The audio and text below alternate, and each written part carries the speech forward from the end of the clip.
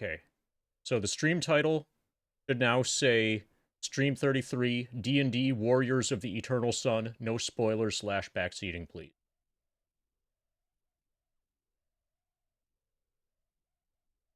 And we finished Shadowgate.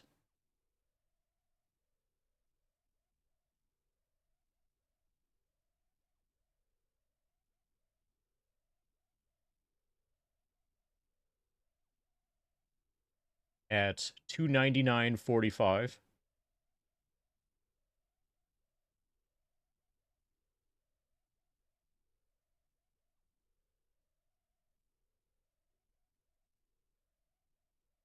Thank you for the tip, Turtle. The tip about how to tip.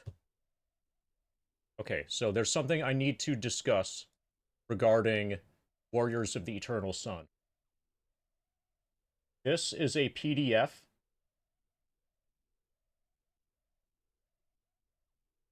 So we've got here the game, or like the case for the game. The game itself is in the Genesis right now.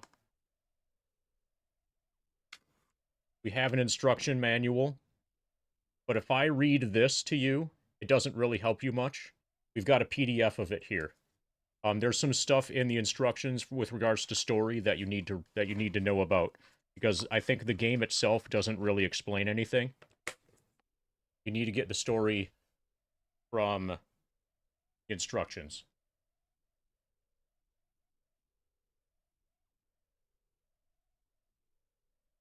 Introduction. Standing atop the castle walls, you stare warily down at the howling goblin hordes below.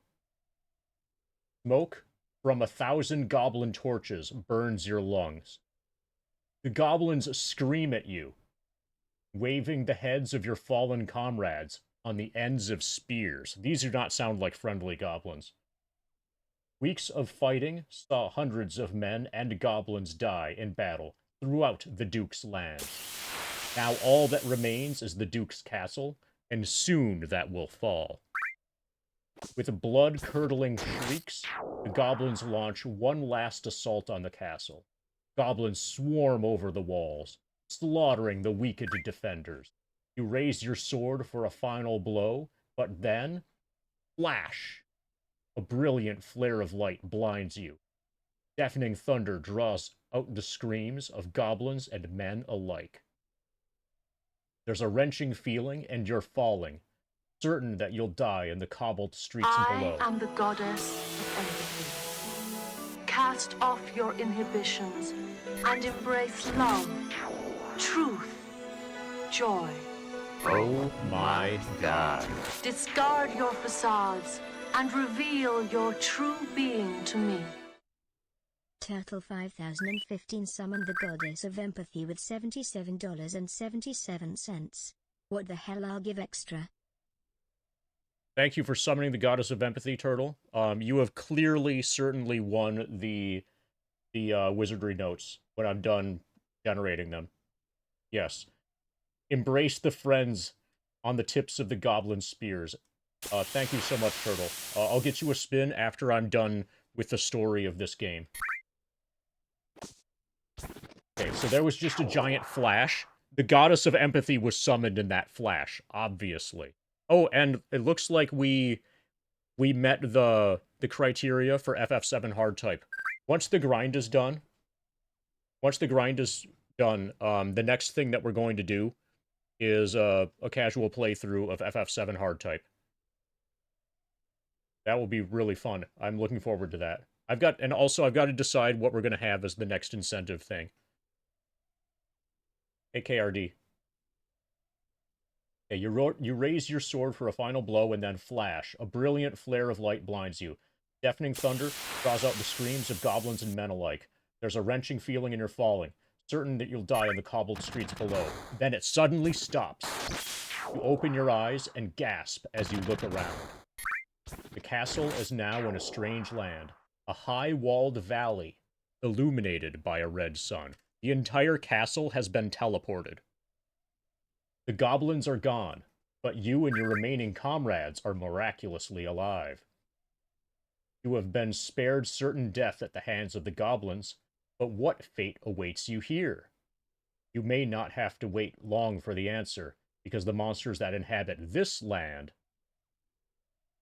continually assault the castle. Though all attacks have failed thus far, the monsters are gaining in strength. You must assemble a party of heroes and set out on an epic journey. The survival of your people depends on how quickly you solve the mysteries of this valley. So, during a battle under assault, something happened, and our castle was teleported into a strange land that we know nothing about. And our resources are eventually gonna run out unless we do something. And then this page here is also important. The Dungeons and Dragons game and the world of the Eternal Sun. The Warriors of the Eternal Sun is set in a world of the Dungeons and Dragons game. Creatures of legend and nightmare lurk within every shadow. Beastmen, wolves, dragons, and many other deadly monsters. Your heroes face death at every turn.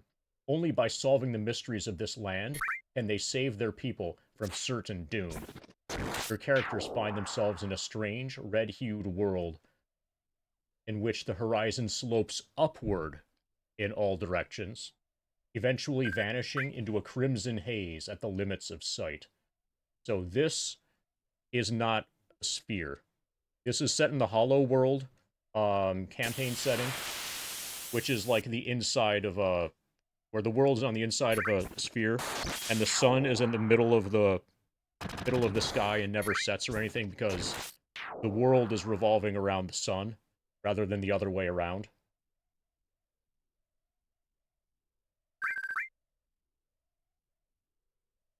It's as if the castle is at the bottom of a huge bowl whose extent can only be guessed at.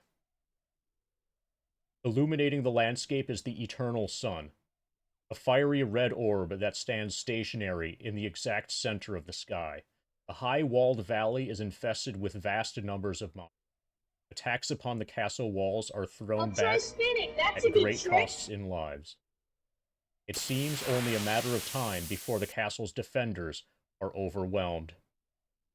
Duke Barrick believes the only chance of survival lies in finding allies. A group of adventurers is now being assembled. They must explore the deepest recesses of the valley, searching for answers to the mysteries that haunt the Duke's sleep. If these heroes fail, your people are doomed. So basically, we are in a foreign land. We started a base of operations, which at least initially should be a safe place that has like shops and like a place to revive dead characters or whatever. And our goal is just search the area and figure out what we can do so that our situation is not hopeless. Thank you for the 23 bits for 23% weed guy. I've got to get you a spin, and I've also got to get Turtle a massive fucking spin for the $77.77.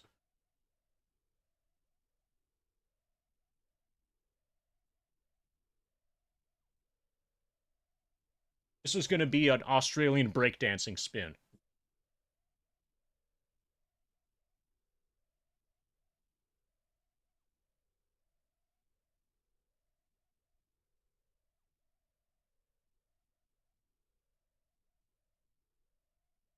All right, Olympic quality spinning there.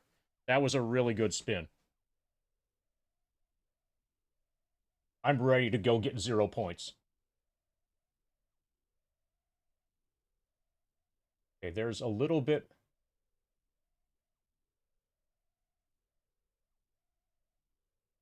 the default party, I think, is Fighter, Cleric, Magic User, Thief. You get 4 party members. The other character classes here, Dwarf, Elf, and Halfling, all exist. I might swap my Fighter for a Dwarf. It seems the only disadvantage to being a Dwarf is that you can't use spears. Other than that, a Dwarf is basically 1-for-1 a Fighter.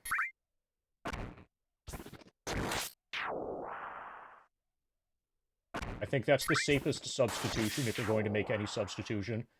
In theory, maybe it might be okay to substitute an elf.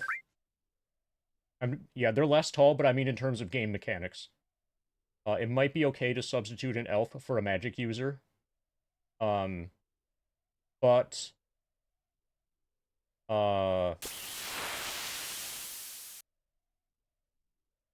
probably you need to know how the game works in order to make that really be viable. Halfling doesn't work as a... Halfling, if it substitutes for anything, it would be the fighter. A cleric is obviously going to be essential, unless you really know the game well. Like, healing is going to be required.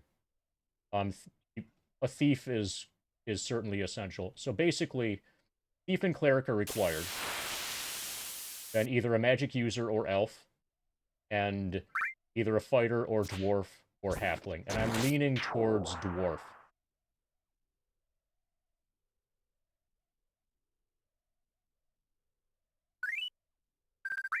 Yes, we're starting Warriors of the Eternal Sun. I've got to decide if I'm taking a fighter or a dwarf. Yeah, it's original Dungeons and Dragons. So this is before advanced. This is not advanced. This is primitive Dungeons and Dragons. So dwarf is a character class. Elf is a character class. Halfling is a character class. Every halfling is a fighter that has some thief abilities. Every dwarf is a fighter, and every elf is a fighter mage.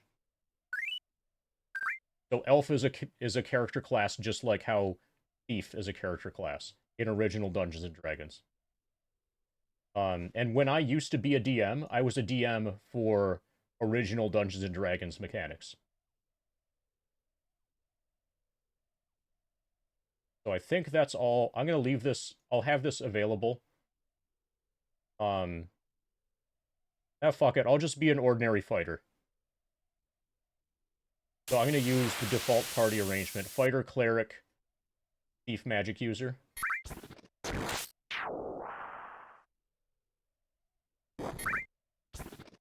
Maybe if I do another playthrough, I'll use the alternate race or the alternate.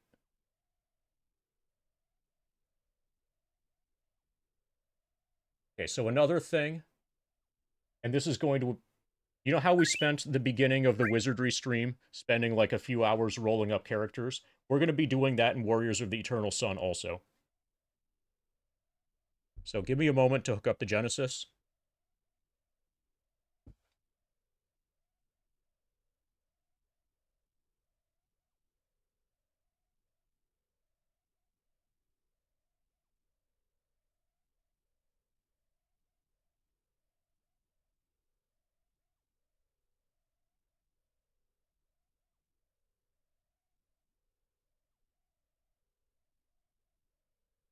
We might actually spend the entire rest of the stream just rolling characters.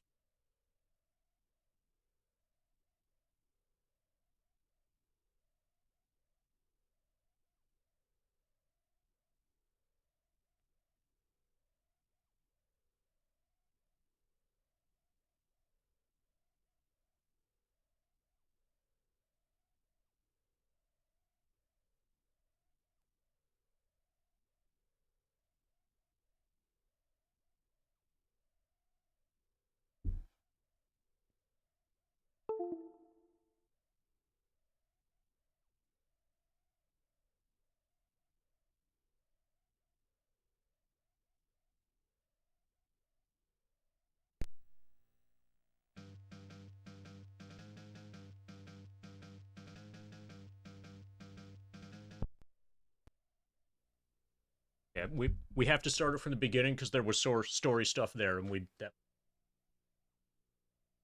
everybody hyped? Everybody ready? Something about Goblin Wars. Remember everything that I just read to you guys, right?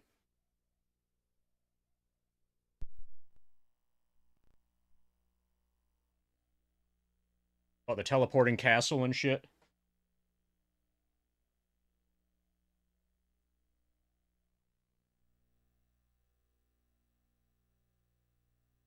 Warriors of the Eternal Sun.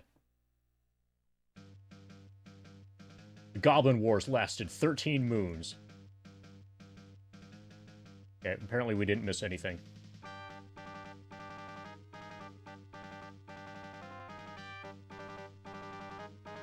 Duke Hector Barrack is forced to retreat to his castle. The goblins mass for their final assault.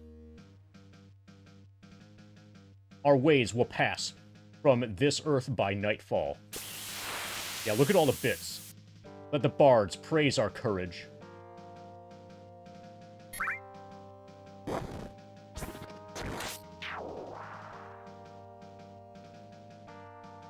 Before the goblins attack, the earth begins to tremble.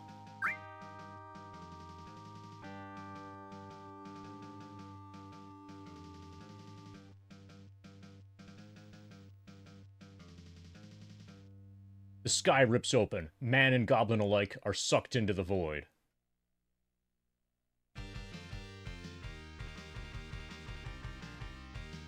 The castle has been transported to a valley with impossibly high cliffs.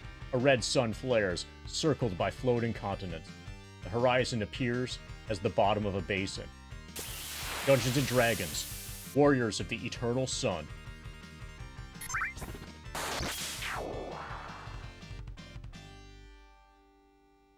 Okay, so I've looked at the save files that exist on this cartridge after I bought it, and they're all from the very beginning of the game.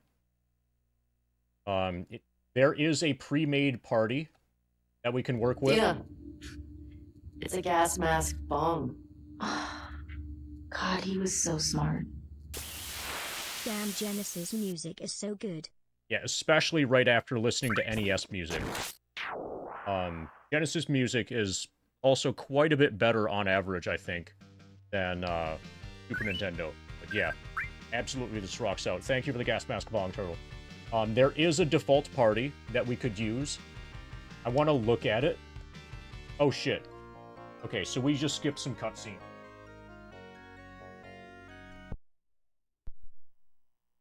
So I'm gonna have to, it'll take some time for me to get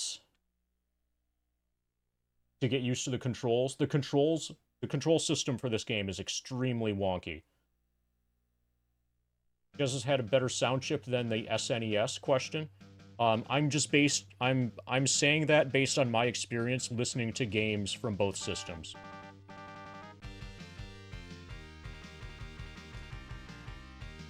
Okay, so apparently there's more. We are in a strange new world. There is a new enemy here. Our people need allies to survive, but the guards must defend our castle. You have been chosen to explore our new home. So I'm going to use the default party. The gods have given us a second chance. I'm going to use the default party to try to learn the controls. Serve me well and bring us allies.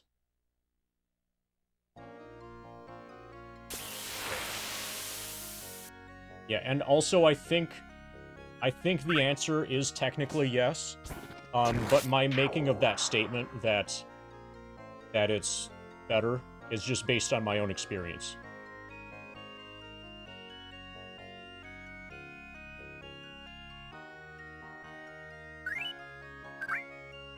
So, the controls for this are really weird. Hit start to exit.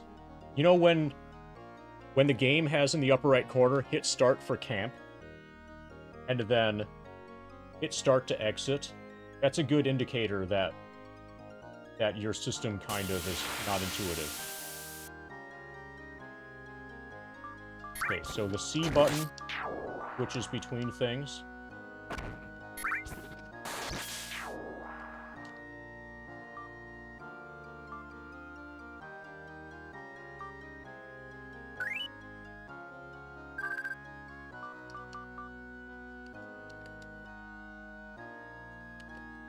Yeah, the perspective looks like Ultima 6, basically.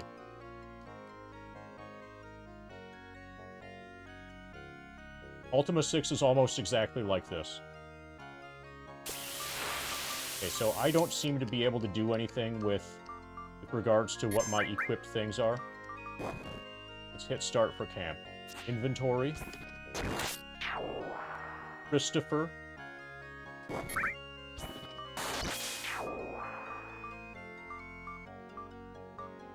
Okay.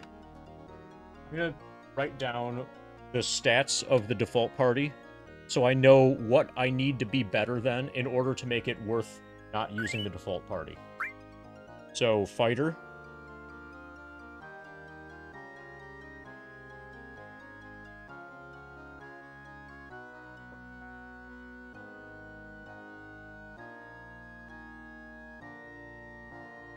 There's going to be a bit of writing at the beginning of this. We might spend hours rolling characters for this. Strength 18, int 10.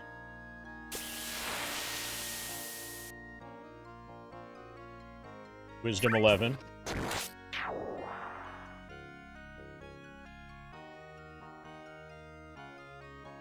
Dex 16. Con 16. Charm 11.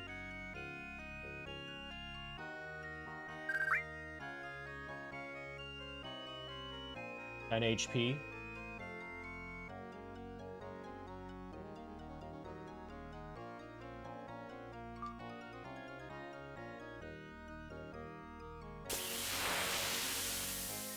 This is a cleric.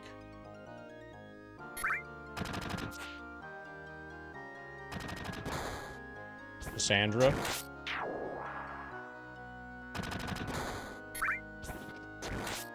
Strength 15. Okay, 15, 15, 17.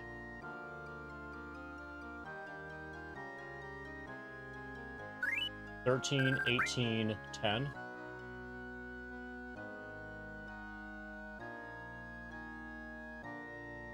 Hit points 9. Ashley.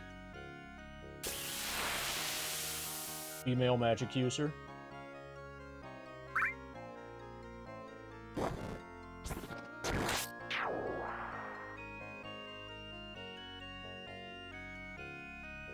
Strength 14, 14, 16, 9.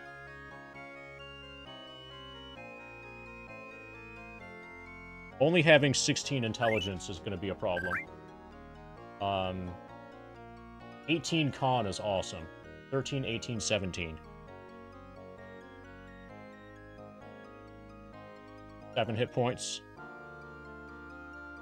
And Christopher, male thief.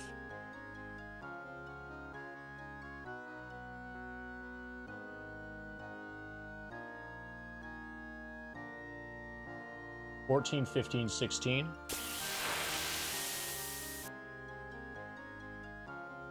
This is a much better party than I would have guessed. 18, 18, 13. This is a totally viable party.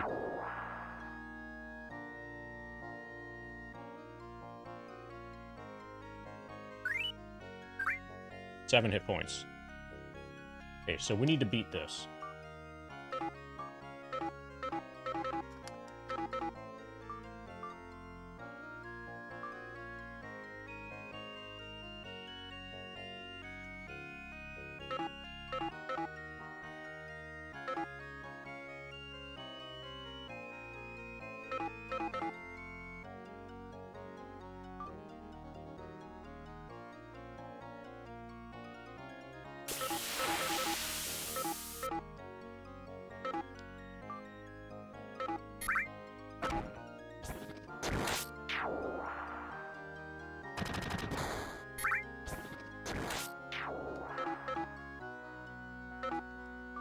Okay, I don't seem to be able to unequip anything.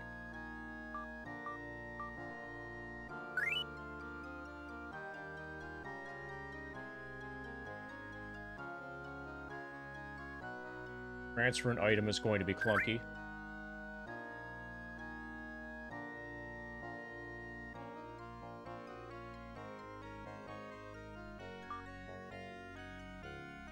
View map. Okay, so this game, I think this is the entire game world, actually. So this might be a really short, small game.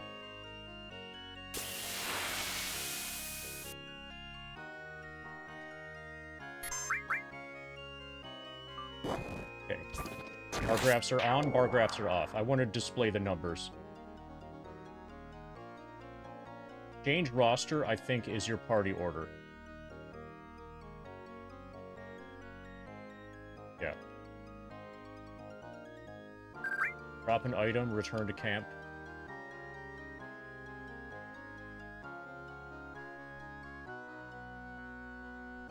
Okay. Okay, I'm going to start from the beginning and choose to roll my own party.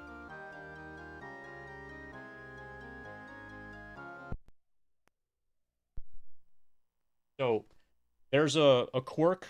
So, you guys remember in Wizardry, I had these, because I had been given for free, like, the Growth Fruit DLC, I had the ability to boost my stats on a certain number of characters. Oh, that doesn't look right. Oh, okay, I know what's going on. The Retro Tink doesn't like the original Genesis, and sometimes things get a different color like this. So I'm going to have to keep turning on and off the system to make it look correct. This is a Retro Tink issue. This is a known issue. If you don't use a certain, like, particular cable.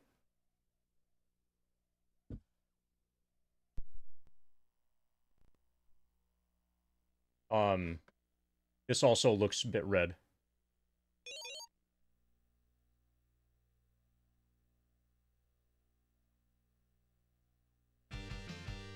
Okay, this is correct. Okay, create new party. Okay, now, to get back to what I was saying. So, you guys remember in Wizardry, I had the Growth Fruit DLC, and I refused to use it.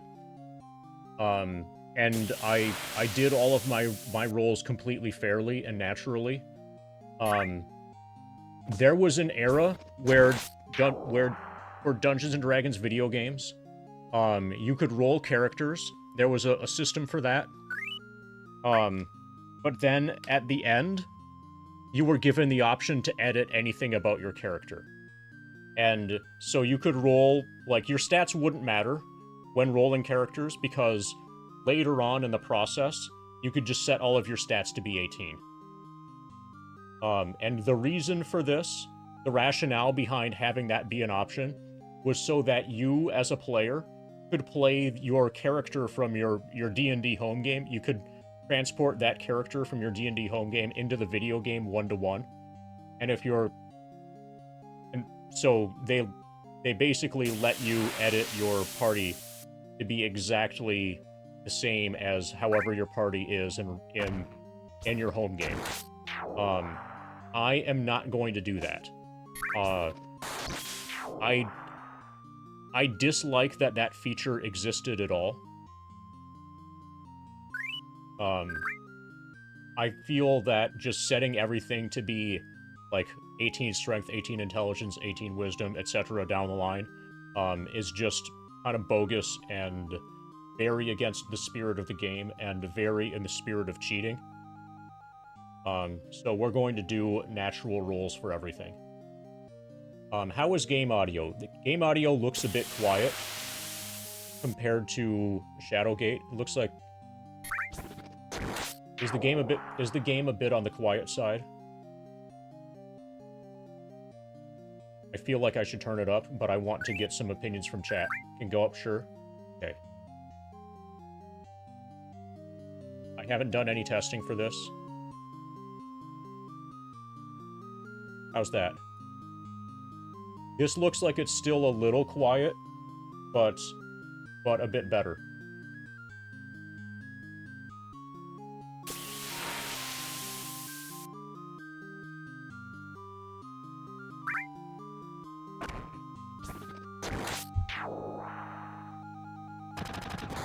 Okay. Yeah, I'm gonna do all the humans.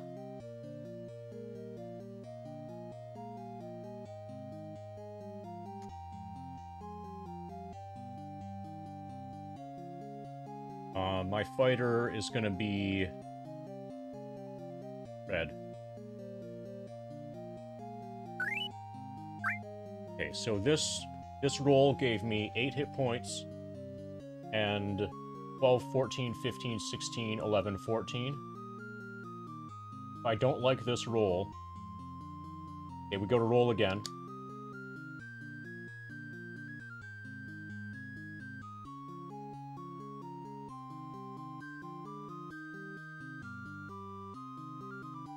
Okay, so the color thing determines the color of his shield. I want his shield to be red. Okay, 17, 11, 15. So basically, I need 18 strength. What controller did I use? I used a... Basically, I used a wired PS3 controller. If you want...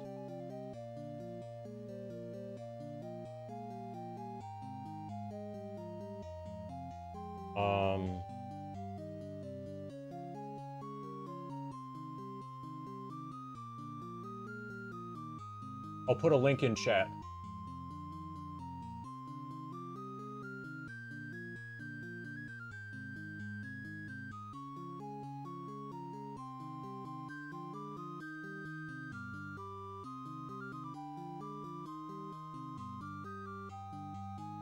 So this happens to be a Micro Center link, apparently.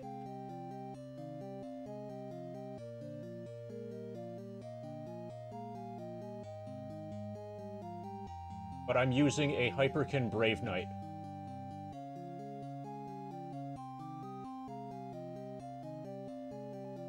Is it unethical to do your corporate training? Discard your training. So, this is not intended to be, like, where to buy it, Turtle, but just intended to be, like, this is the product. This is a very high-quality controller. It's a PS3 controller, like, natively, and it works well for PC games. That's what I used.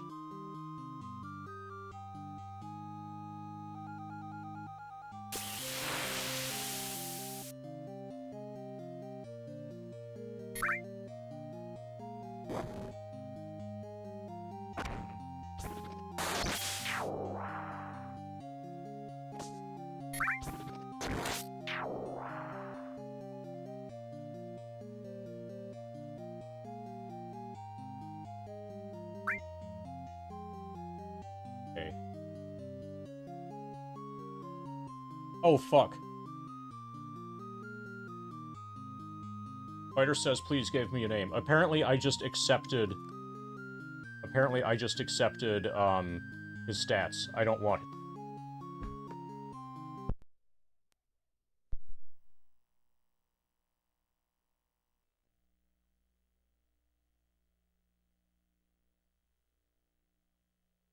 Character creation is going to be a chore.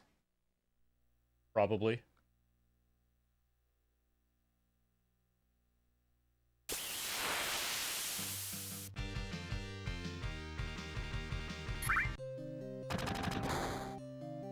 Okay, fighter.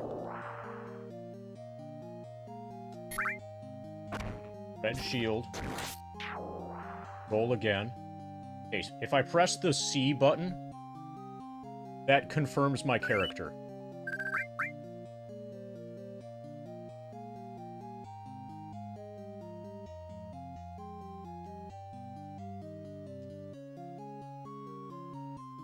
Oh, also, your starting gold is variable.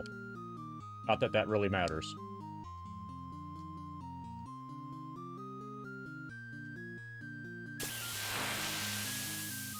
So I think what people normally would do, so people who are willing to use the cheating method, or the stat manual adjustment at the end method, will basically just roll until they get max gold, and then they'll set the stats to be all 18s. I'm only caring about stats, and I'll take whatever the gold is.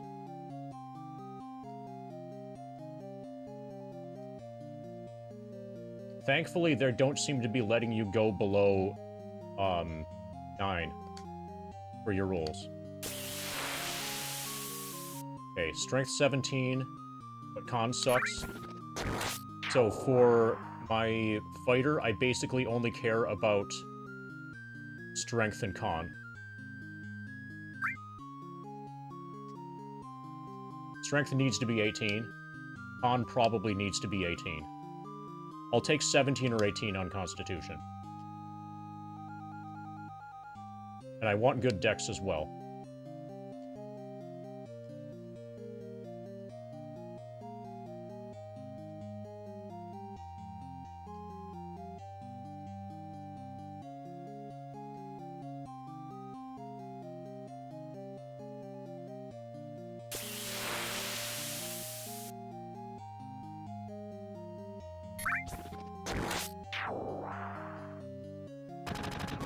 So how's it going, everybody?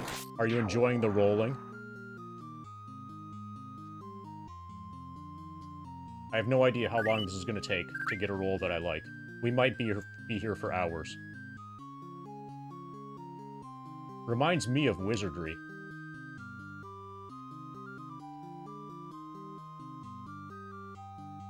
So what sucks is I have to choose a character class first, and then I roll. So, if a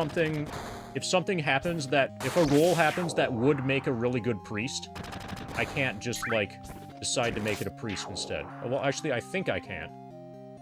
Oh, no, I can.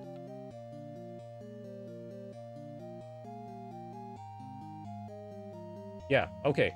So I can take any. So I'm rolling simultaneously for all of them.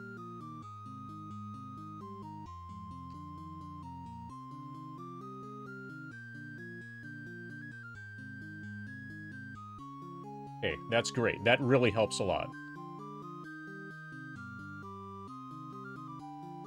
So if I roll something that would make a really good magic user, then we end up with that.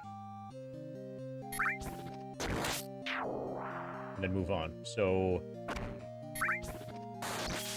basically we're looking for 18s. 18 charm doesn't matter.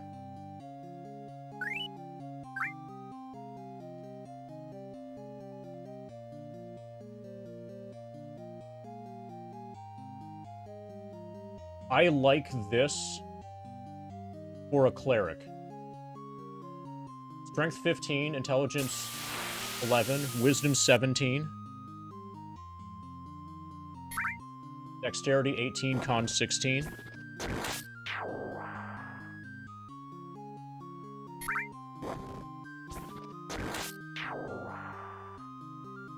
This could also make a decent thief.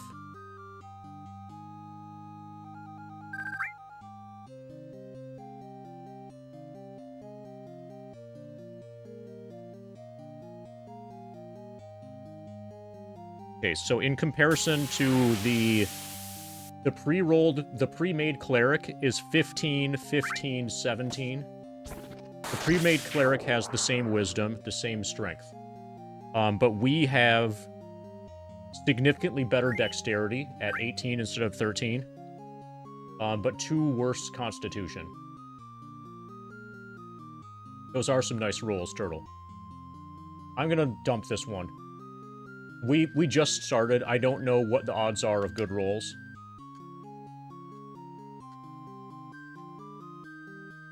Also, re-rolling is fast.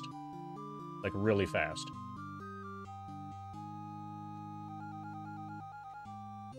I don't want to commit to the first thing that looks good, when it might be easy to get something that's better.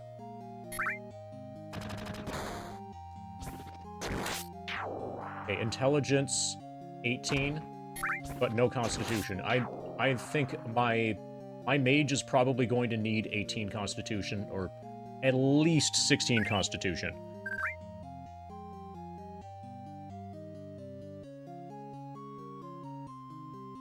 Yeah, that's not good enough. Constitution is extremely fucking important in original Dungeons & Dragons.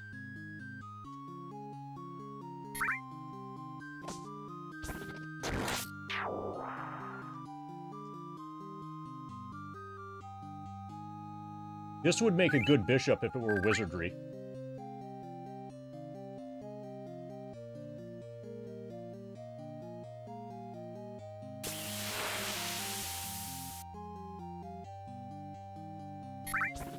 If this had an okay Constitution score, this would make a really good fighter. Not fighter, this would make a really good thief. Also fighter, but I can't take that low of con.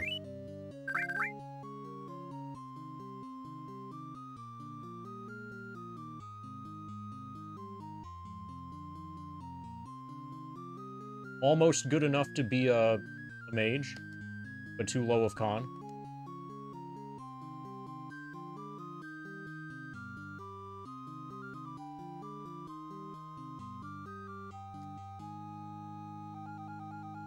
So your thief, since you only have 4 party members, your cleric and your thief basically need to also be fighters. They also need to be able to be frontline battlers. Which means they're going to need high strength and high con.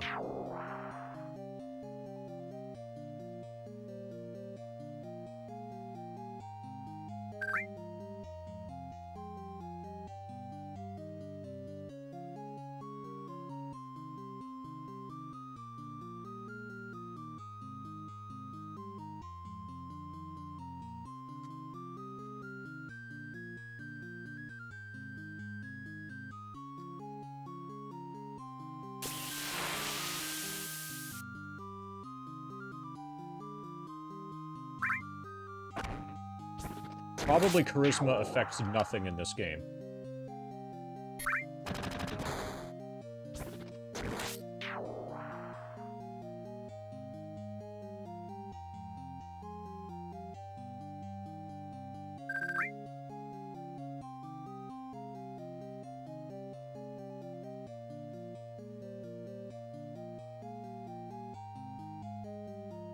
With good con, this would be my mage.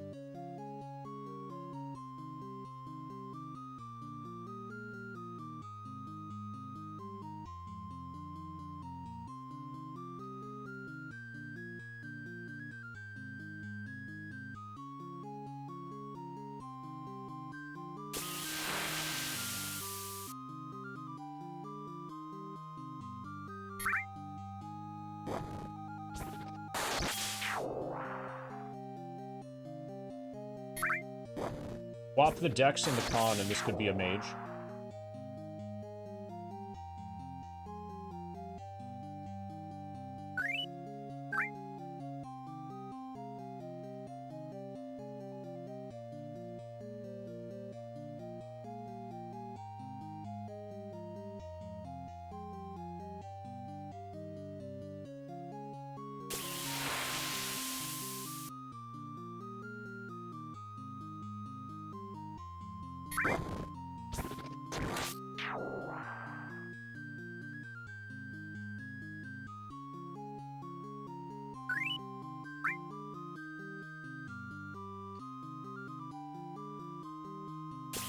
Okay, that's a terrible roll.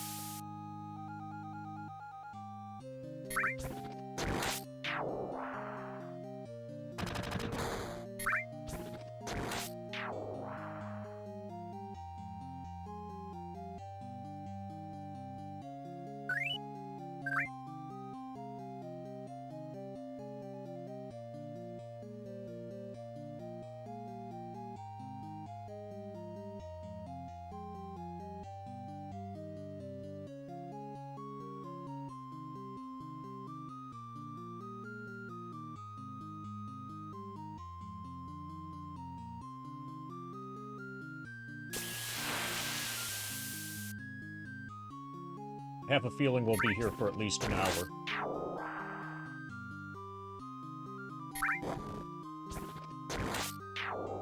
Yeah, roll all 9s.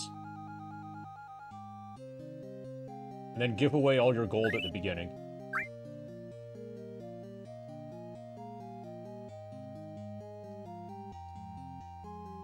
I'm actually kind of playing on hard mode, just by not using the cheat to manually set your stats to all 18s.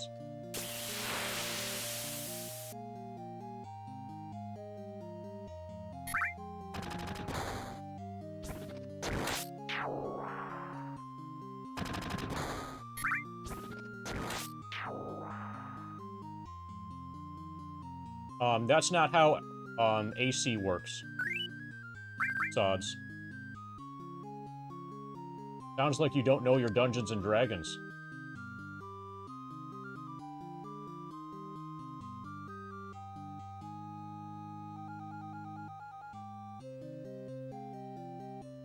When was this game made? Even Advanced Dungeons and Dragons. I think it wasn't until 3rd edition that they changed armor class so that lower was no longer better. I think all of AD&D and AD&D 2nd edition still had lower armor class being better. You guys remember THAC0, right? To hit armor class 0? Remember doing your THAC0 calculations? You're a 5e? Okay. When I was in dungeon, when I was in the world, in the D&D kind of universe, the newest Dungeons and Dragons was Advanced Dungeons and Dragons 2nd edition. I don't really understand 3rd, and there's no, I think with 3rd, that's when the change was made so that armor class higher became better. But for many, many years, armor class, like having a negative armor class was godlike.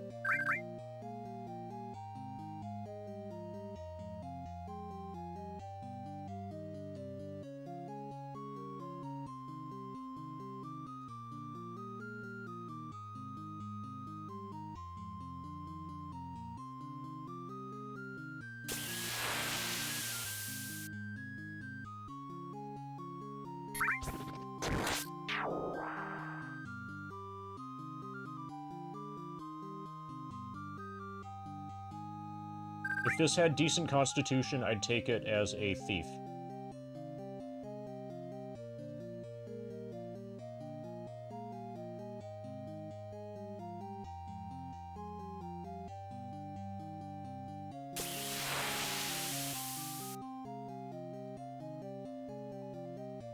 But we're not even playing Advanced Dungeons & Dragons 1st edition here, we're just playing Dungeons & Dragons, the Advanced.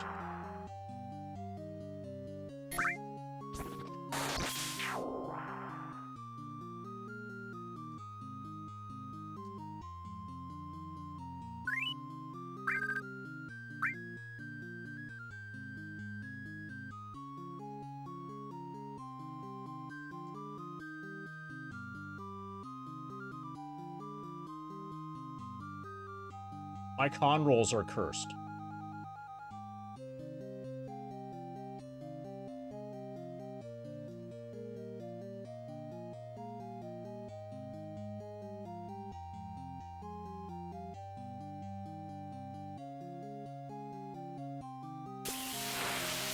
There was a 16 con.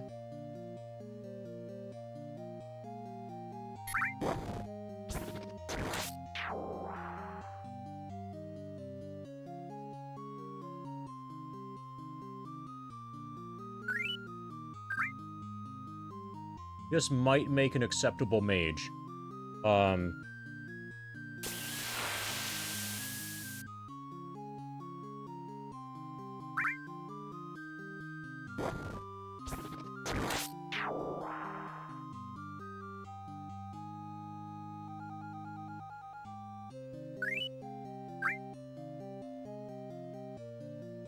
This could be Lyn. Strength 15, Intelligence 17, Wisdom 12, Dexterity 9. On 15.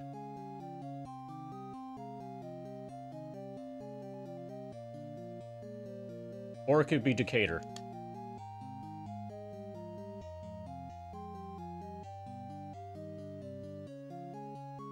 Okay, I'm gonna pick my colors.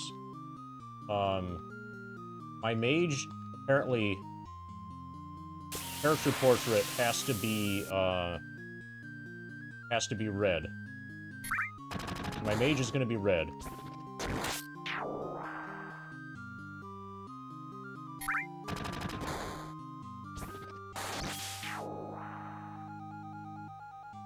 Elric will be yellow, probably.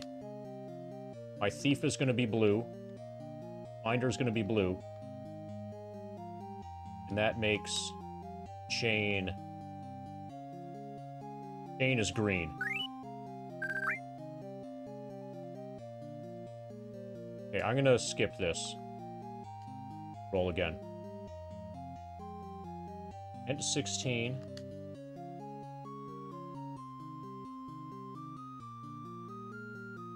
Lots of 16s.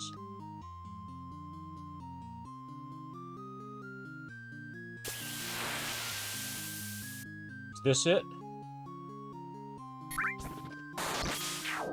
This Decatur? Probably. Hey, Gherkin.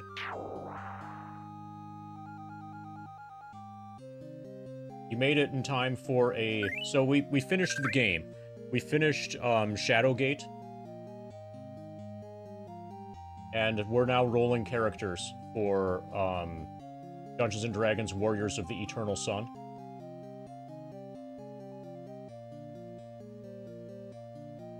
And I think I'm going to take this as my mage. I think this is going to be Decatur. Color is going to be red. Strength 9, Intelligence 17, Wisdom 10, Dexterity 13, Constitution 17.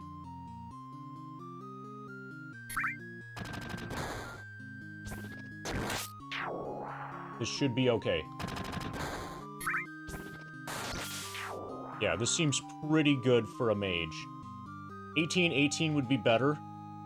18 in either con or int would be better, but yeah, it's okay.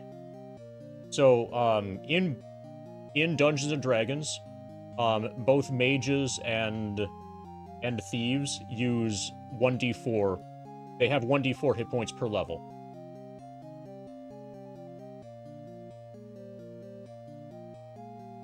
So, starting at 6 at level 1 is actually really good for a magic user. You know, Constitution 18 would be better, but, you know. So, Gherkin, thank you for the raid. Hi, Gherkin. We gotta do the thing. I'm gonna remember to do the thing. I'll also spin for you.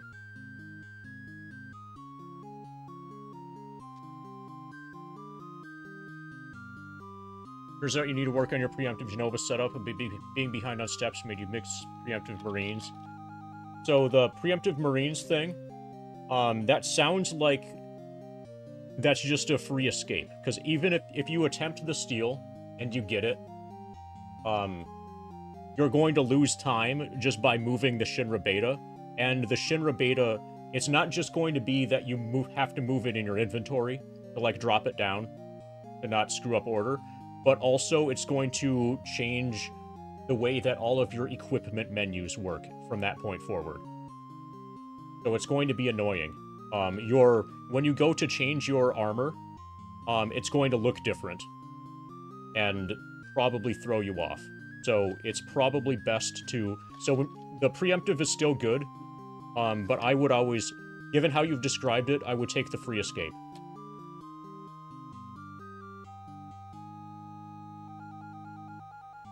Oh, and if you don't get the Shinra Beta later, you can just reset. Thank you, people who just came along with them, Gherkin. If for whatever reason you don't know what's going on here, I invite you to check out the grind document, which I just linked to. Today we beat Shadowgate, and we're starting Dungeons & Dragons Warriors of the Eternal Sun for the Sega Genesis, and I'm rolling up a party now. And I expect to be rolling a party for, like, at least the next hour. But we're going to take this, or we're going to attempt to take this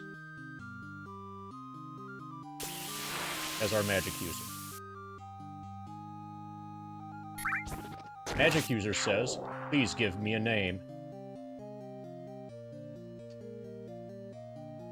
Name.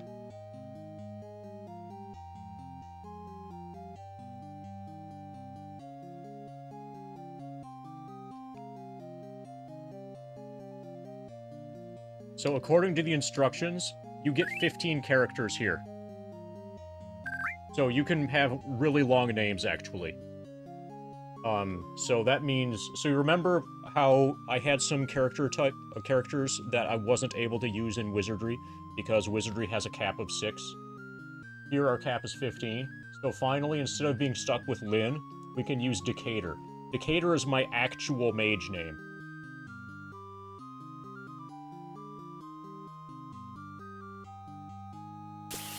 Also, apparently you can have a heart, whatever this is, and a lightning bolt. And an empty heart.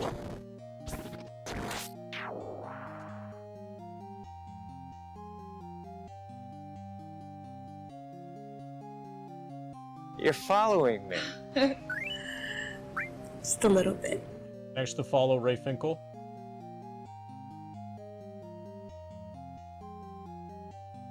So I think I'm good.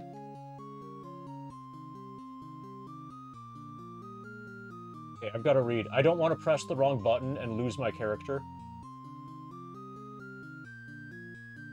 I'm going to look at the instructions for what to do here. So after having chosen the name,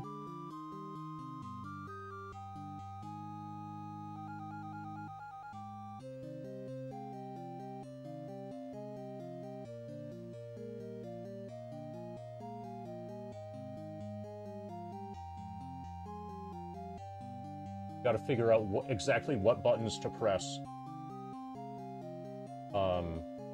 I don't want to accidentally roll again.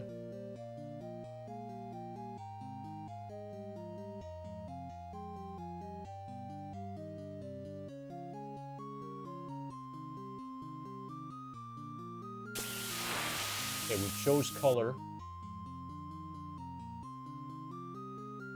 Choose the character's name. To accept a name, move the cursor to end. Press button A or button B. I did that.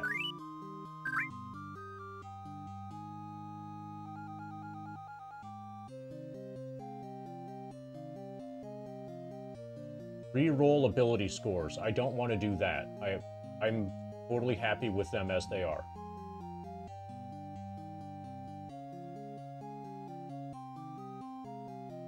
If you're satisfied with them, press C to move on to creating the next character.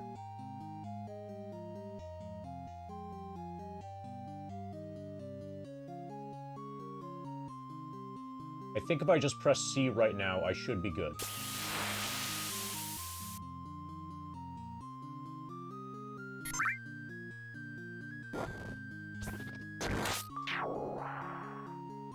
Yeah.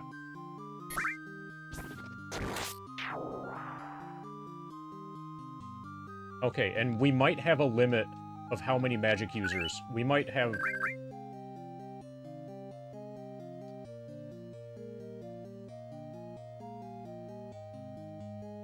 Oh no, okay. But they're all gonna have the same character portrait. Yeah, but it's said that the entire time.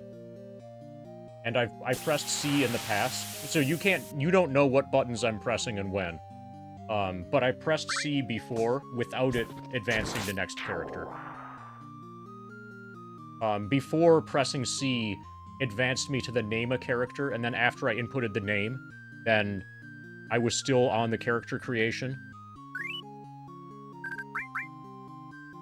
The controls for this are extremely janky and unintuitive. Also, A and B usually are both the yes button, but sometimes B is no. Most of the time B is yes, but sometimes it's no.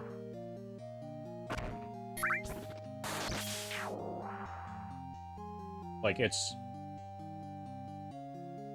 extremely unintuitive.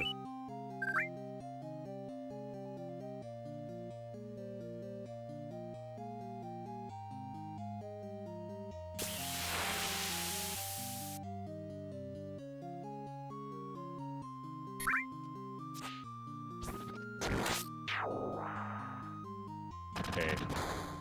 There was some good decks.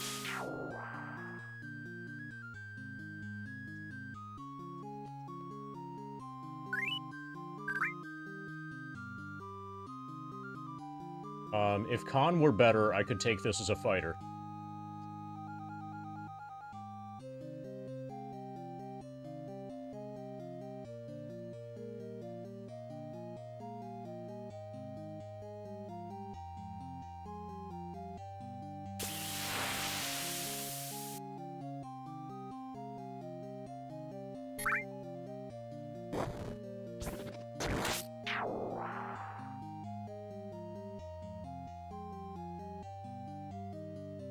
Horrible constitution.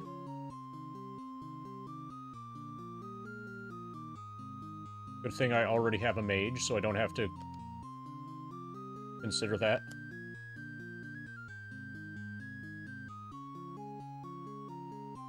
I've just been getting really bad con rolls. So with good constitution, this could make an okay cleric.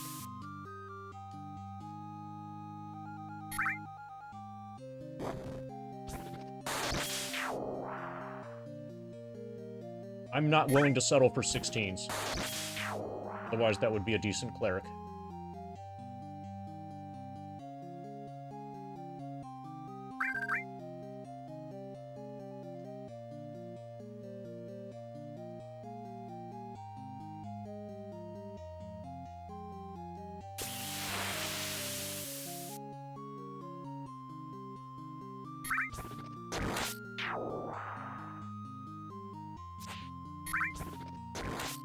Do we take 9 strength? I'm not going to take 9 strength. Maybe if I had 18 wisdom or 18 con. This is close to being an acceptable cleric. But your cleric is going... Since you only have 4 party members and only 1 fighter, your cleric and your thief both need to be able to do frontline fighting.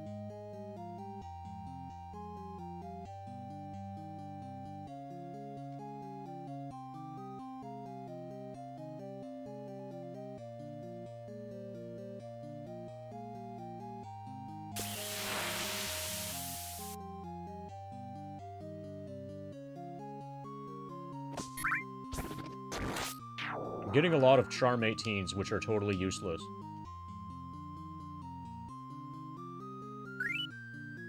So, are we going to have our party rolled by the time before we make it to level 62? That's the question.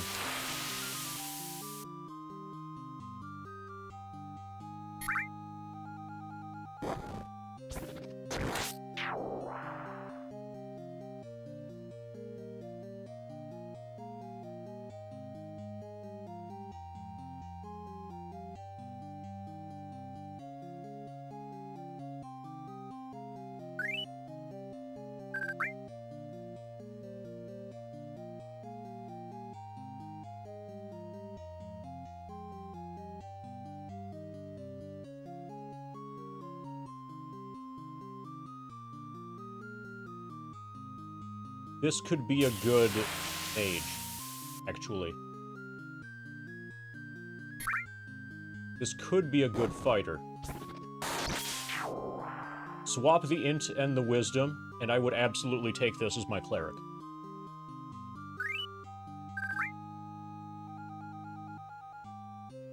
I'm gonna dump this. I'm gonna get rid of it. But we know that rolls like this are they can happen without it taking too long.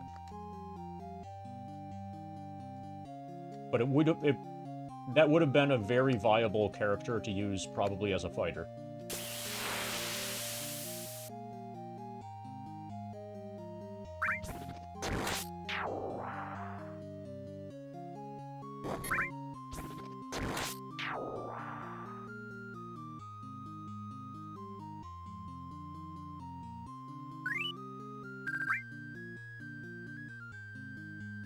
Constitution on a thief.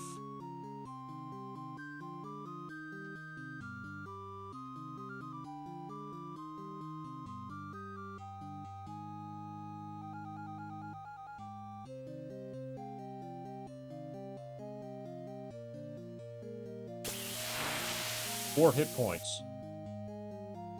12 Constitution really hurts, otherwise this is a great thief.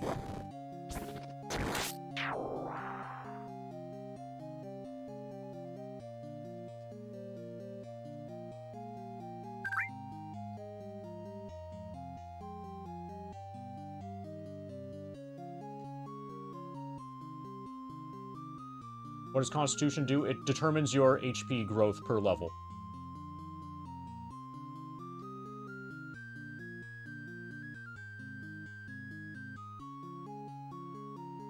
So characters with more Constitution are going to have more hit points. And in original Dungeons & Dragons, it makes a massive difference in terms of your survivability.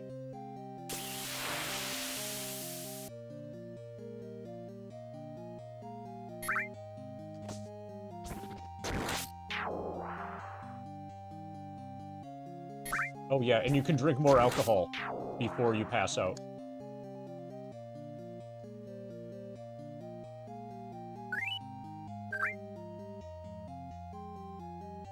And probably it even lets you drink more alcohol after you pass out.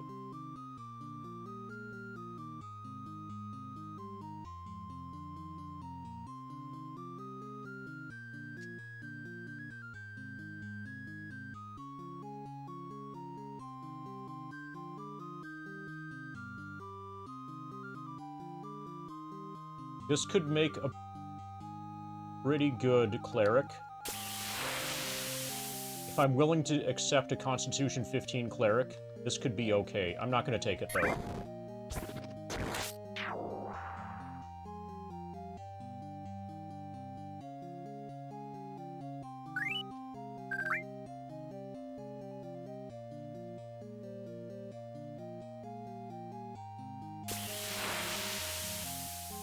But, on the... So, intelligence only matters for magic users. Wisdom only matters for clerics. Charisma doesn't matter at all. Constitution is massive for everybody. Dexterity is important for everybody. And strength, is ultra important for fighters. And doesn't matter for mages. And is important for everybody else.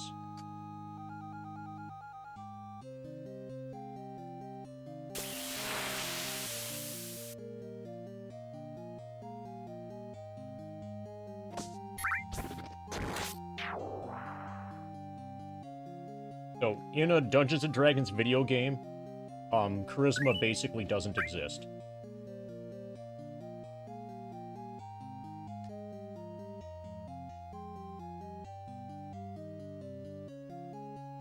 And I seem to be getting cursed with really low constitution rolls.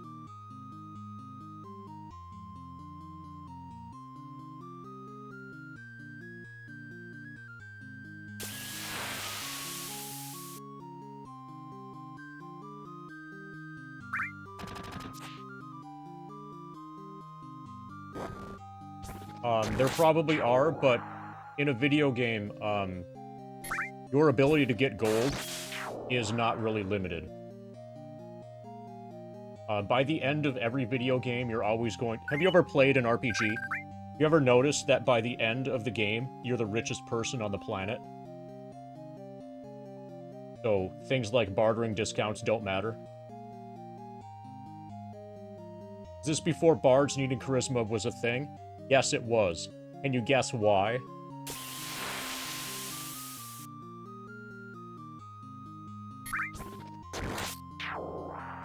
The answer is because it's before bards. Yes. Good guess. Got it.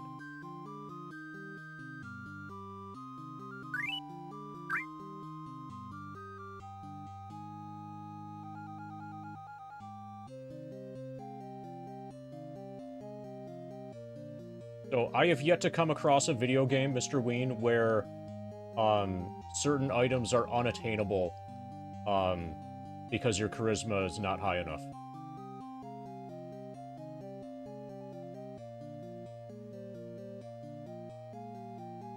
Not saying there isn't one out there, but, there probably isn't, and this one is definitely not it.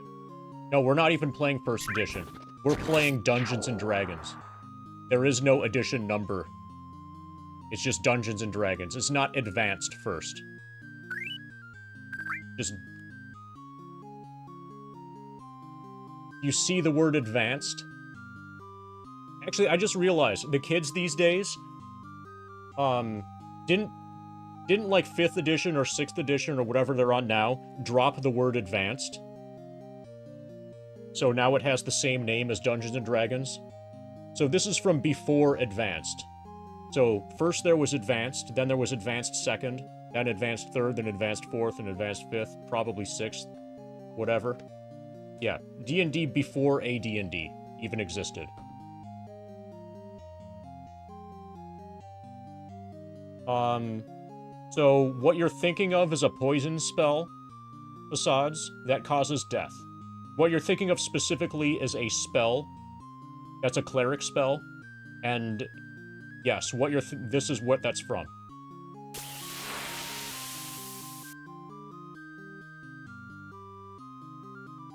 So you could cast poison on a dragon, and if the dragon failed its save, then the dragon would die.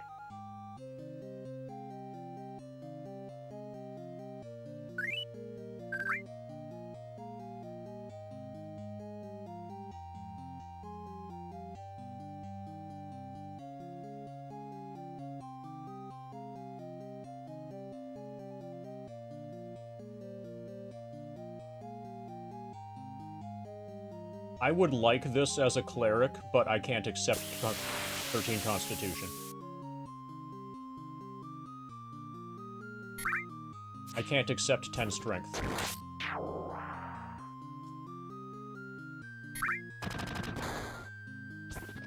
"17 Constitution, but everything else is mediocre." Basically, I should just be looking at the Constitution score, and only if it's 16 or better, look at the other scores.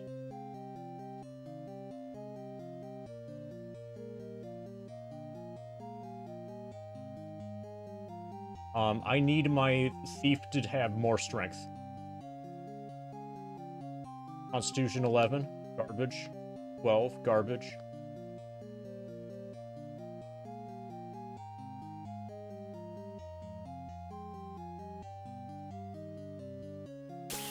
"17, but nothing else."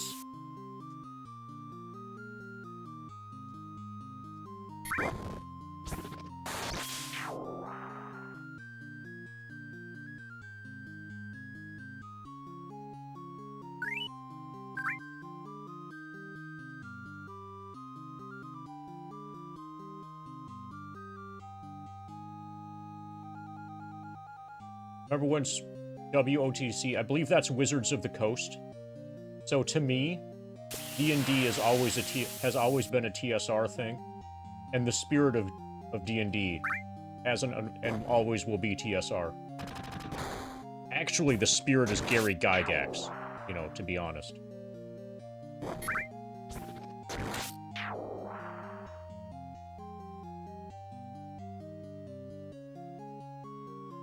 This could make a decent thief.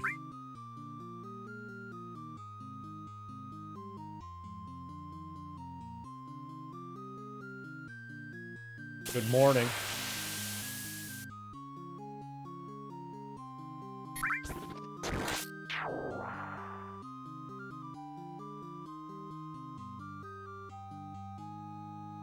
So as a thief, he starts at 6 HP.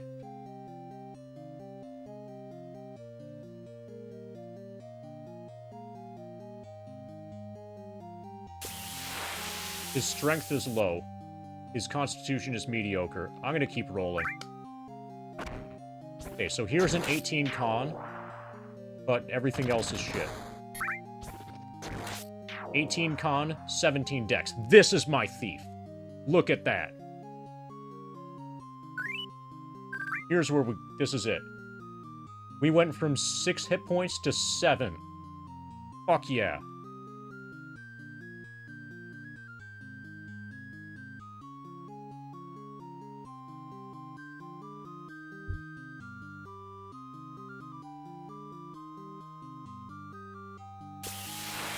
His strength is not great, but it's better than nothing. Intelligence and wisdom are completely irrelevant. 17 dex is acceptable. On 18. See advances roster. Thief says, please give me a name.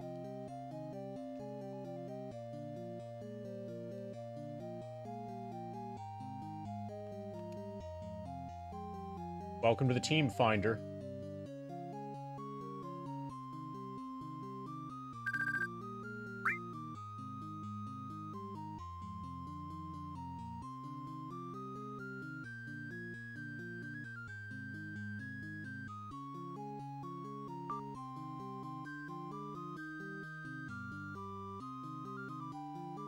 Okay, so we need a fighter and a cleric.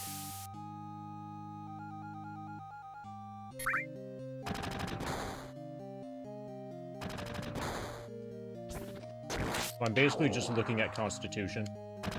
It's going to get harder now, since we have only 2 things to roll for. I'm basically just looking at the Constitution number.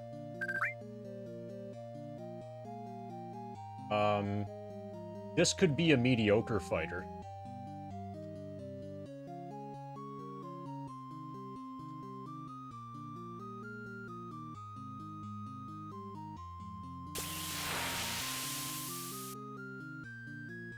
I think my fighter's going to need 18 strength. For my fighter, I can take 17 con, probably. But I'm gonna require 18 strength.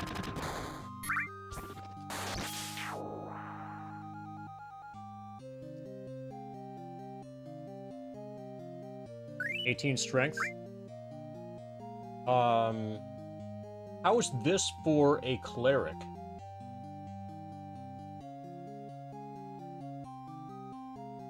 It's just con 14 as the problem.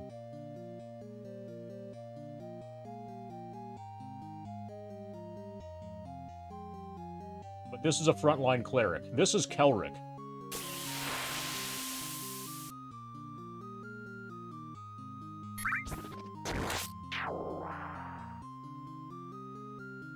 Okay, the pre-made cleric also has Wisdom 17. But the pre-made cleric has con 18. I'm not going to take con 14. 15 I probably would accept. But no.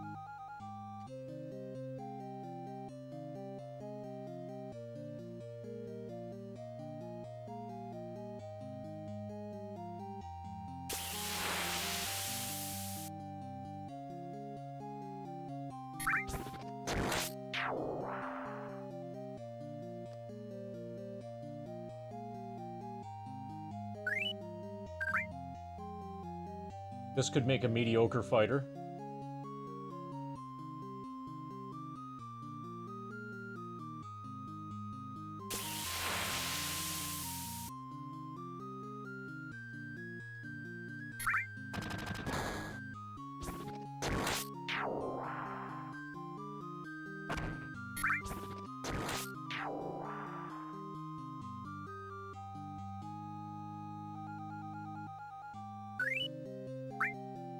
Not good enough.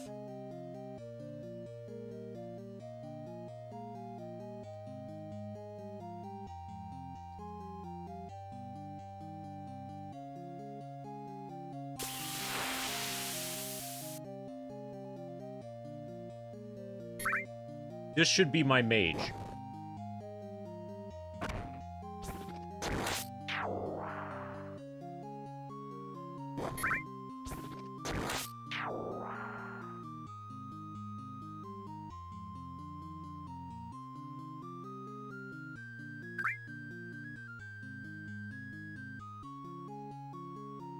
So I think I'm going to make this a mage, and then at the end, we might be able to change everything.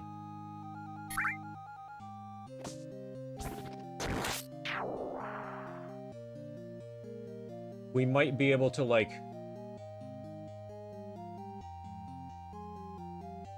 you know, change my first mage to be something else. But yeah, this is basically a perfect mage.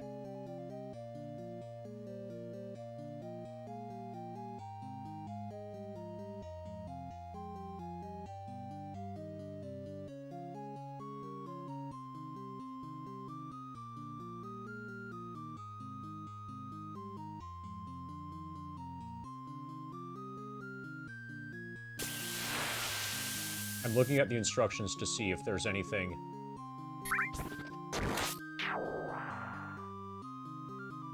After you have created all 4 characters, use button C to cycle through the characters you have chosen.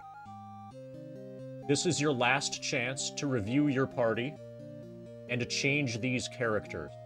Any aspect, meaning class, sex, color, name, or ability scores. Ability scores implies re-rolling.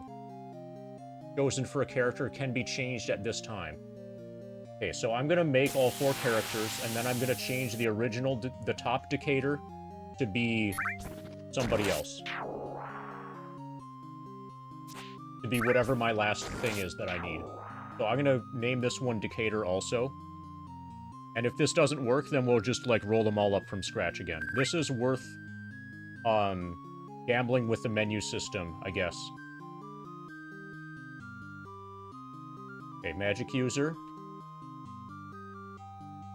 Red again.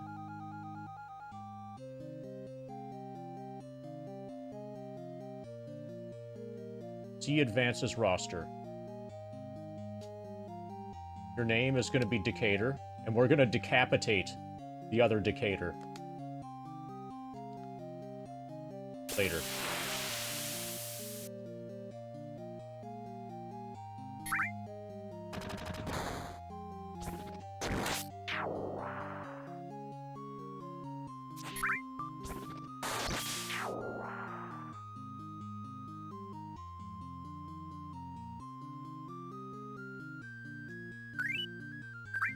Okay, so we're trying to make either a fighter or a cleric.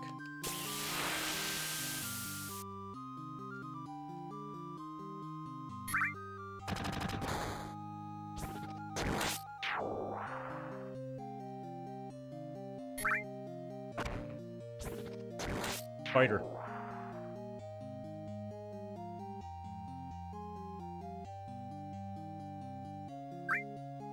I think this is my fighter.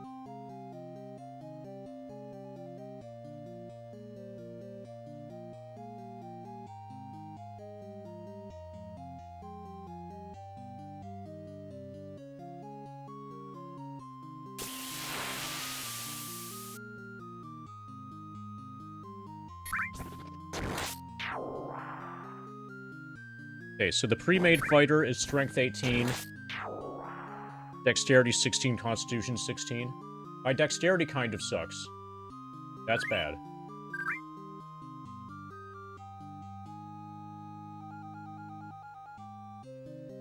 Dexterity also determines armor class, or influences armor class. I'm gonna pass. 18 and I'd take it. Or like 13 or 14 dex and I'd take it.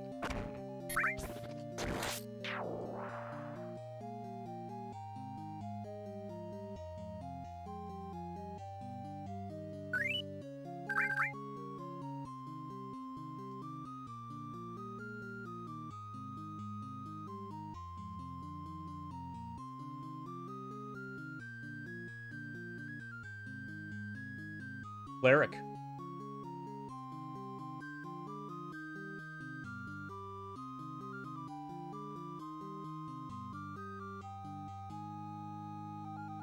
I think we found Kelric.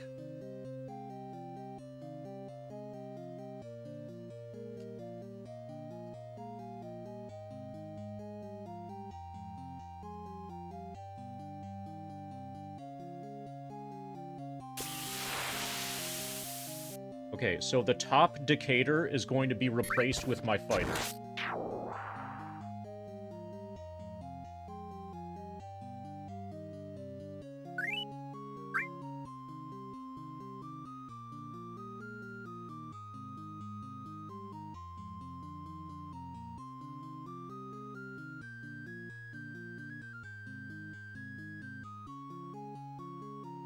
Cleric says, please give me a name.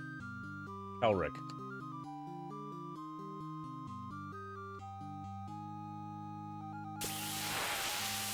Can you figure out why my cleric's name is Kelric?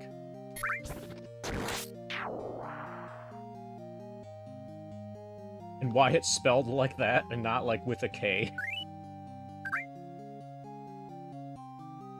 Kelric was an actual character from my D&D campaign.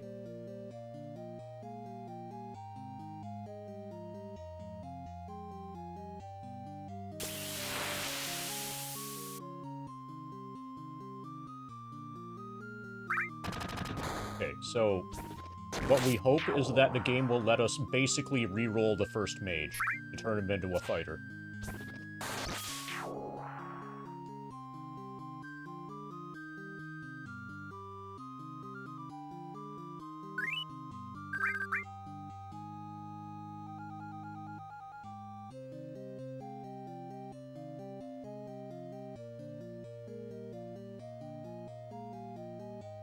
A and B are now both showing us go.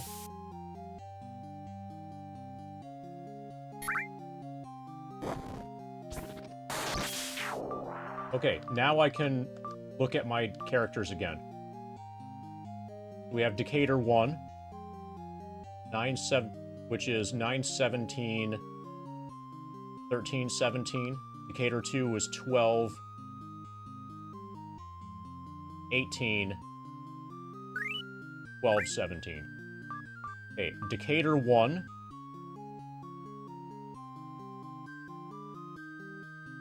We're gonna change. Hopefully I don't have multiple people named Decatur.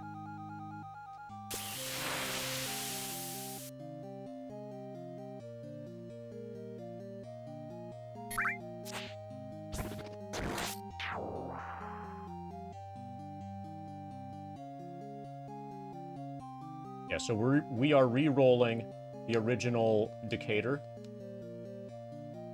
18 strength, but bad con.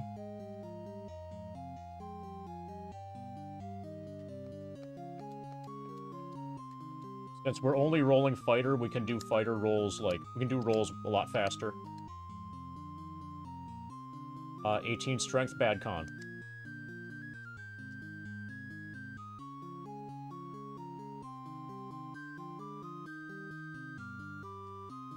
I just hope that we can change Decatur 1's name to be Chain.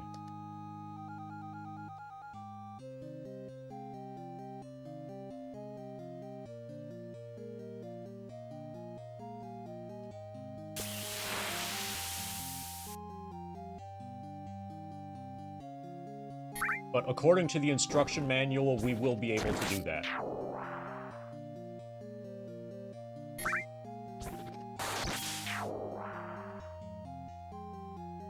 Hopefully the instruction manual is not lying.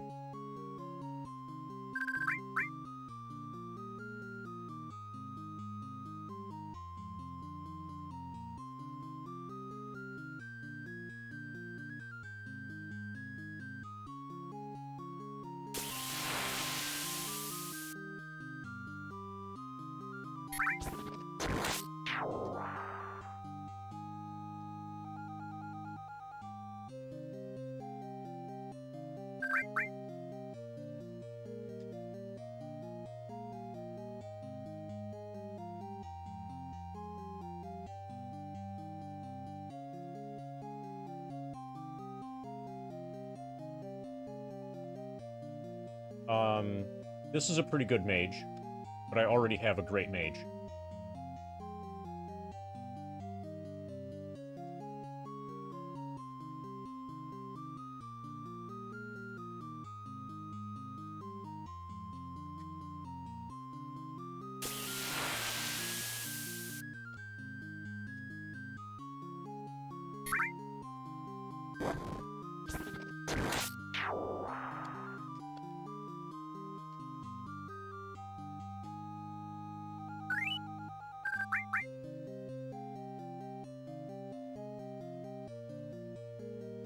This would be a decent cleric. But I already have a decent cleric. This would be a pretty good cleric.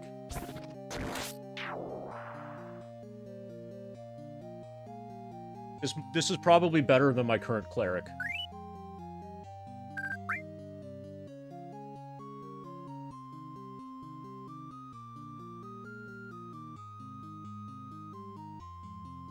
I think I'm just gonna stay rolling for fighter.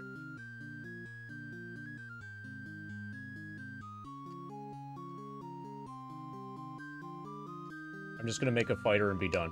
I'm not gonna take alternates to the other things. Yeah, we're looking for 18-18, preferably with dex above 12.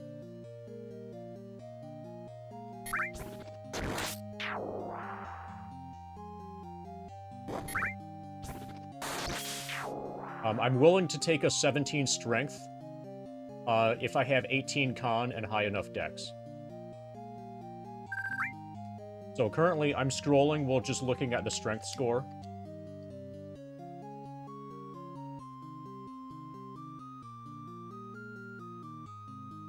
There you go.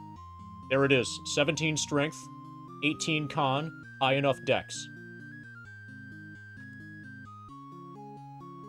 We just need to be able to change his name to be Chain. Yes, this is acceptable. His intelligence and wisdom and charisma are completely irrelevant because he's a fighter.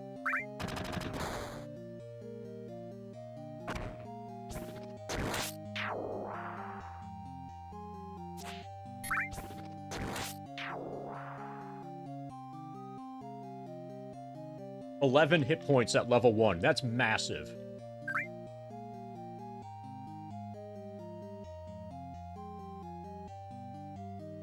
Yeah, what a fucking tank. 2 entire digits worth of hit points.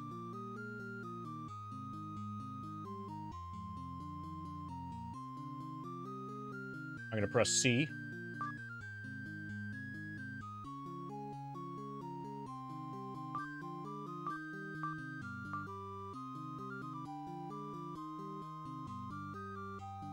I might not be able to change his name.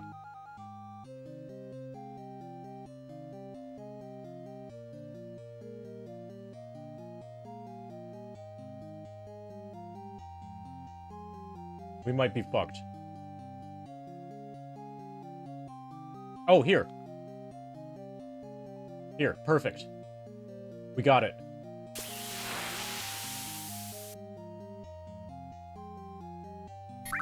I think.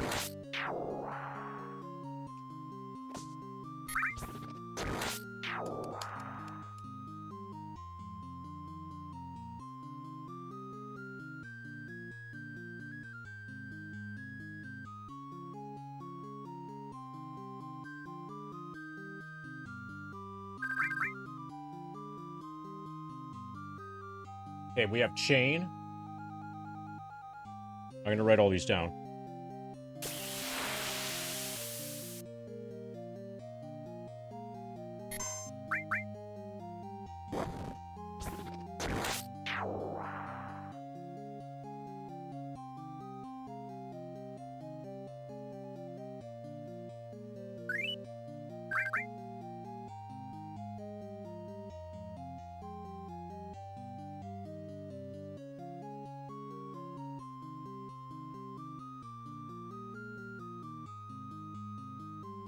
Okay, Strength 17. Int 12, Wisdom 11. Dex 15. Con 18, Charm 12. 11 hit points.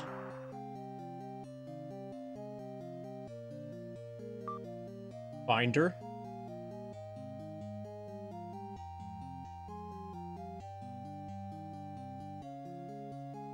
Oh, hey. We're over 300 hours. I didn't even notice. I was too busy rolling. Yeah, 301 hours. Nice.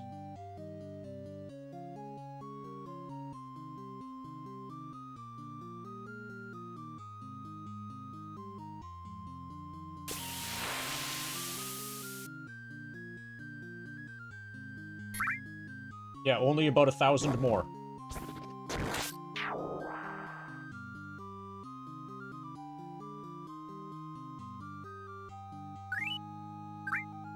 Oh yeah, we're really close to 420. That's gonna be lit.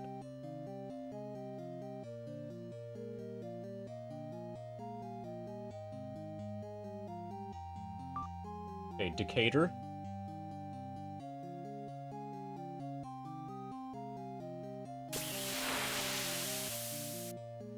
Who was suspiciously missing from the wizardry playthrough because his name was too long. 12, 18, 18. 12, 17, 14. This is a really good mage.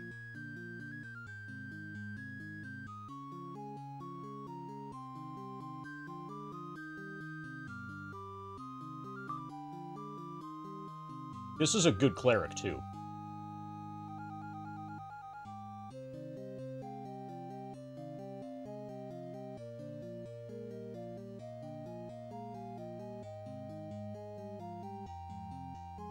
His strength could be a little higher, but Con 18 is great.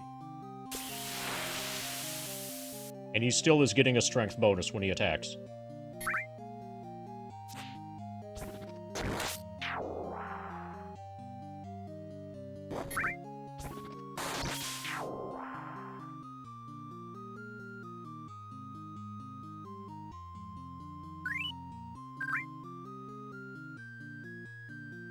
Starting gold is irrelevant, because we're going to grind and effectively have infinite gold.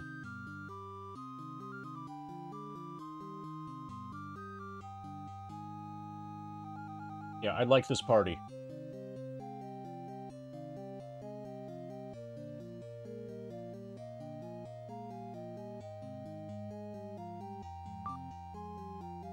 Okay, now I'm pointed at this. I think...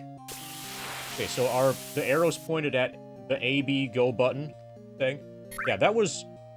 Was it about an hour to roll this party?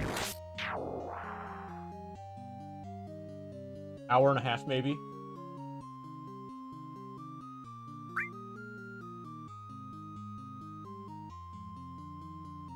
Yeah, if I stayed at it for a bit long... Okay, it's even saying at the bottom of the screen. See how it's flashing? Press A or B to exit.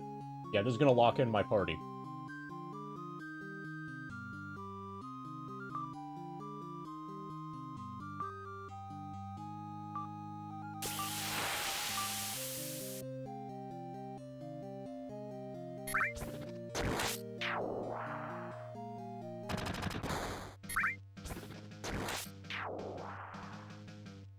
We are in a strange new world. There is a new enemy here. Our people need allies to survive. The guards must defend our castle. You have been chosen to explore our new home. We've been chosen on the basis of our constitution scores. The gods have given us a second chance. Serve me well and bring us allies. This is my first time playing this game. I've watched my brother play some of it. But I know almost nothing. I know that the world map is kind of small. I know from having read the instruction manual that the dungeons are first person. The Duke is a kind and patient man. I know that the dungeons are first person and are probably going to have to be mapped by hand. And apparently, I just found out while reading the instruction manual that the combat in the dungeons might be real time. I think it's real time. Similar to the way it worked in Eye of the Beholder or Dungeon Master.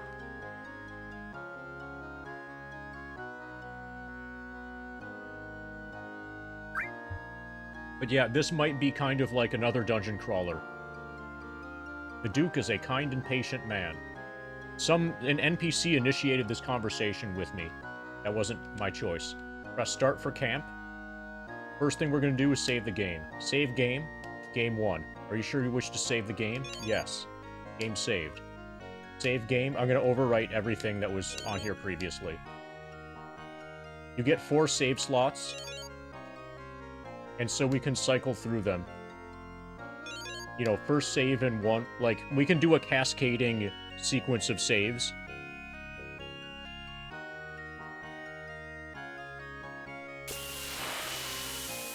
Yes, rolling buffer. Yeah, however you decide to phrase it, that's like, this is totally available to use.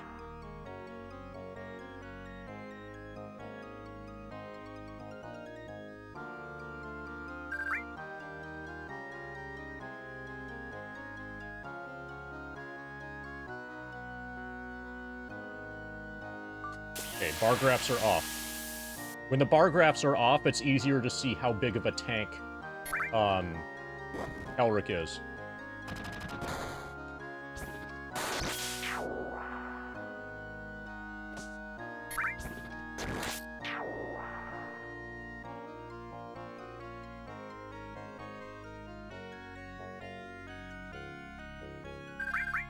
Starter bar graphs, heck yes. Alright. I'm gonna save again since we just did some important stuff.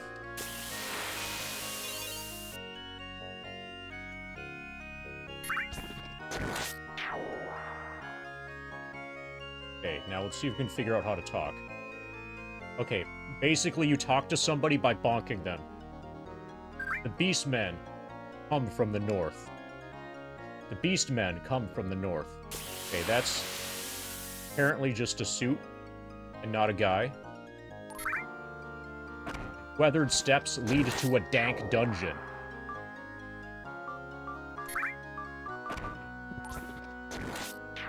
Okay, this is a dungeon crawler, and it's dank. Keys on the wall fit the west door.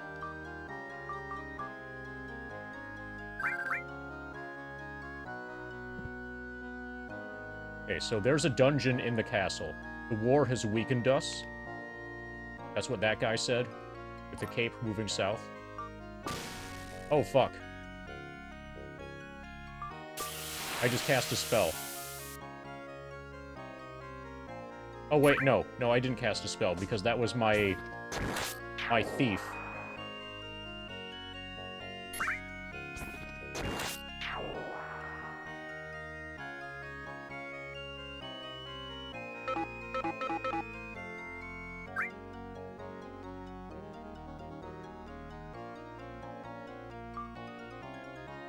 Okay. Level 1 clerics do not have cleric spells yet. But they can turn undead.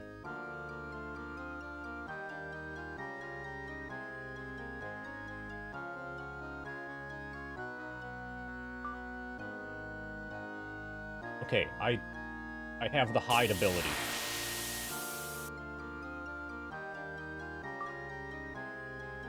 He has magic missile.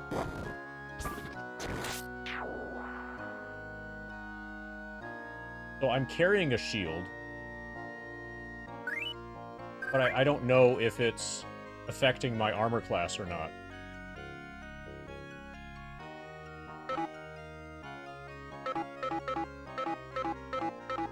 Okay, what I'm gonna do is move... So my armor class... Chain's armor class is 7. I'm gonna move the shield to Kelric.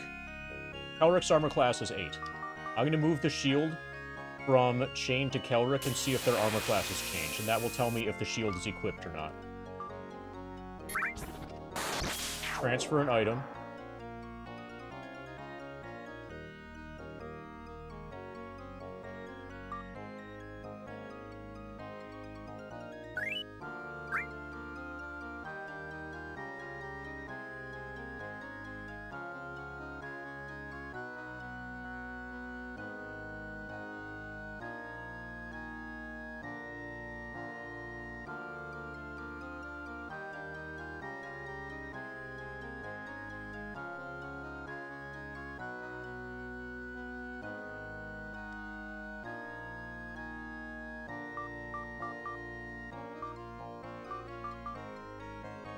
Okay, how do...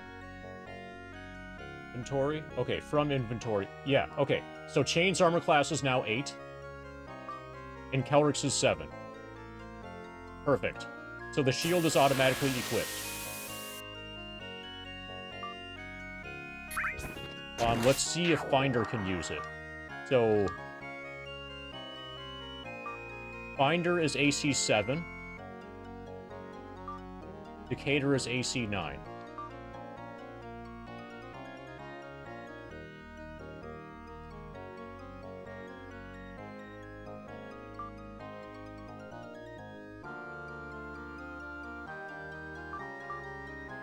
Finder can't use it. He's still AC 7. And I suspect that Decatur will not be able to use it either.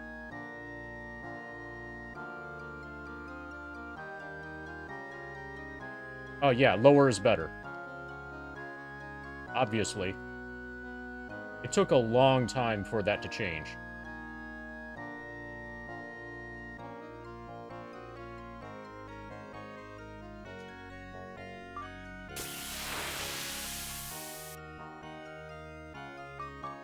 I think that only changed in 3rd edition, and I like lower being better as well.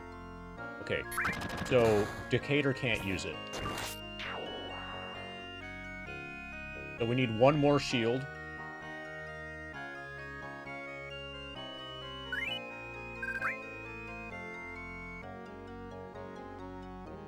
So lower is better is actually from... That was originally from Wizardry. And then that got adopted into Dungeons & Dragons. Yeah, those bastards took my Thaco. Yeah, having negative armor class was fucking awesome. Imagine having, like, -5. It's like you're off the charts. You've broken the armor class barrier. With your plate mail +3 and your shield +2.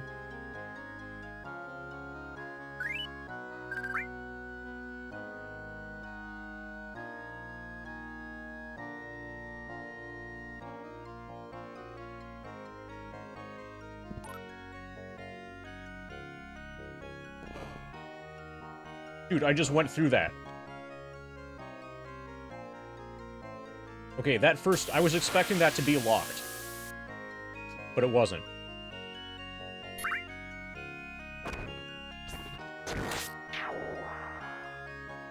Beastmen have a camp to the northwest. Beastmen come from the north.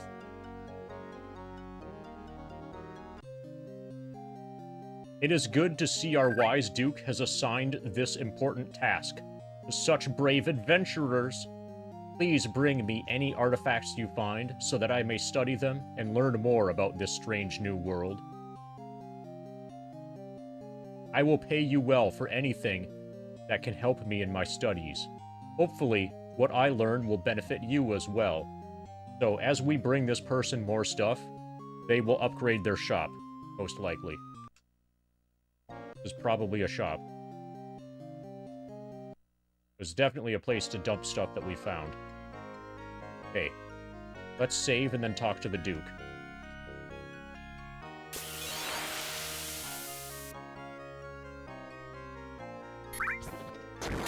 And the way you talk to the Duke is to bonk the Duke, obviously. We are in a strange new world. There is a new enemy here. Our people need allies to survive. But the guards must defend our castle, so you have been chosen to explore our new surroundings. Serve me well and bring me allies, and I will reward you. That's the entire initial plot of the game. Silver carvings line the corridor.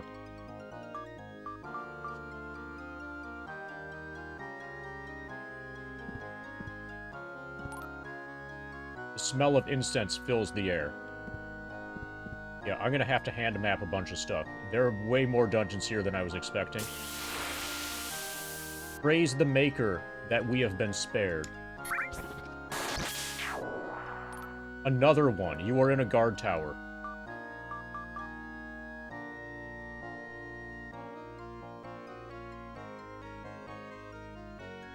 So many dungeons. Beastmen seem more than savage. They are crazed. This is not really helping my empathy.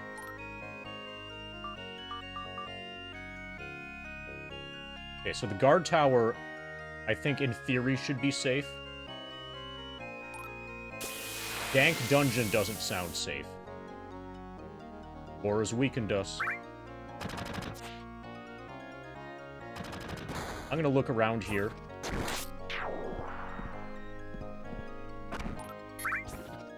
A hatch bolted from the other side leads to the roof.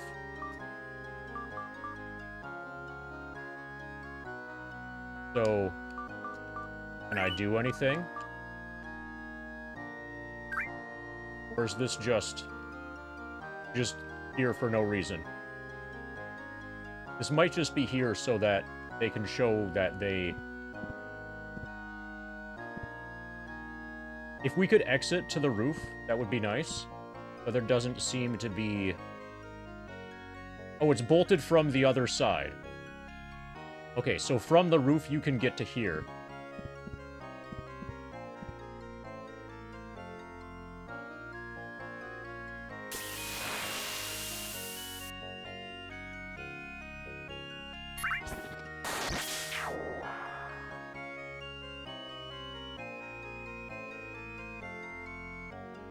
Duke is a kind and patient man. Beastmen have a camp to the northwest. So this game is not going to have any day-night cycles, because the sun is always up, because it's Hollow World.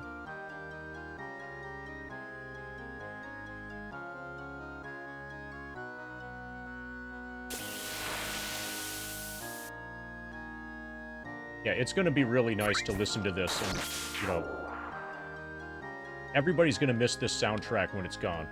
Armor Shop. Welcome. I'm sorry, but due to the recent war, my stock is low. How may I help you today? We have 440 gold total. Let's buy. They've got leather armor. Mount 20.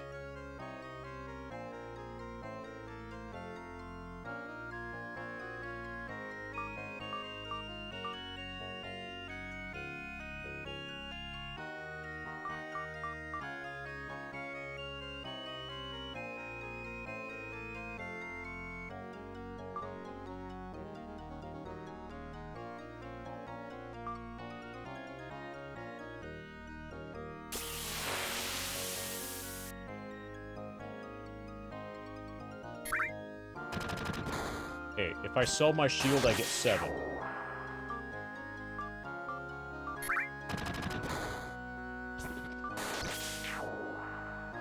I don't seem to have any armor at all right now.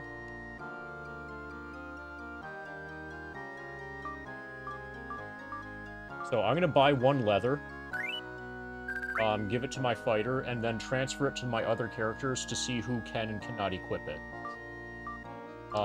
Leather armor should be usable by everybody except my mage.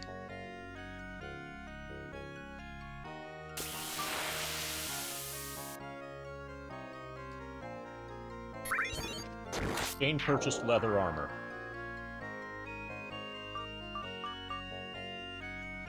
They might only have a single leather armor.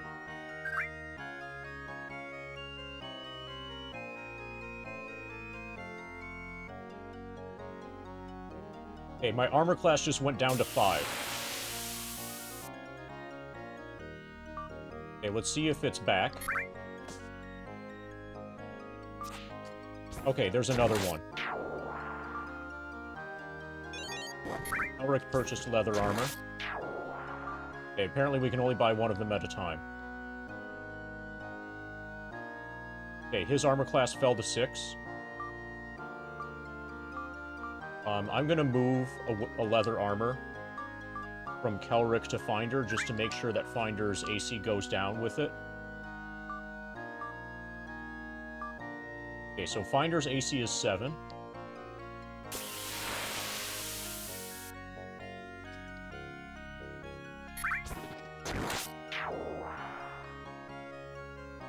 And now it's 5. Perfect. Now I'm gonna move it to Decatur. Decatur's AC is 9. Decatur's AC is probably going to stay at 9.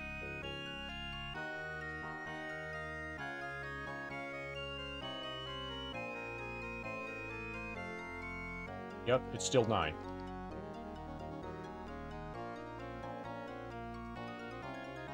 Okay, so Kelric needs to buy another leather armor.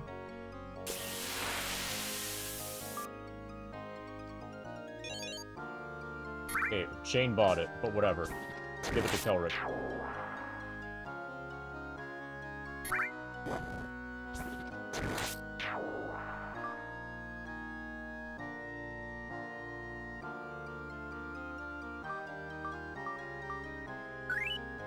Okay, save.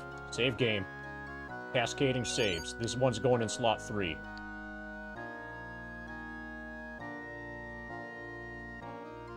So my FF7 grind efficiency is definitely going to fall while I am doing inventory management. It might be really low over the course of this game. Weapon shop. Welcome. I'm sorry, but due to the recent war, my stock is low. How may I help you today? Sling. Okay, so these have an amount. He has 5 staves, 3 daggers, 3 spears, and 2 slings.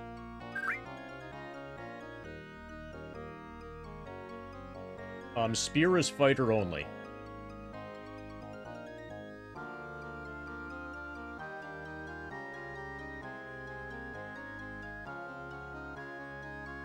Sling might be usable by mage. I'm gonna look at the instructions, see if there's any hint as to this.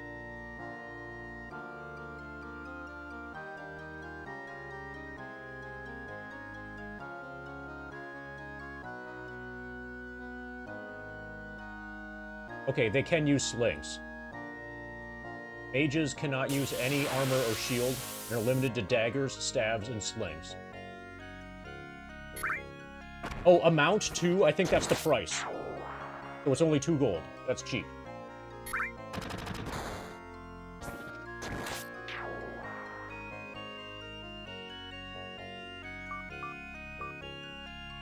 At that price, I should probably have a sling. Doesn't appear to, Mr. Ween. See, I'm cycling party members. So, the early days... So, in Baldur's Gate 3, your charm probably matters. Your charisma score probably matters. But for the first at least couple decades, probably like 3 decades of Dungeons & Dragons video games, your charisma score was irrelevant. What charisma is for actual pen and paper role-playing. You know, like getting together with your friends and playing D&D and rolling dice. You remember that? That was before COVID. In that situation, when you had a DM involved that could, like, use discretion on shit, then charisma would matter, but it never really translated to video games.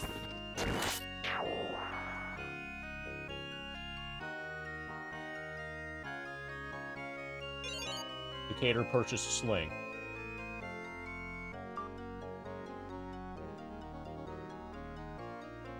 So I'm just gonna buy 1 sling. I'm gonna see how it works in the first fight.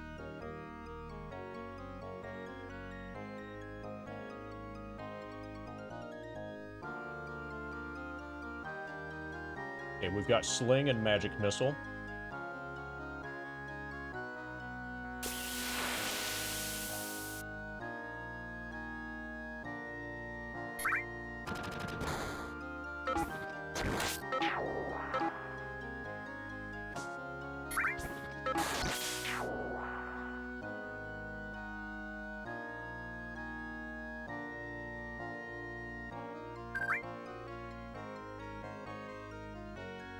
I don't know if I'm going to be able to reassign anything in combat. Probably I will be able to.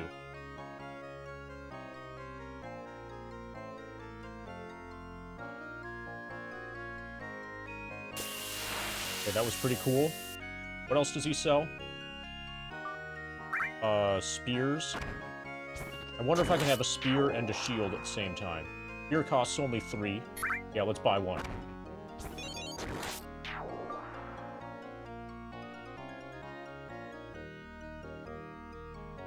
I don't know if spear is going to be 1 or 2-handed.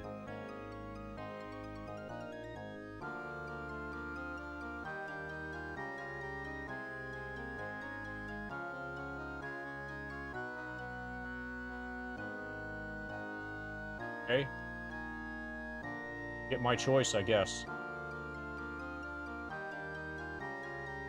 The dead end.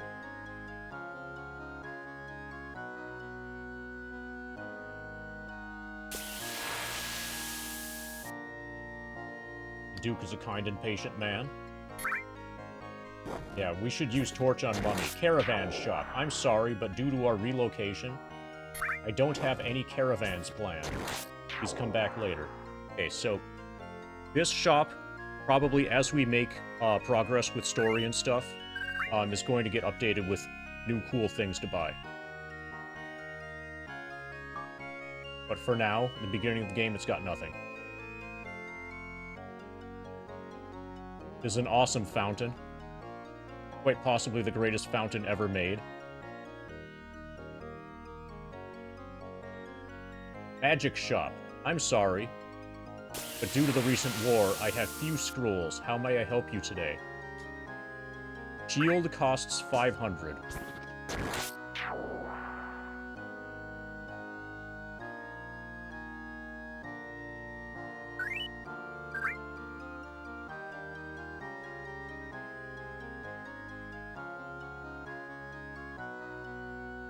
Kind and patient. So I'm not sure where you're going with that. Kind of sounds like you're building towards making Kappa into an acronym.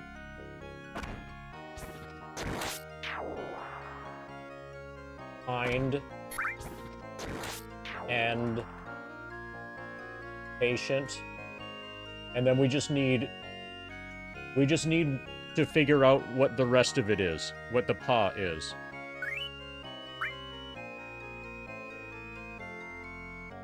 Yes, he's kind of a patient. He's probably a lobotomy patient.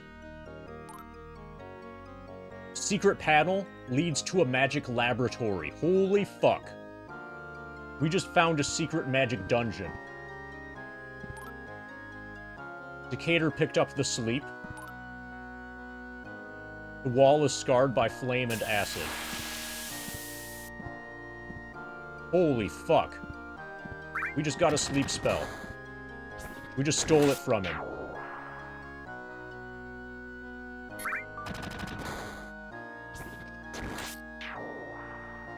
Okay, I'm gonna save. Slot 4. Oh yeah, that works. Kind and patient pickled asparagus. Yeah, it's sleep time. You know what sleeping is for, right? It's for copying spells into your spell book.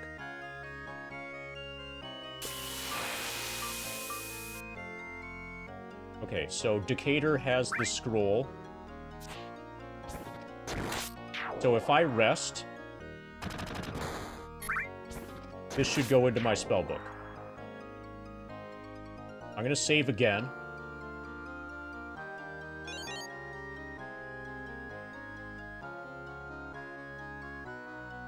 Scribing scrolls. Decatur scribes the scroll sleep. You wish to change the spell list for Decatur? No, I'm gonna keep Magic Missile.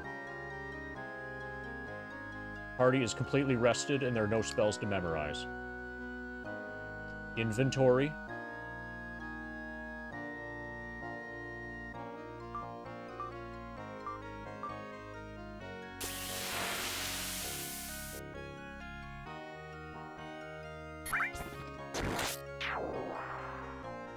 Okay, there should be a way to see...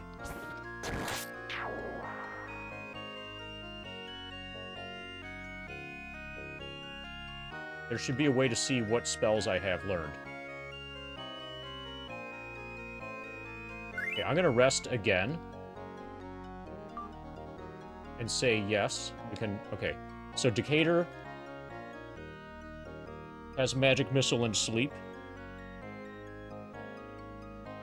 These are both level 1 spells. And Shield costs 500 gold.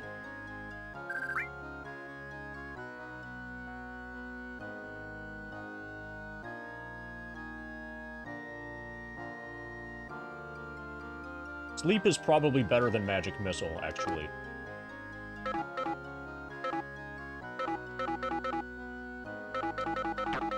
Okay, is Sleep too high of a level? Okay, we had to undo Magic Missile and add Sleep. Okay.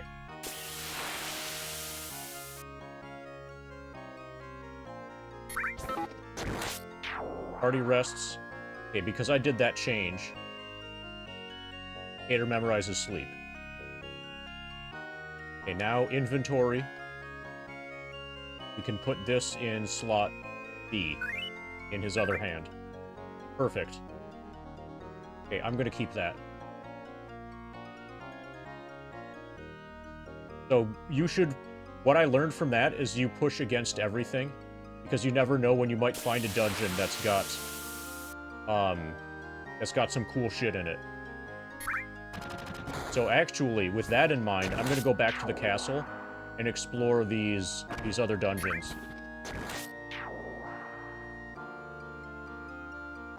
So this one sounds dangerous, but there was one down here. For this one, we looked at all of. This is just, Oh, and also we know now that when we find an item in the dungeon, we pick it up automatically.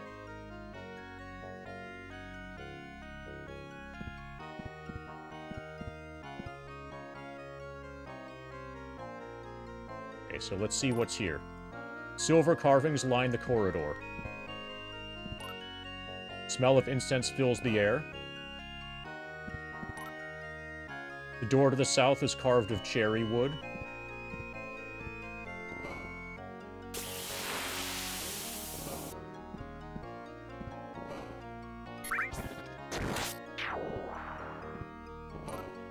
A small privy. Okay, we made it to the privy.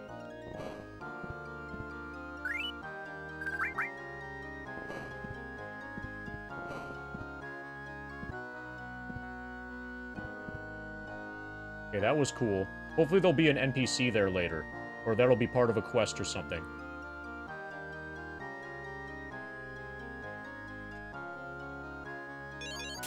Okay, I can't resist. I've got to check this out. Good luck on your journeys. Weathered steps lead to a dank dungeon. Keys in the wall at the west door. Okay, this actually is laid out like a dungeon.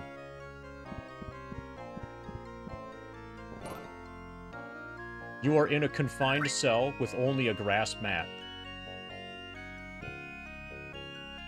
Okay, that's dank as fuck. That's somebody's arm. Oh, that's a left arm. We almost got a right arm.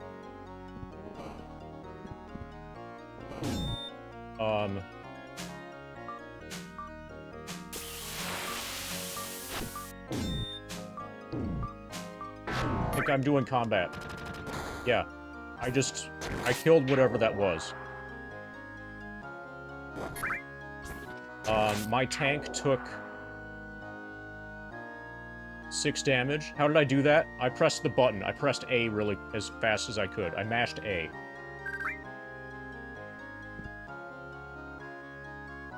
Okay, so the real question...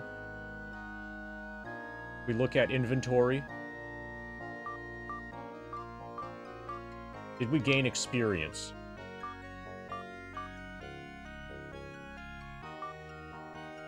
Who killed him? It feels like I just gained 70 experience for Decatur. Yeah, the other people don't seem to have gained.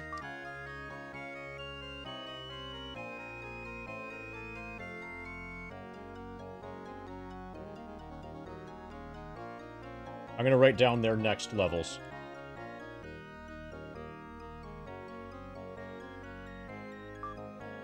Elric is 1500.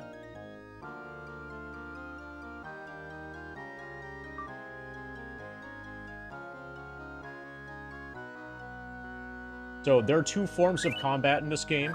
What you just saw was the first-person dungeon combat. The other is overhead and turn-based. Most of the game's combat is overhead and turn-based, from what I remember. But during dungeons, my grind efficiency is going to go way down. Especially during combat.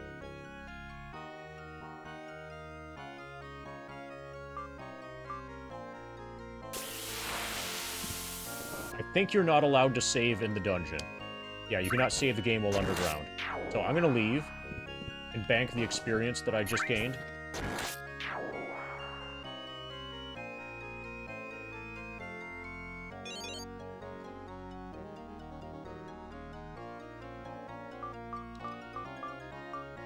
Okay, Chain just gained gold. I just gained 3 gold, I think. He has 96, the other people have 93.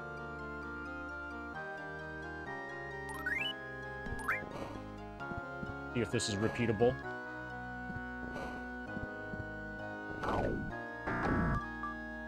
Okay, Kelric killed it in one hit with a mace.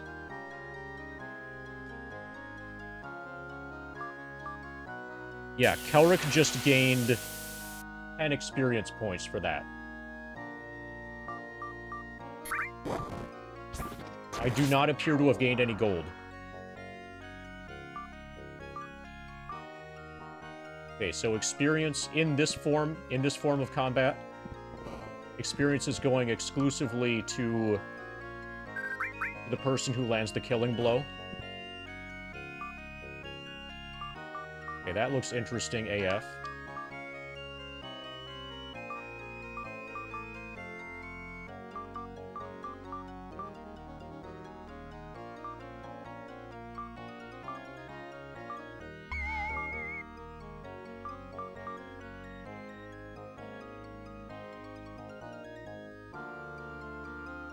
There's got to be a way to inspect walls. Okay, I'm gonna looking at the instructions here. Has to be information about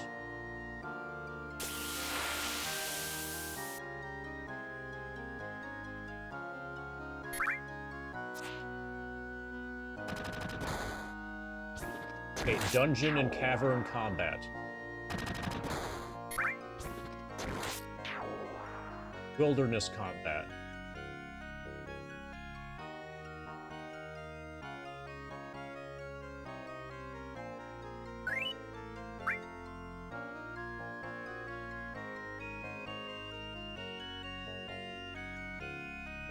Okay, so according to the instructions, the caravan shop. Once your heroes have been to an area outside the confines of the valley, check with this shopkeeper if you want to return to that area.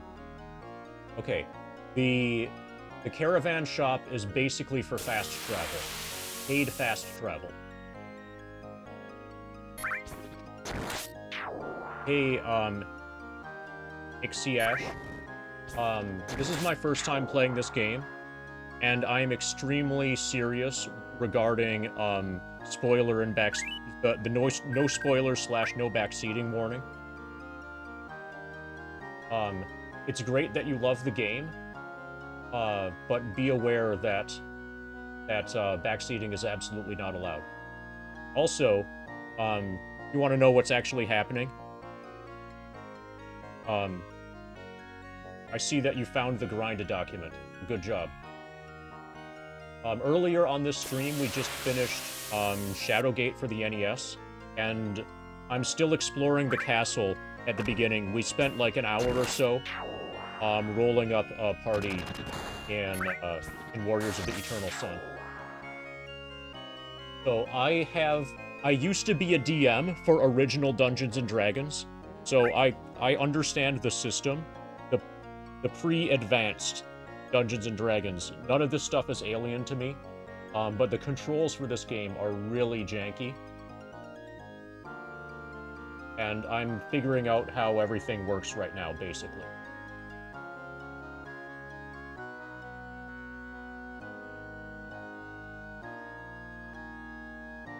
Okay, view map.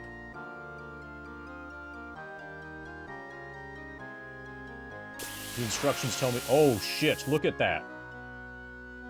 Okay, so the map disappears each time that you exit and re-enter.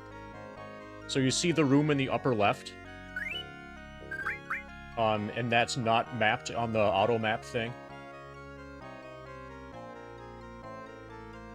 Okay, so this is going to be really useful to help cut down the amount of time that it takes to make hand maps. So that's good.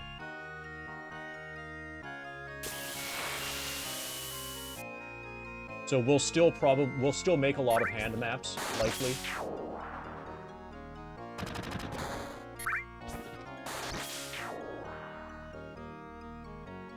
Kind of what I'm looking for is an option to inspect a wall, because that particular wall looks very suspicious. But there doesn't seem to be anything in the instructions. So, regarding dungeons, page 43 of the instructions. Combat in the subterranean areas of Warriors of the Eternal Sun is seen in first-person perspective.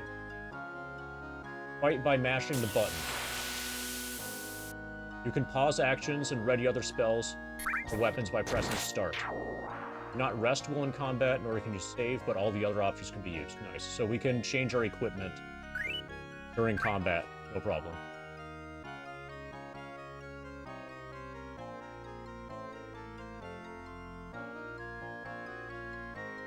Yeah, there doesn't seem to be a way to inspect any wall.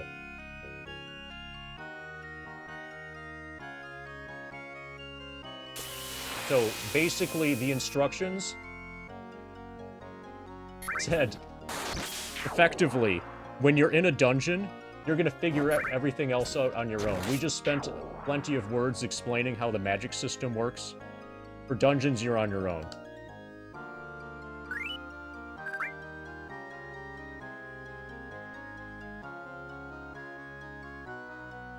I'm a little bit disappointed that there's no bonking sound.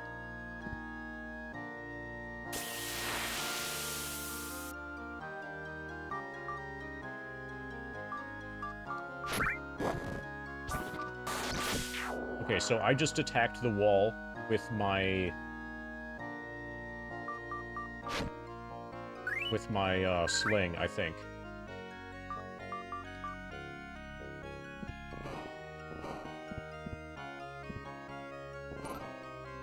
You enter a large area used for questioning prisoners.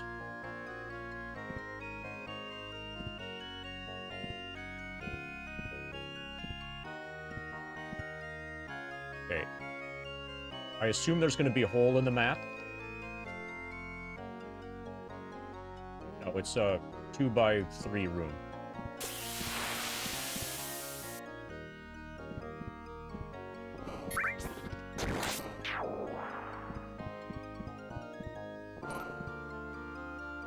You're in a confined cell with only a grass mat.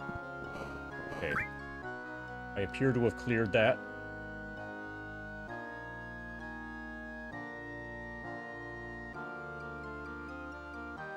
We'll probably need to heal again before our actual fight.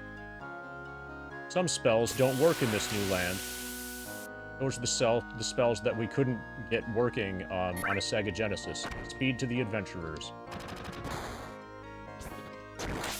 So I found the sleep spell in the hidden dungeon in the magic user shop.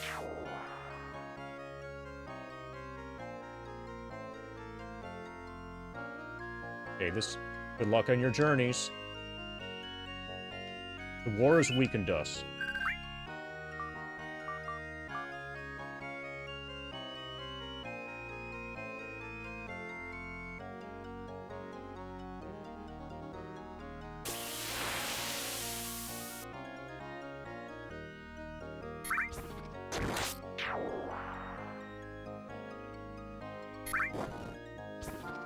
I've heard a rumor there's a monster in the city's dungeon.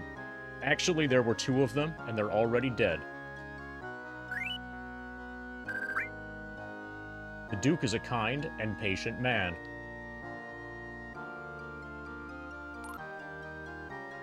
A trapdoor leads to a damp cellar. Small pieces of flour and rice litter the floor. Rotten wood chips are ground into the floor. Rotten wood chips are ground into the floor.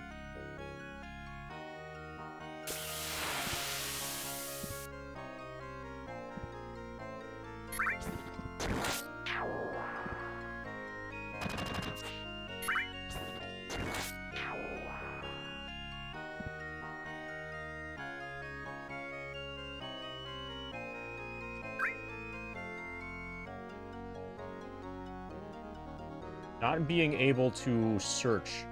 Weird.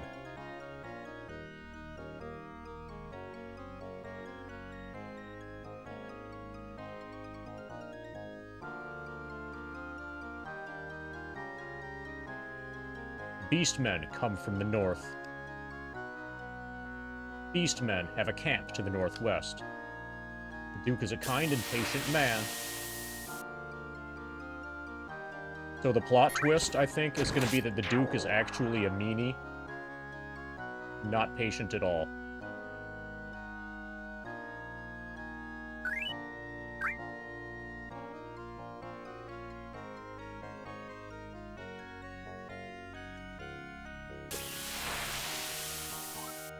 You are in a guard tower.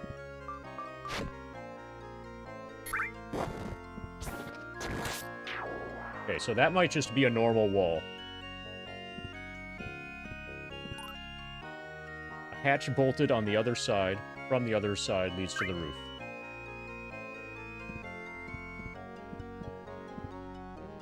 Okay, I'm getting the feeling that those are just flavor dungeons. There are dinosaurs in the swamps. Well, that's great. Wonder if they have a lot of hit points.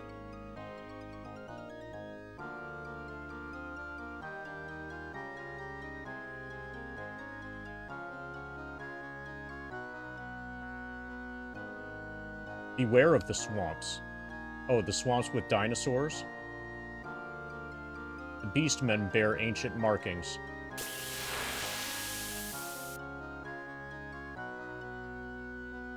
Hey, I tried bonking you. More than savage, they are crazed.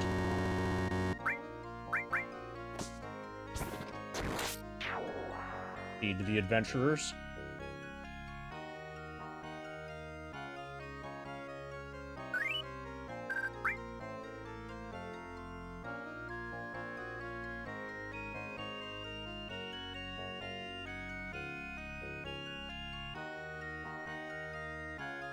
The game has done a good job of training me to push against every wall.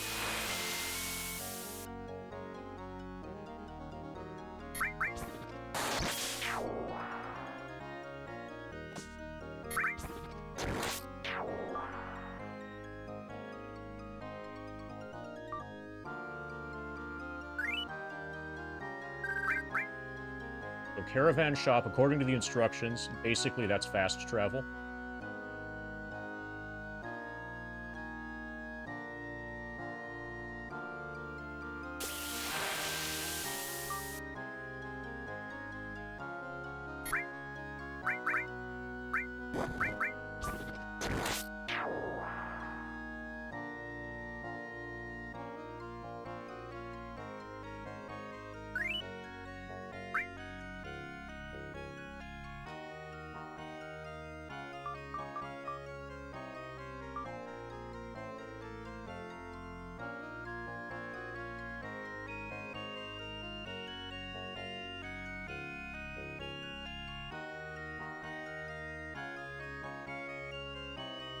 Beware of the swamps. Praise the Maker that we have been spared.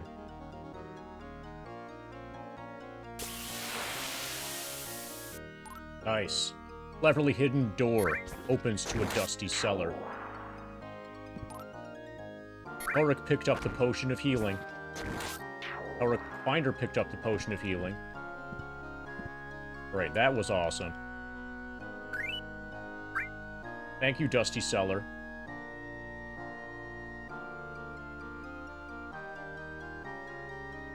Beastmen come from the north. Wait until they find out I have 2 potions of healing.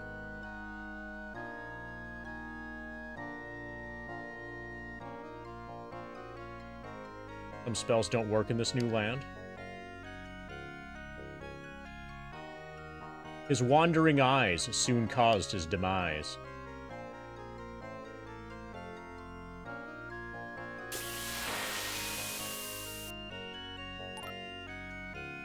This tower has been converted to a crypt.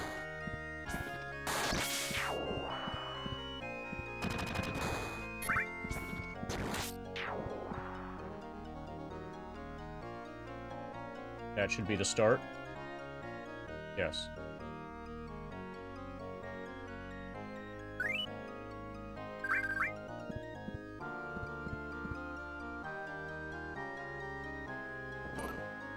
You pick through the remains of King Offord. So did I get any gold or some shit? Killed 96 and 93s.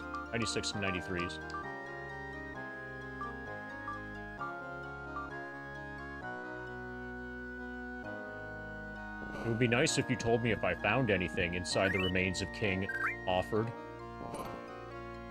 The fiefdom of Lindstrom holds this crypt for future use. You feel the eyes of the wizard Castellari, who still haunts his resting place.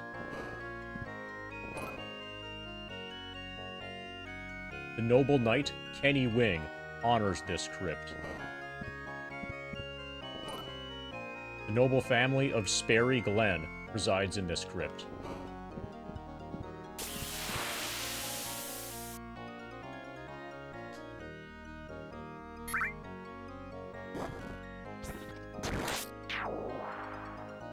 Y'all wish you well in your journeys. Here lies Dwight, a knight he did smite. This spot is reserved for Kelric. Nice.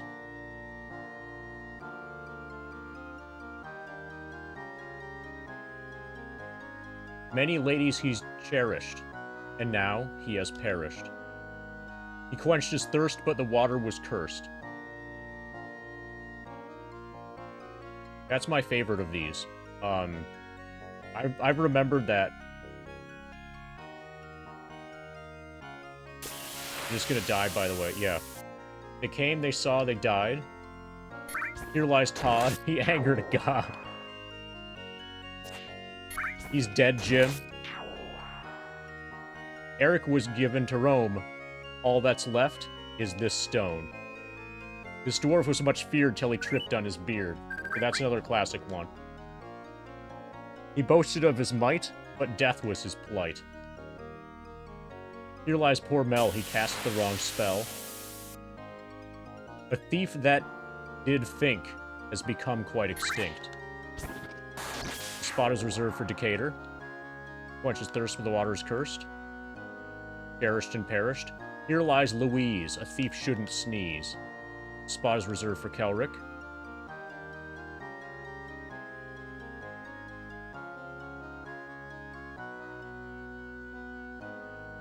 Okay, the ones on the left side don't activate as easily.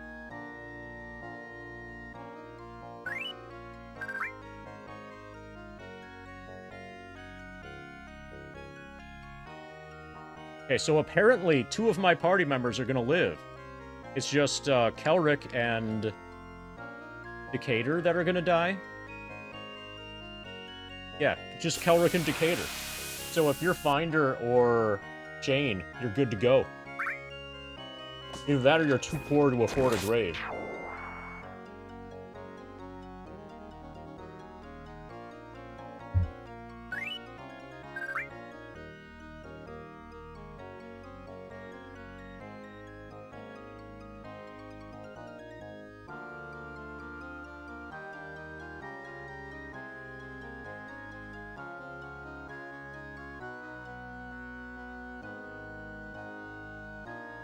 You could give me free healing, that would be great. I see some of your party have been injured. I will heal them for you. Fuck yeah!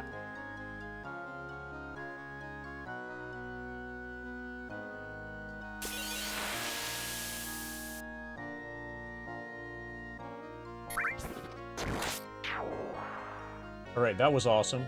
Okay, so we go back here every fight. Until we're like level 3, probably.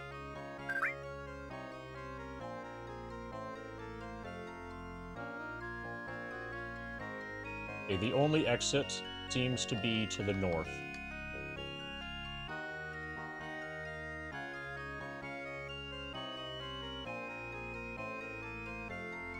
Okay, there are...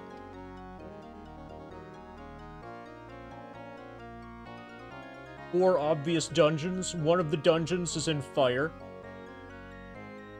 One of the dungeons is like built into hills with multiple entrances. There's a dungeon in the very northeast. And there's a dungeon across the swamp to the south. According to the instruction manual, I should start by going north. The weaker enemies are to the north, and then less weaker are to the west, and then even less weaker are in the swamp to the south.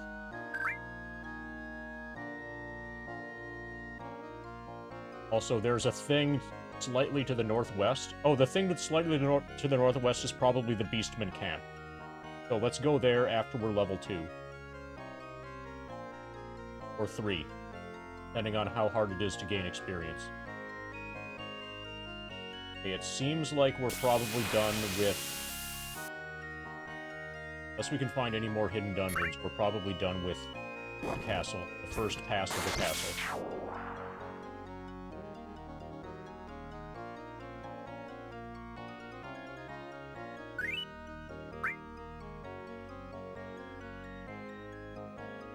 Okay, do you have any hidden dungeons here?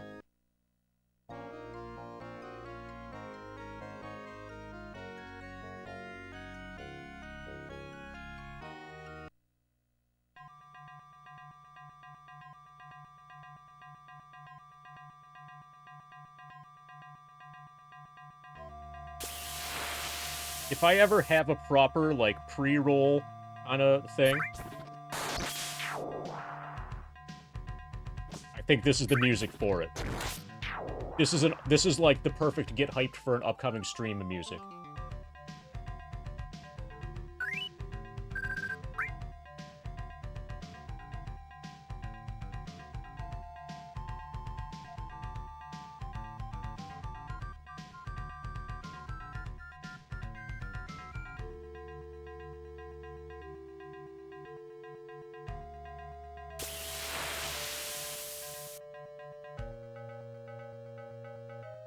Okay, I'm gonna do the perimeter of the castle first, just to see what's around.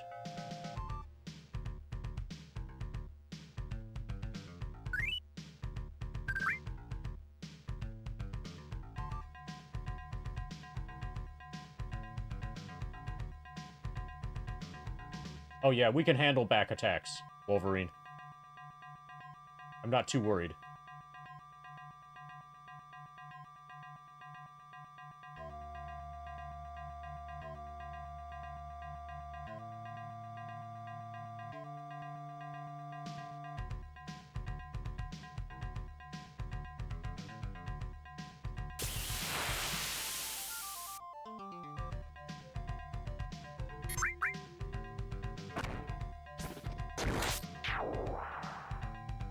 I should probably push against all the castle walls.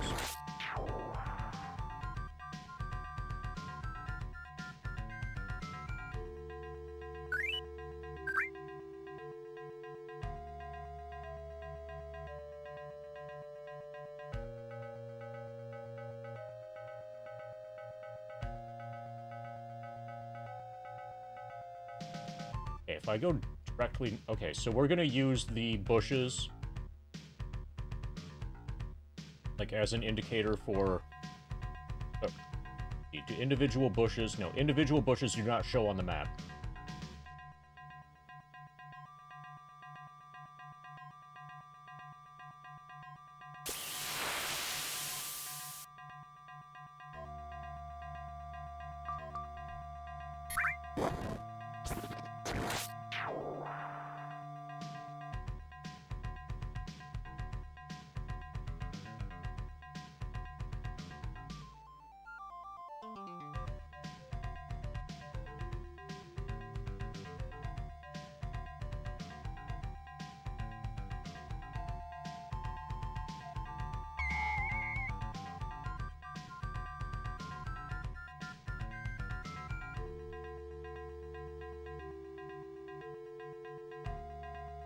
Trying to make him hide.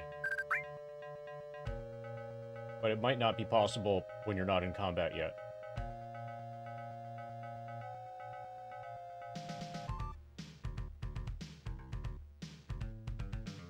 Oh, look, a rock. Fuck yeah, a rock. This is awesome. Okay, Snake. Snake.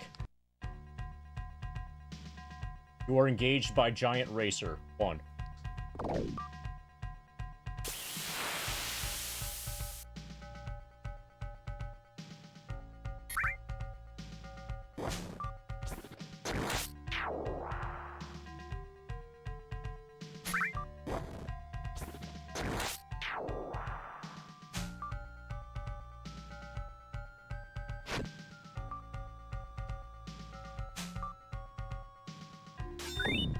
Got him.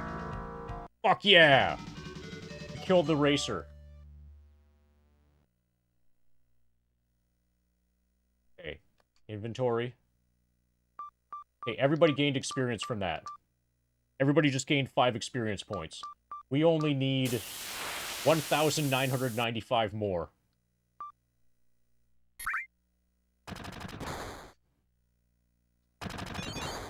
Game saved.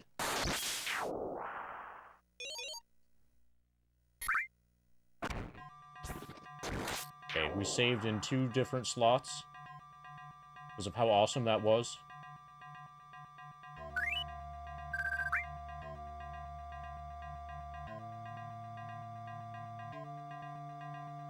So, original Dungeons and Dragons characters at level 1 are basically like ordinary humans. They're not really adventurers. They're extremely fucking weak. So, until we reach level 2 at least, I'm gonna want to fight like 1 snake at a time. And I'm totally happy getting 5 experience points at a time.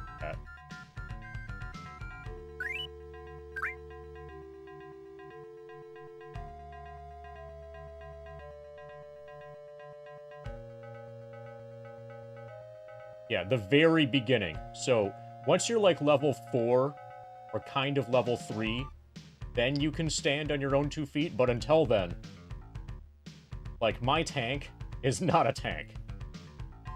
My tank has a giant target on his armor that says, I'm only level 1. You can one-shot me. Okay, we're probably dead here. Okay, there's only 2 of them.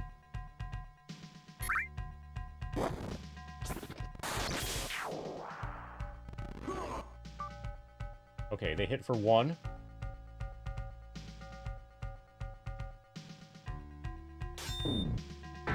Fuck yeah! Good job, Kelric.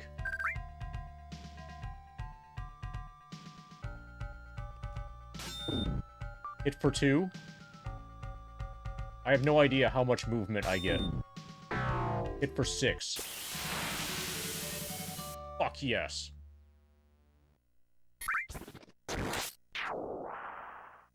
Holy fuck, that was a lot of experience.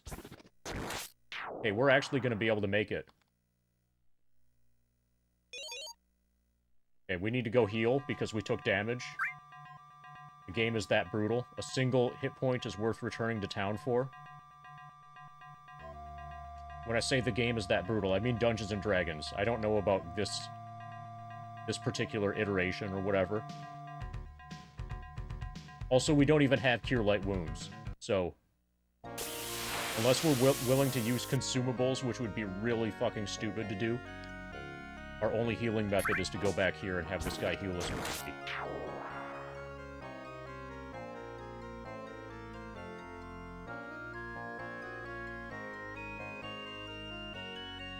Also, we're about to level up in Final Fantasy VII.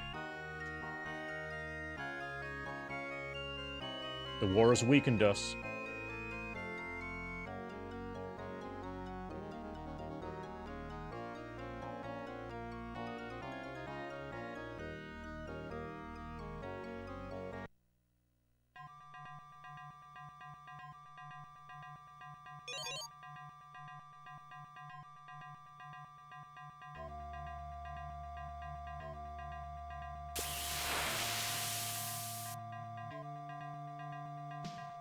Okay, we've got a boar. Just 1. Holy fuck, it hit for 8.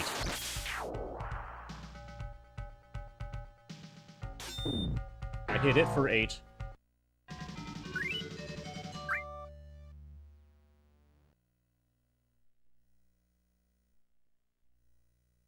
That was a lot of experience.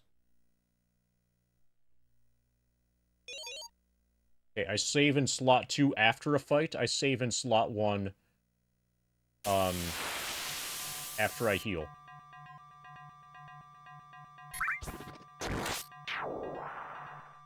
Okay, we might die.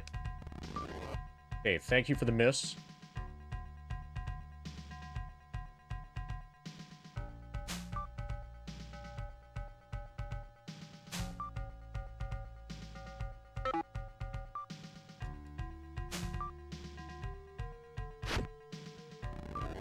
Okay, thank you for the miss. If he hits... If my fighter gets hit again, I'm dead. Obviously.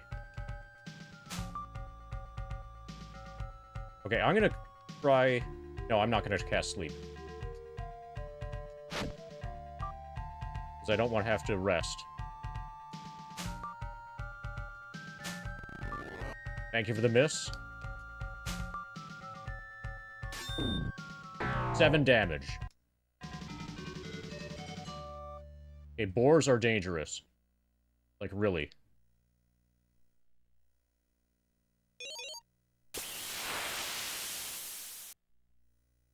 $12.99 to next level for Kelric.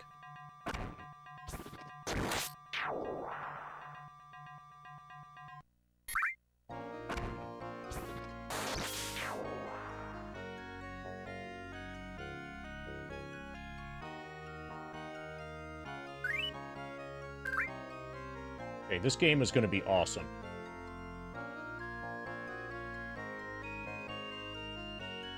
Okay, now we can save in slot 1, now that we've healed.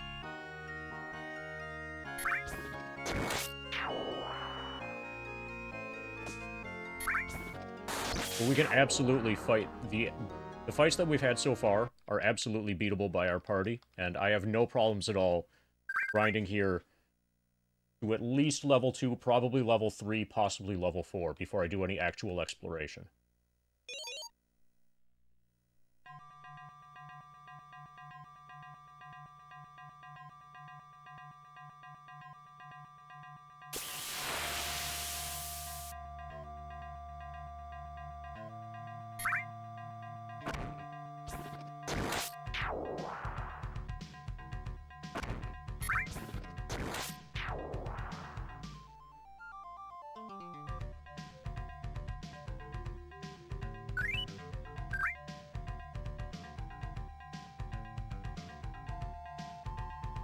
Okay, this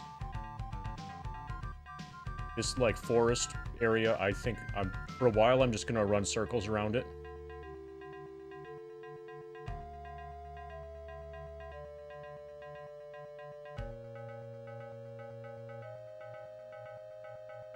Oh fuck, that's too many.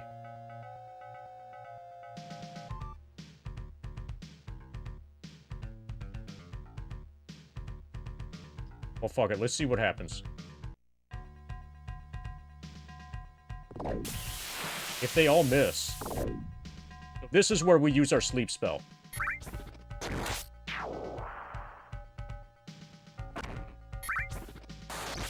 Okay, we can see target hit points.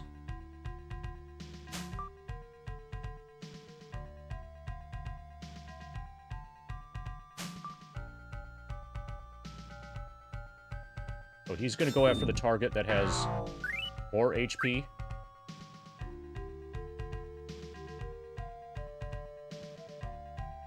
Okay, the rest of... So we just killed one that had 6. The rest of them... Okay, this one has 7.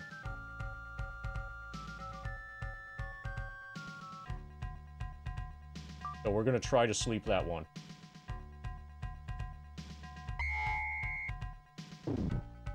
Okay, that might have worked on all of them.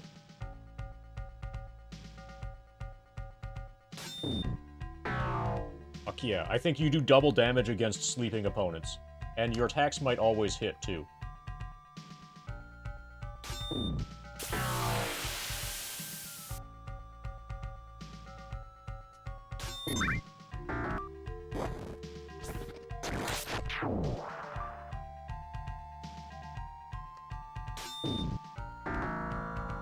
Okay, sleep for the win.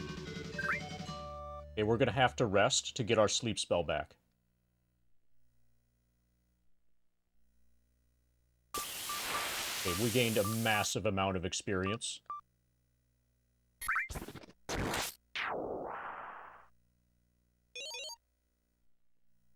Saving in slot 2. Gonna rest in town. Should be safe to do that. 621 experience until next FF7 level.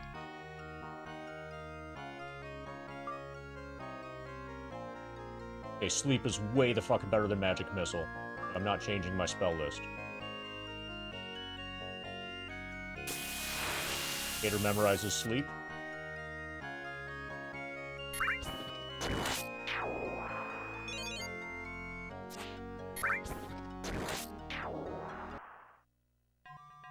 Okay. Sleep is OP. OP AF.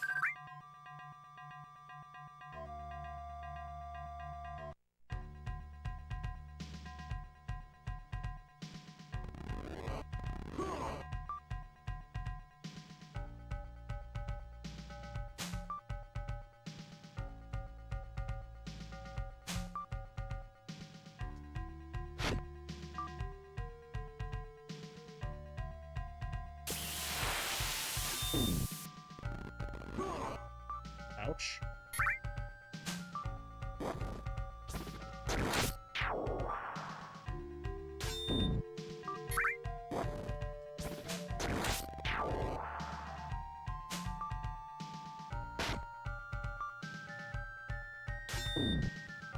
Nice.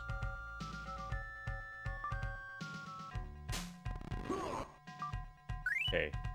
Elric can't take another hit. Look at his face! He's in freaking out mode. He's about to die.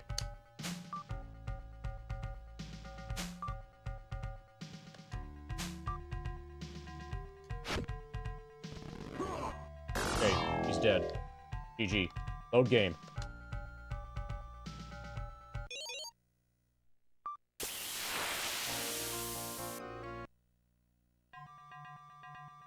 Elric's not quite a tank yet.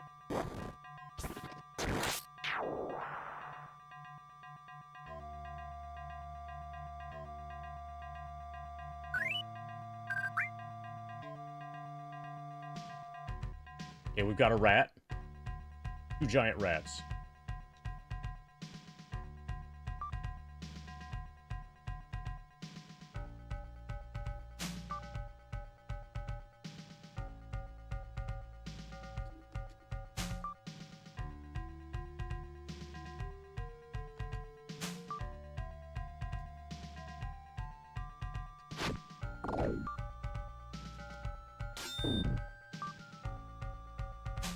The one on the right has 2 hit points left. The one on the left only has 1 hit point. Got him. Got him. Took no damage.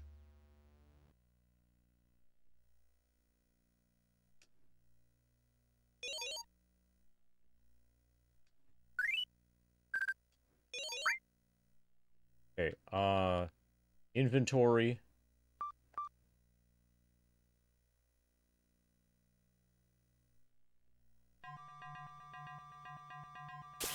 Get sleep ready.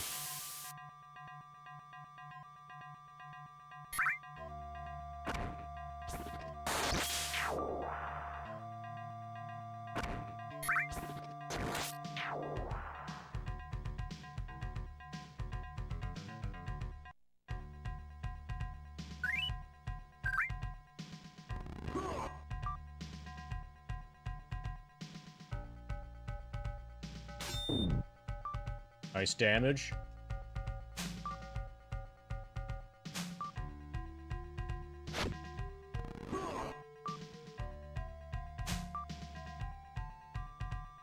Target has 1 hit point remaining. Got him.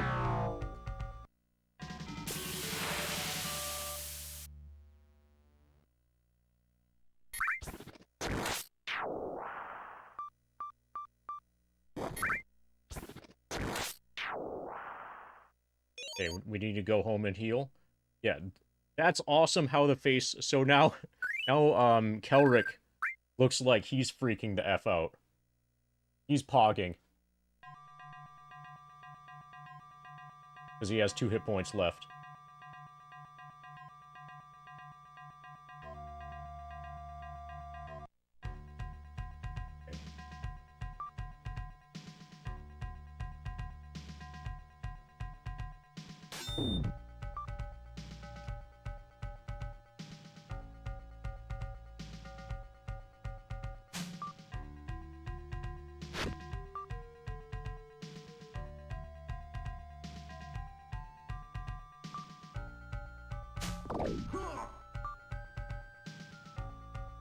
As long as you're not targeting, Elric, or no, as long as you're not targeting Shane, we're fine here.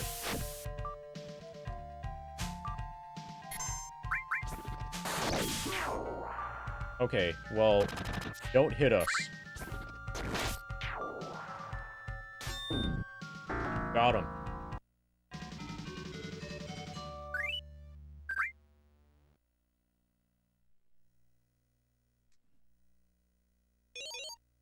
Game saved.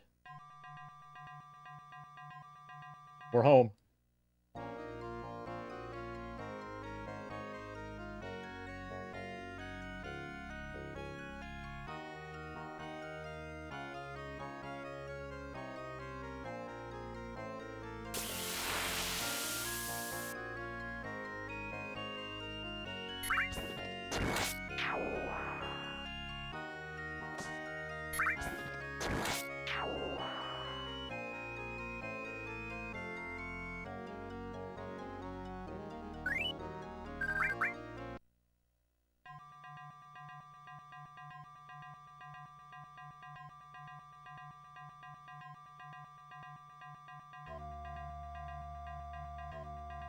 We're small beastmen.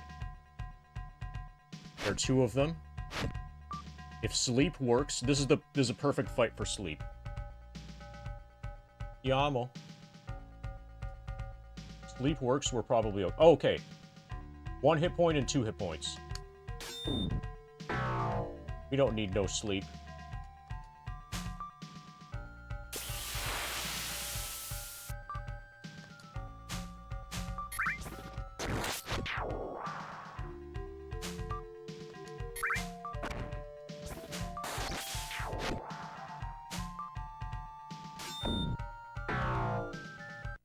Got him.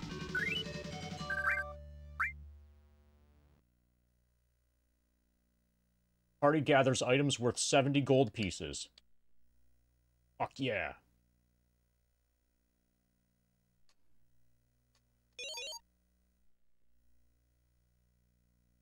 You need sleep? Taking a night while trying to nap some.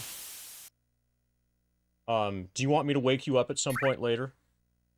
Actually, I'll finish this fight in FF7, then we can go talk in person. I'm gonna run an ad while I tell my wife that she's beautiful. Oh, and I'm leaving everybody in suspense. We are 325 experience away. A little bit hard to see it on this. We're 325 away from level 62. So we're definitely reaching level 62 soon. See you guys soon.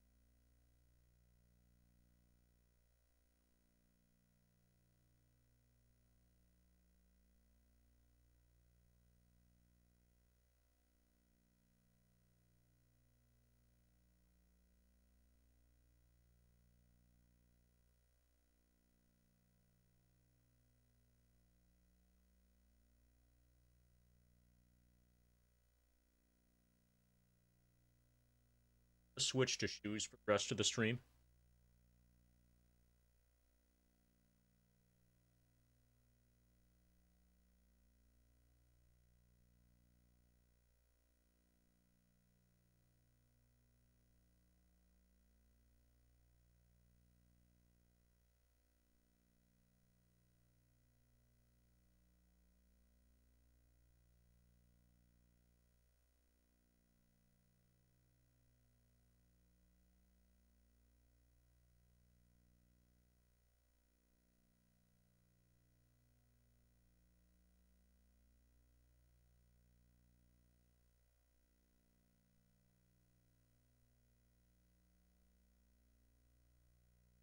Okay, so I've got an update on the situation. I'm probably not streaming tomorrow. Or if I do, it'll probably just be Fiscal Lizard. I'm definitely not streaming until... If I do stream tomorrow, it's not going to be until, like, after 4 p.m. or, like, after 5 p.m. And at that point, it'll probably just be Fiscal Lizard. But because of that, the chance that I go late, or go, like, significantly later than usual tonight has gone up significantly. So, I might go after midnight today. I would like to at least get everybody to level 2. Like, absolute minimum. Grind these, like, super early game enemies until my full party is at least level 2. Hey, Sierra.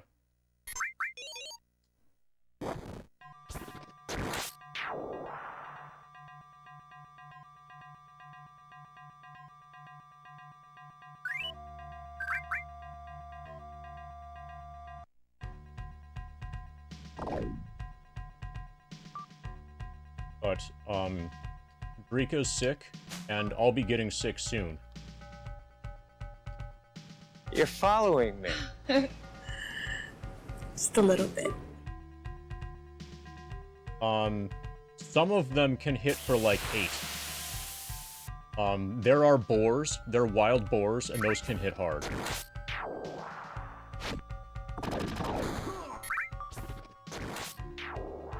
But for the most part, the enemies aren't strong. But also, since we only have a few hit points... But yeah, the wild boars can one-shot us.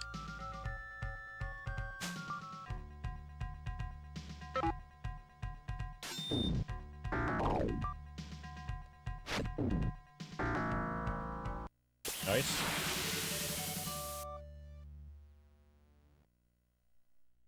Okay, I've got to go home and heal. Because Kelric is damaged.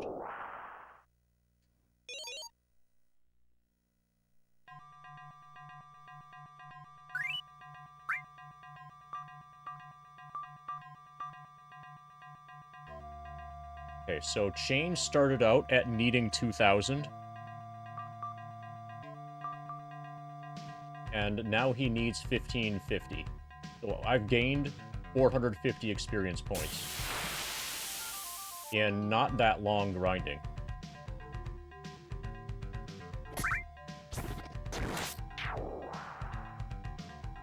Tifa also hates COVID, I think. So I'm starting to get a sore throat as well. But it's not affecting my voice yet.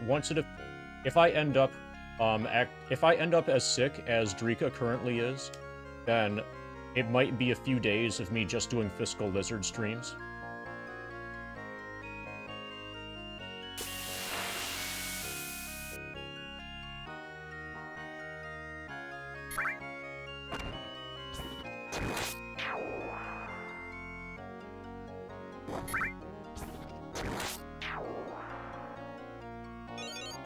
Yeah, Drika's significantly sick now.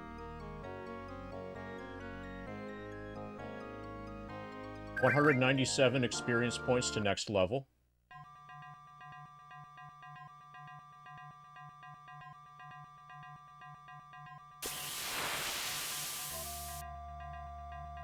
Okay, this is the boar. This guy can one-shot us. He just hit for 7. Good thing that was against my tank.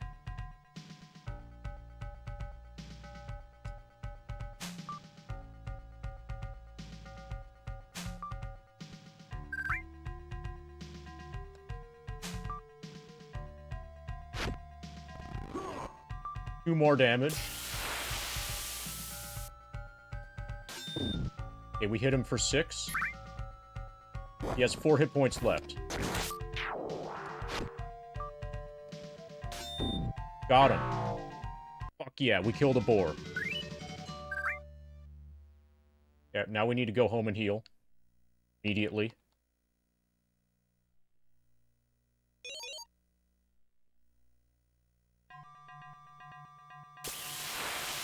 And kind of hope that we don't get any other fights on the way home. Good.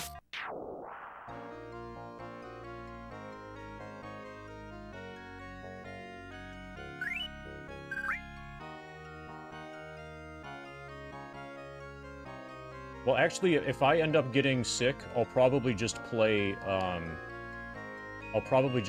more wizardry for fun. For a while.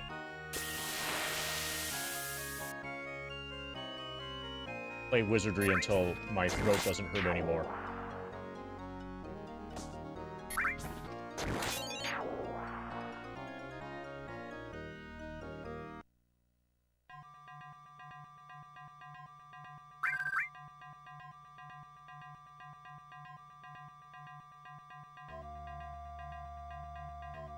Holy fuck, we're dead. Okay. We need them to miss a lot, and we need sleep to land.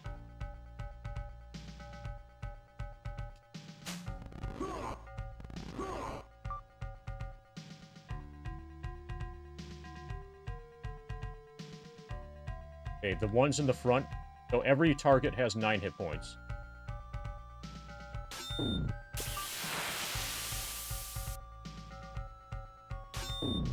Okay, one's down.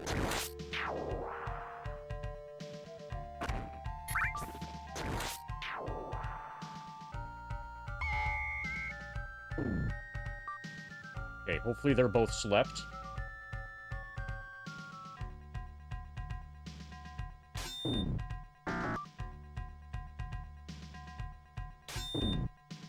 Okay, yeah, sleep worked on both of them, apparently. Okay, that was an awesome fight. We're gonna have to rest, though, to get our sleep spell back.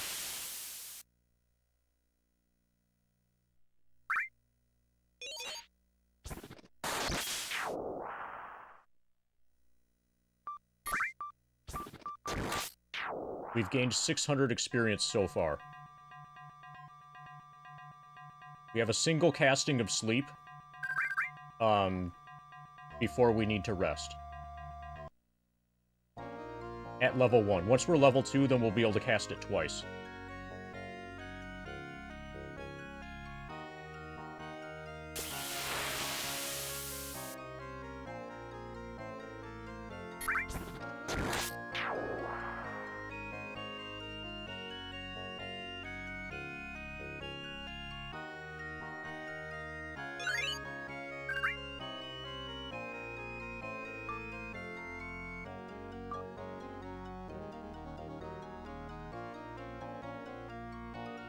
Cater memorizes sleep, and then we'll ready it here. Like that.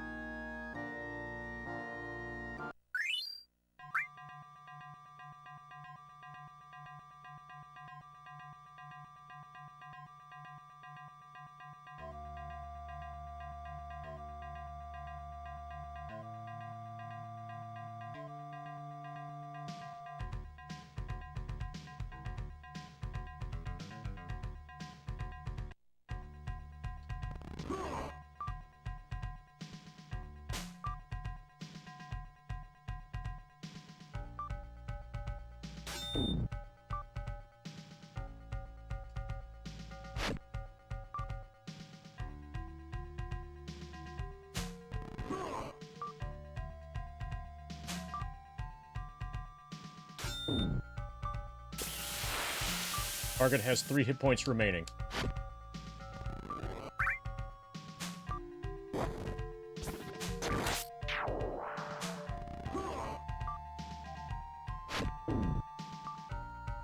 Target has 2 hit points remaining.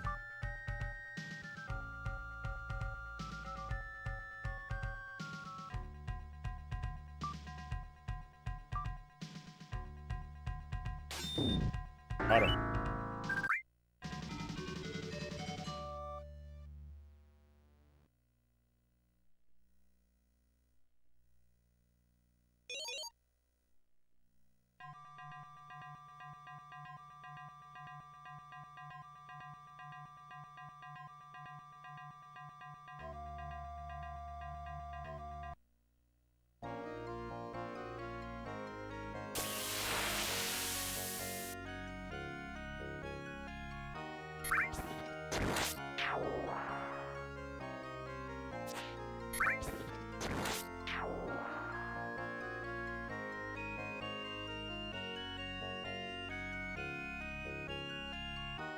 So one of the few things that I know about this game is that the speedrun is only like an hour and a half long.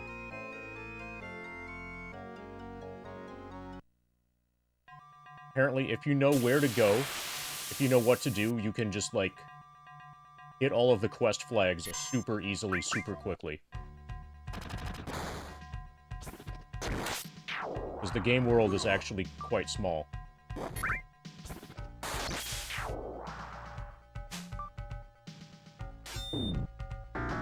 Got him.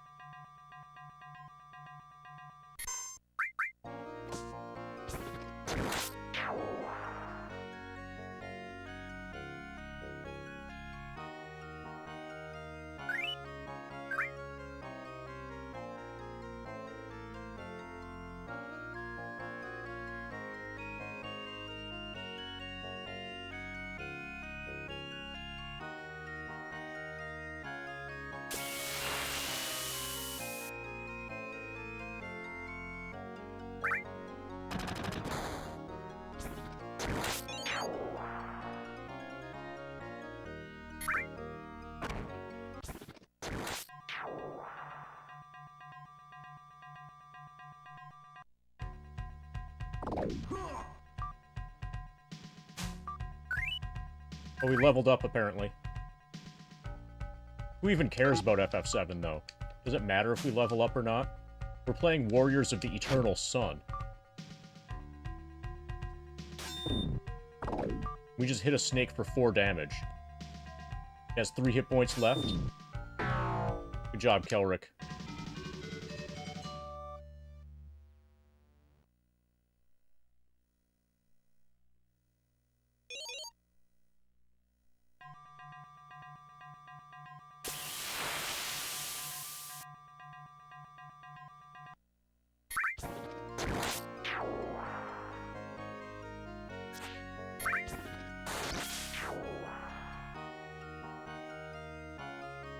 Beware of the swamps.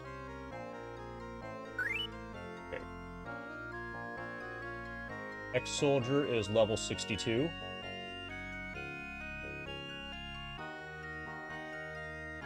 And that makes us 23.71% complete.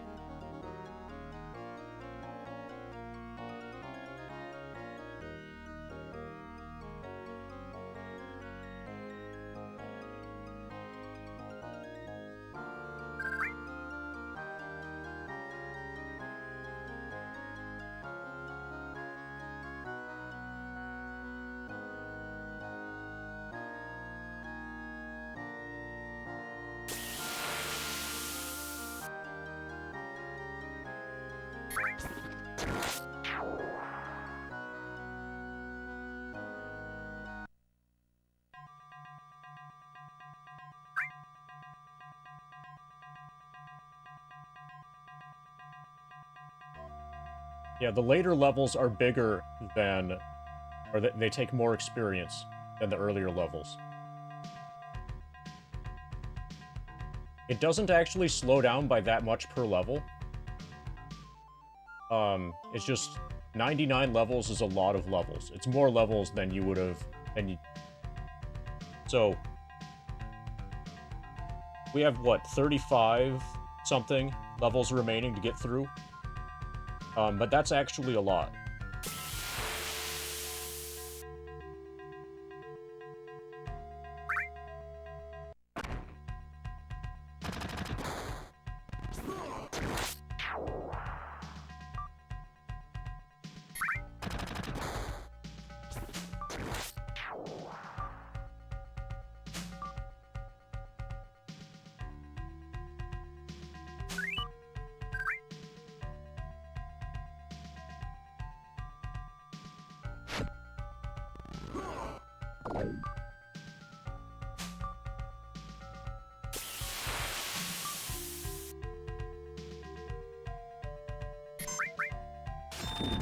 Nice. We killed the one with 3 hit points. With an attack that wouldn't have killed the other. Wouldn't have one-shot the other. AMC.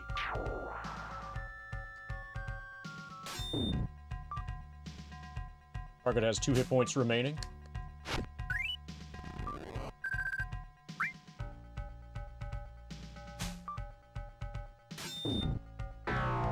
But there are a number of games from that time, from, like, FF7's era, where, like, each level would be, like, double again, or, like, plus 50% of the previous level. With FF7, it's just, each level's, experience gain that's required to get to the next one is just, the previous plus another amount, plus a little bit more. Like, it's a flatter experience curve than I would have guessed. How's Fiscal Dragon doing? I'm probably getting sick, because my wife is definitely sick.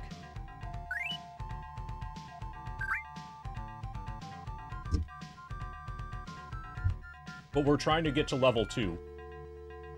If we can get to level 2, then none of that matters. We can overcome illness with the power of reaching level 2 in a Dungeons & Dragons game.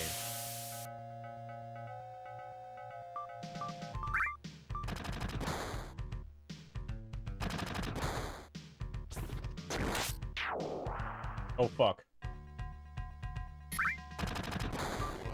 Okay, that could have killed me.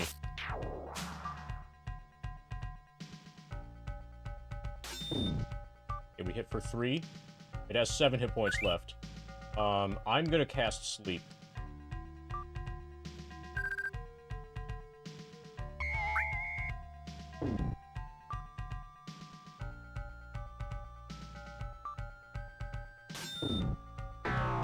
Got him.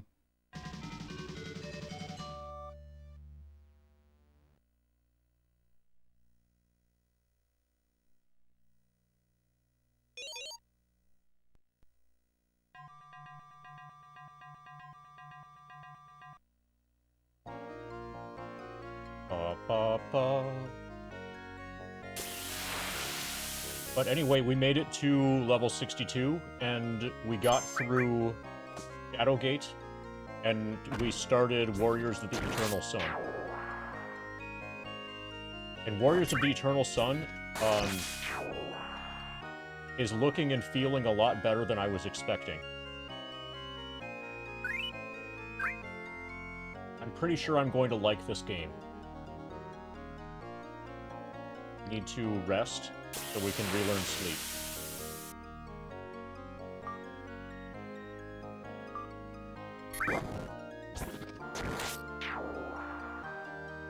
Cicada memorizes Sleep.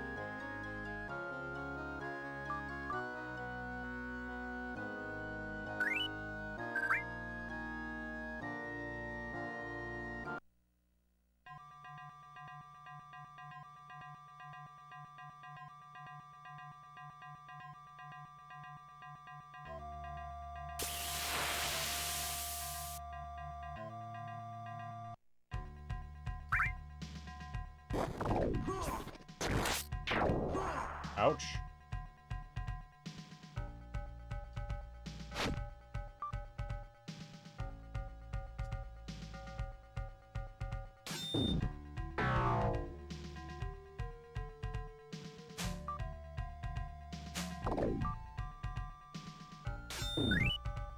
Bottom.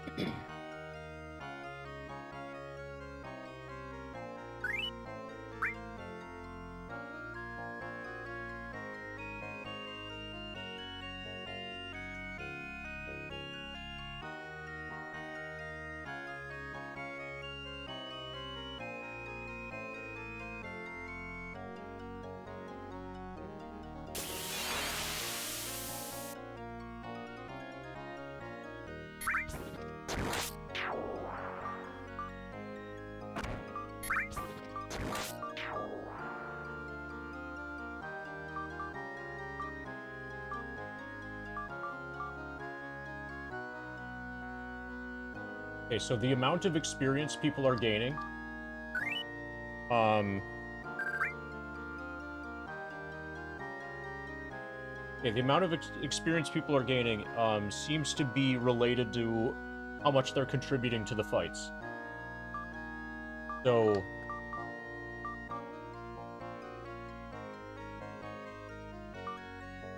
basically, Decatur is gaining experience significantly slower than the others. Decatur might need to equip Magic Missile and then just start using Magic Missile every fight, just so he gets damage in. But the calculations to determine how much experience you get, those seem to be wonky. Not just an even split.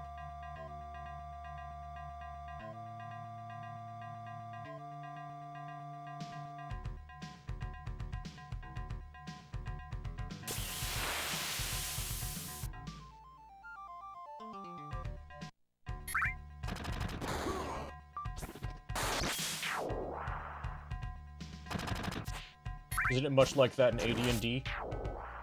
Depends on your DM. So, I don't really know about AD&D, but in Dungeons & Dragons, usually, so for the most part in D&D, your experience points is gold. Like, the value of the treasure that you recover from the dungeon is your experience. Typically when enemies are killed, there'll be some experience for that, but it's not as important as the treasure. And typically, most DMs will divide that evenly across the party, but that doesn't seem to be happening here.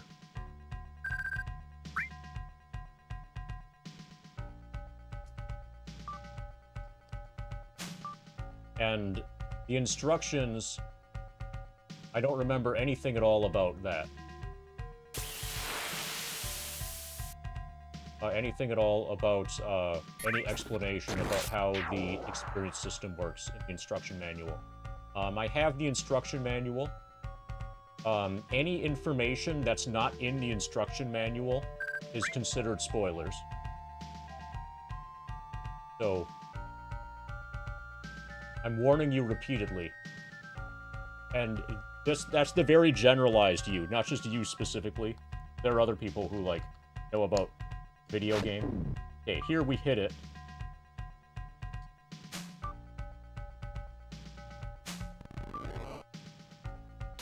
So, hopefully, we get the experience from that. Hopefully, the mage will get, you know, something.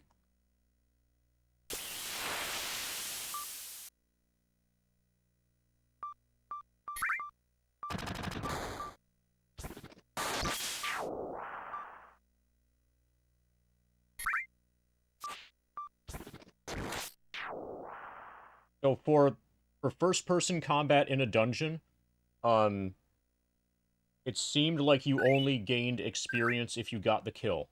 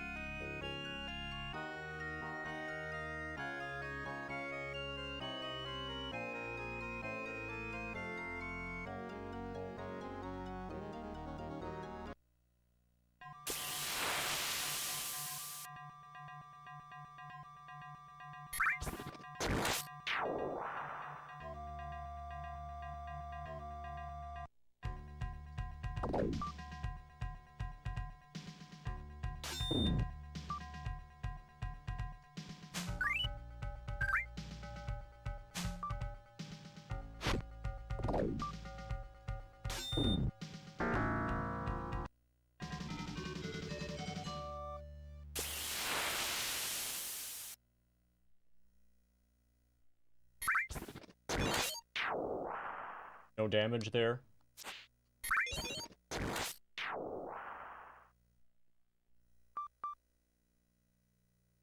Yeah, so there...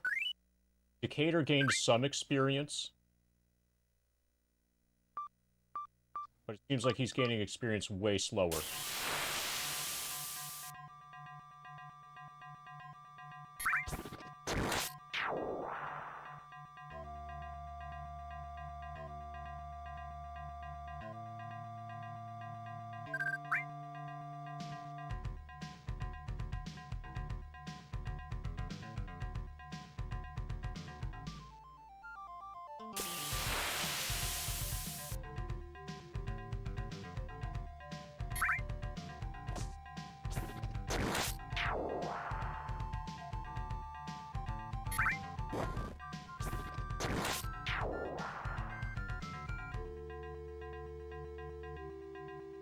Oh, fuck.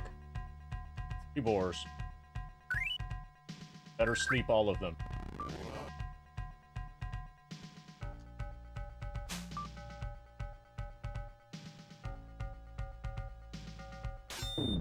Nice.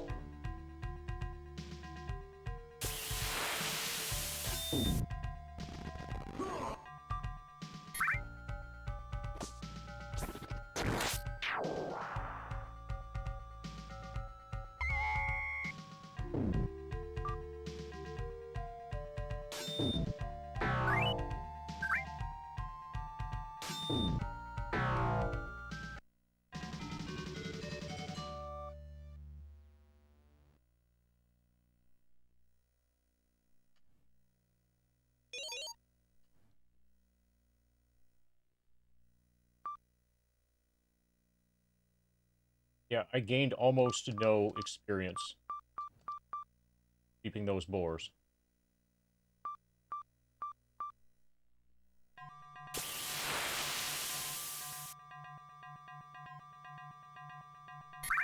Fuck.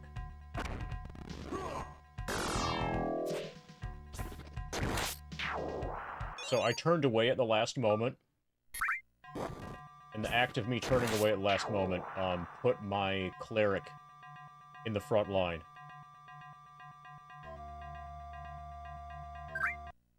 My damaged cleric. Good thing Kelric already has a burial plot dug up.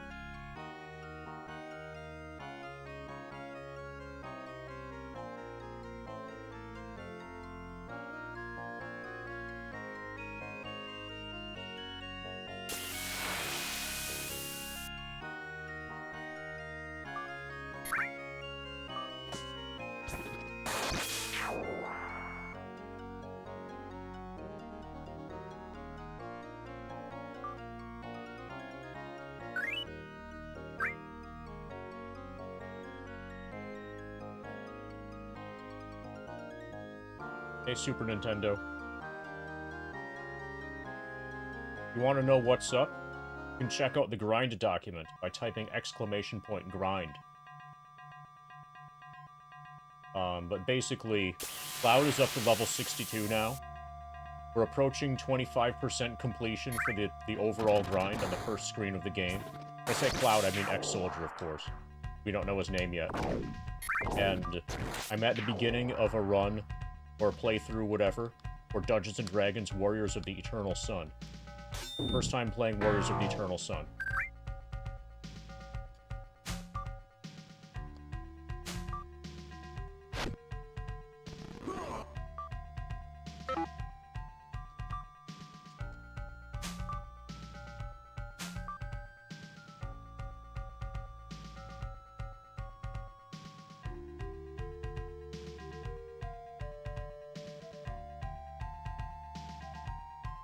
There's the grind document.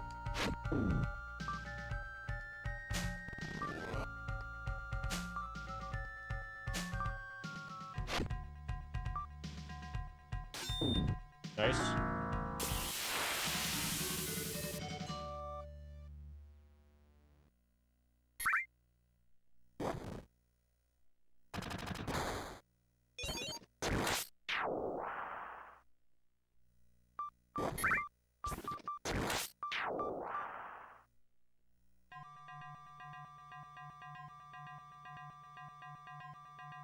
Oh fuck, we're dead.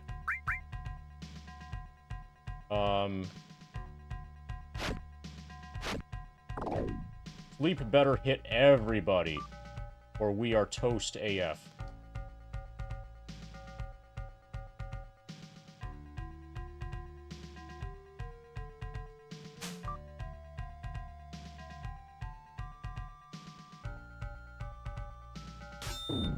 Okay, we killed one of the things.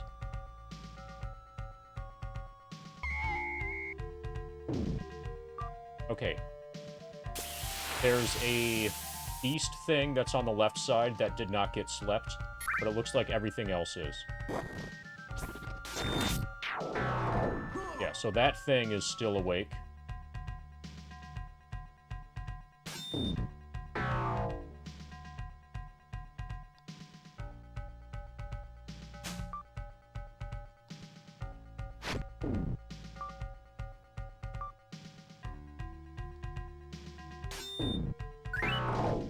Okay, we're okay now. Probably.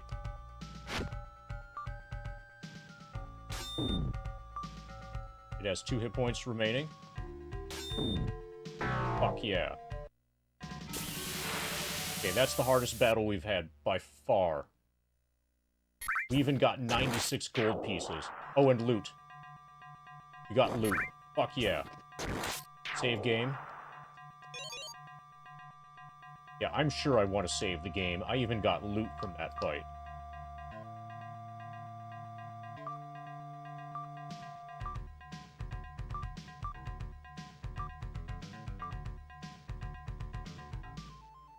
Okay, I'm even gonna use a sword instead of a dagger. Okay, I'm gonna sell the dagger. And I'm gonna sell the sling. Sell the extra sling.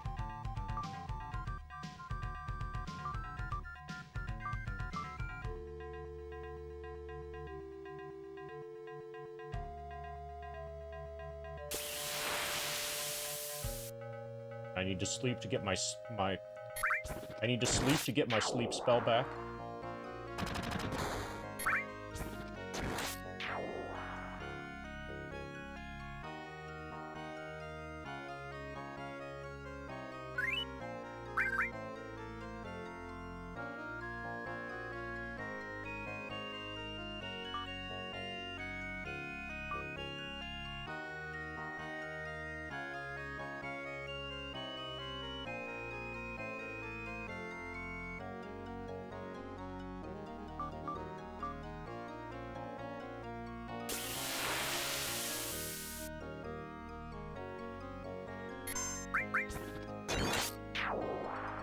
Saved in slot 1.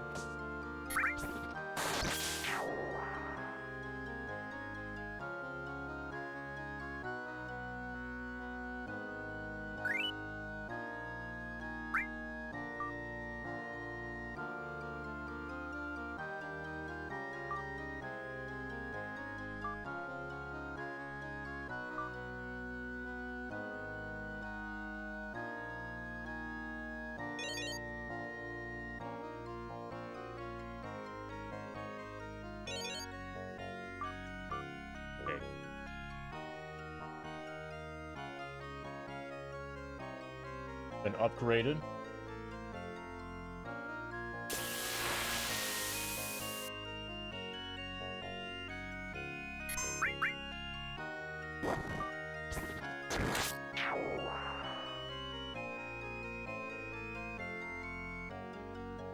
So Finder is now using a sword instead of a dagger.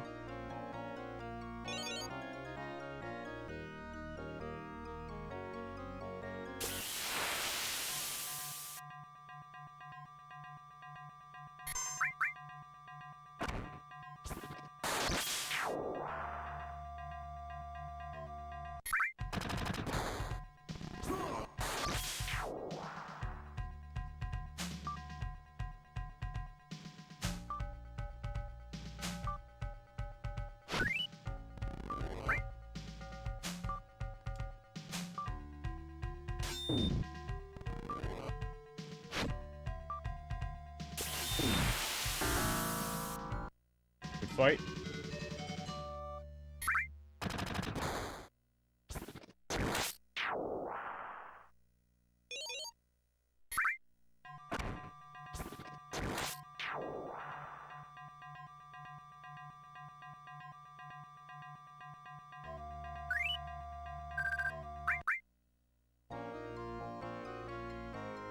Ba.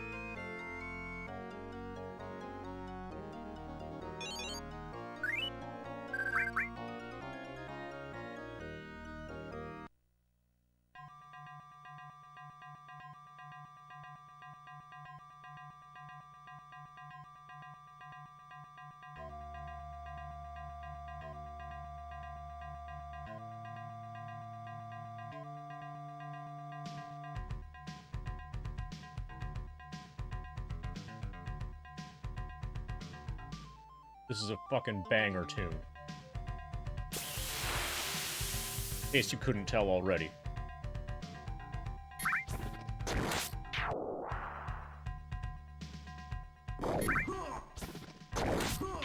Okay, this is looking kind of scary.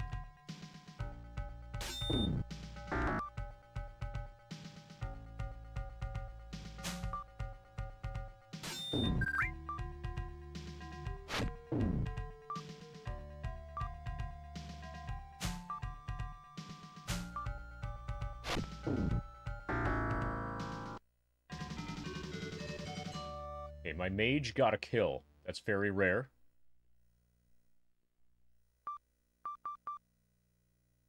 And that helped a lot for his experience.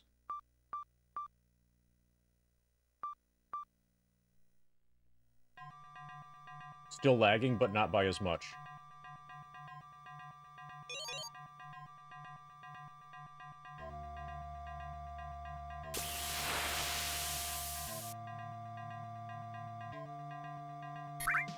Nope. Okay, the game's not letting me enter town. An enemy.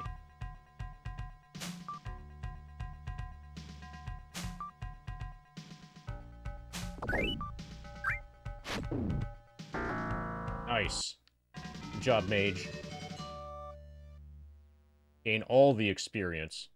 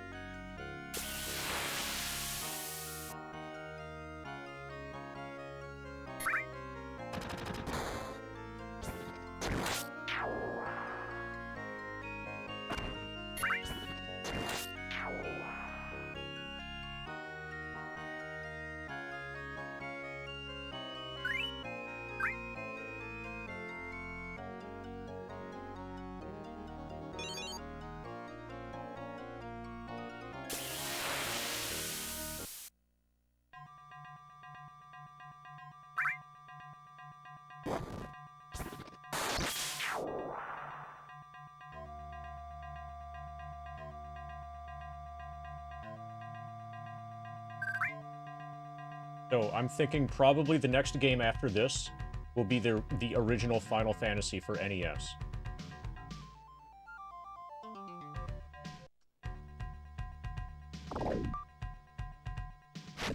Which I have played before, but it's been a really long time. Really, really long time.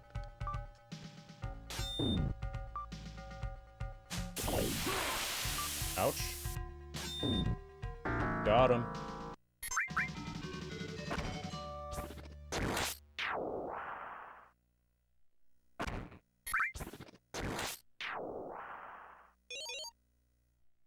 Okay, I did not mean to save over slot 1.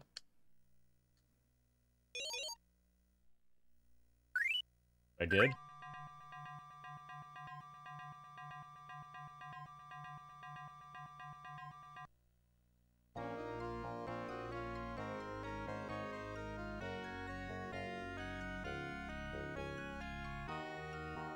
So, I obviously have to update the grind document since we finished Shadowgate, but probably, so,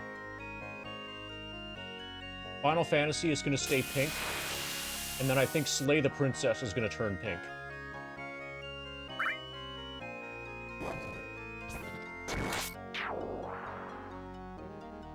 So a reasonable set of, like, next upcoming games would be, after this, FF1, then Slay the Princess, then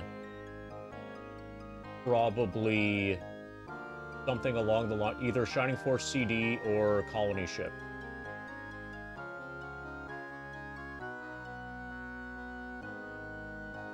I think for actually big games, Colony Ship is probably, for like, you know, 80-plus hour games, Colony Ship is probably the next big one.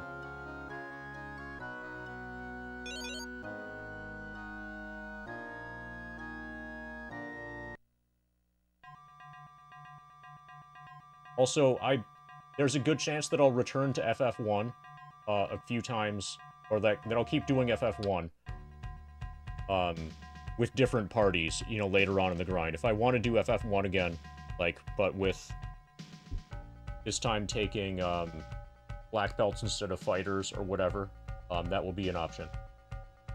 It is a kind of dangerous fight. We'll use sleep here, probably.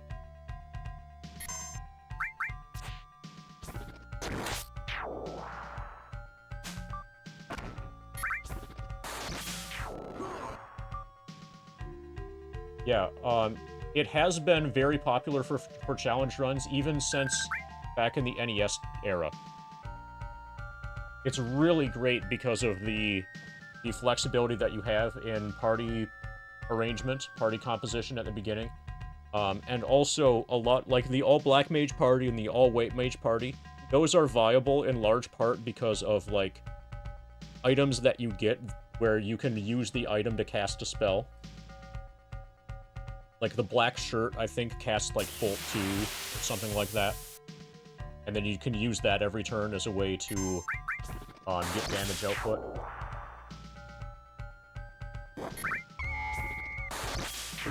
Okay, they're all slept.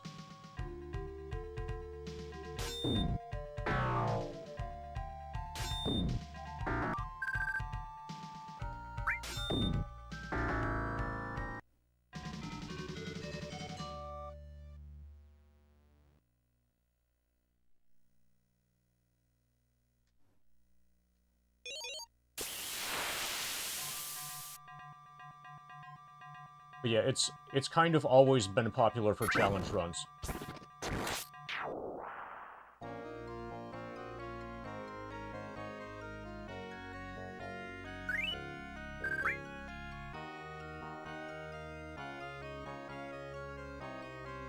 My brother has done several challenge runs.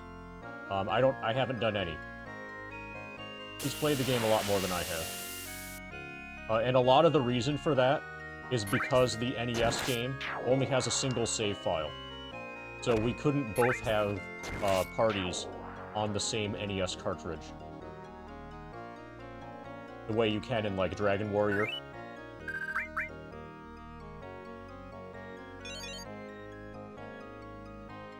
But I've got my own NES cartridge now, so I'm good to go.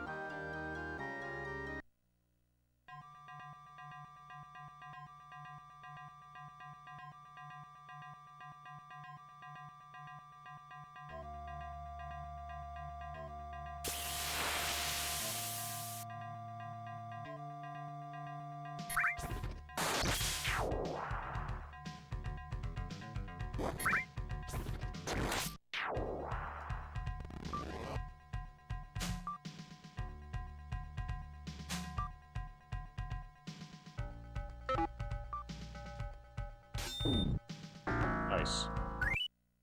Good fight.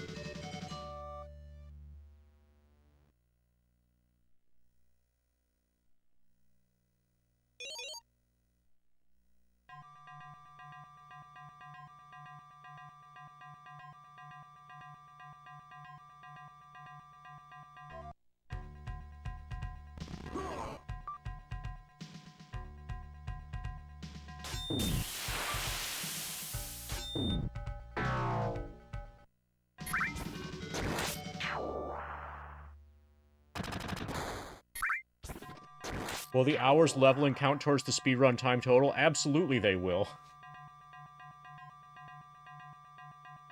I'll set up splits where I'm not... I'll probably set up a... I'll run against blank splits, probably. But I'm also just, like, not thinking that far in the future. Yeah, it'll be like a 1,300-hour speedrun. Yeah, exactly. It will not be my fastest hundo.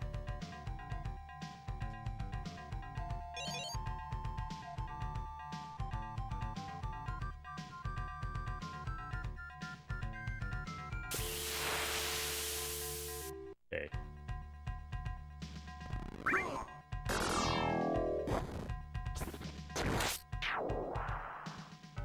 This is why we save at the end of every fight.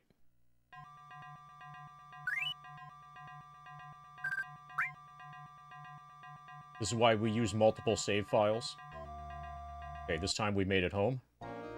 This is why we heal every fight that we take damage, even if it's only 1 damage.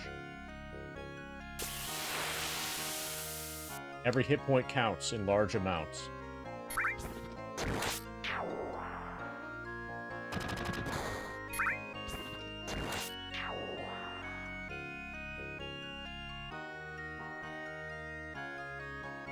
Yep, they're dinosaurs.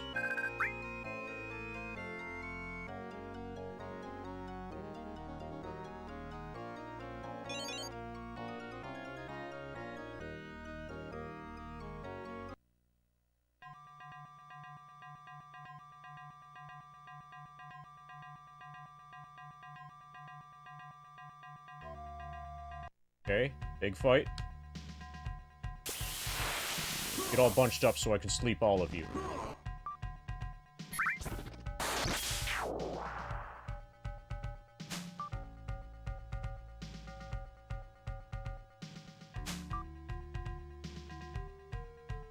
I didn't rest. I don't have sleep. Fuck. Okay. Good chance we lose this fight. We don't have sleep.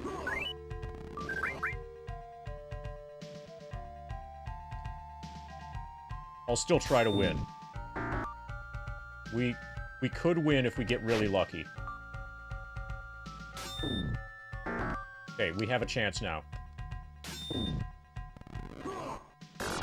Nope.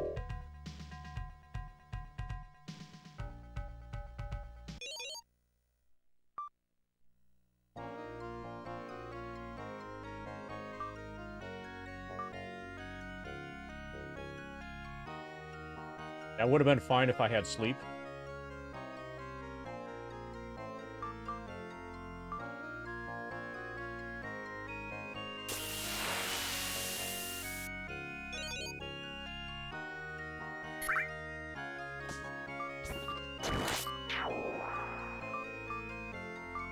Okay, so Kelric and Finder are both leveling up very soon. They seem to be getting all of the experience as well.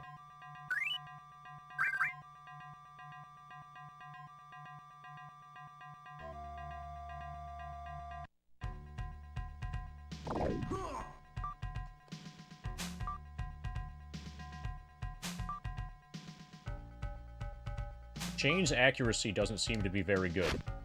Okay, this guy's got 8 hit points.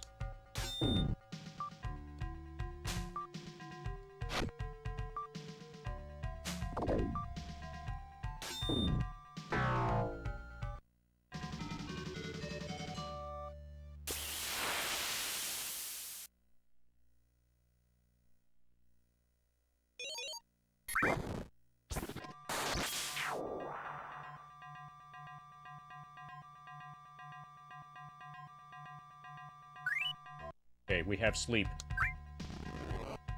Need to tank everything on the first turn.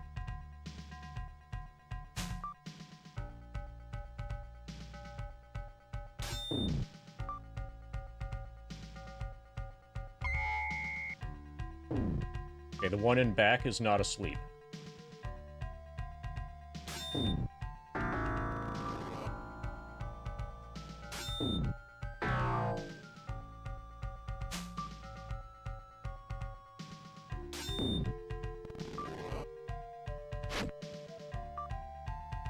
He has 1 hit point remaining. Got him.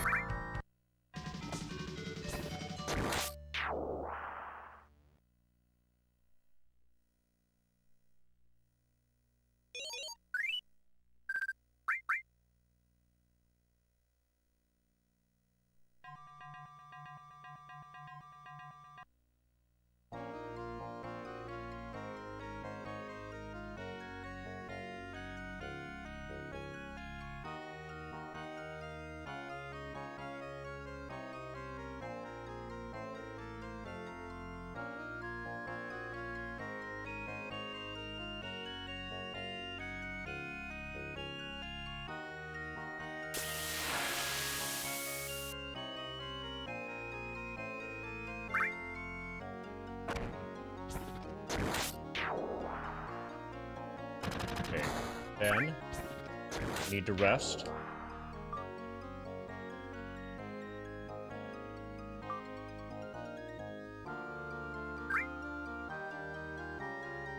Gator memorizes sleep.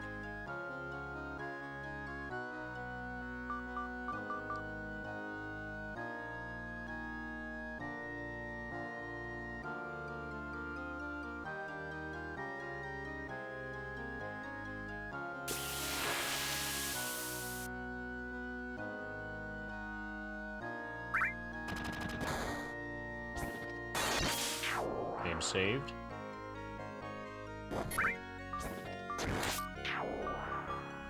$28,218.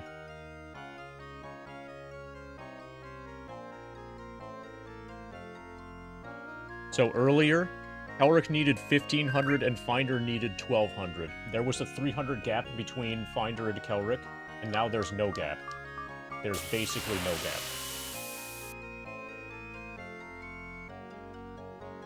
So Kelric is gaining faster than Finder.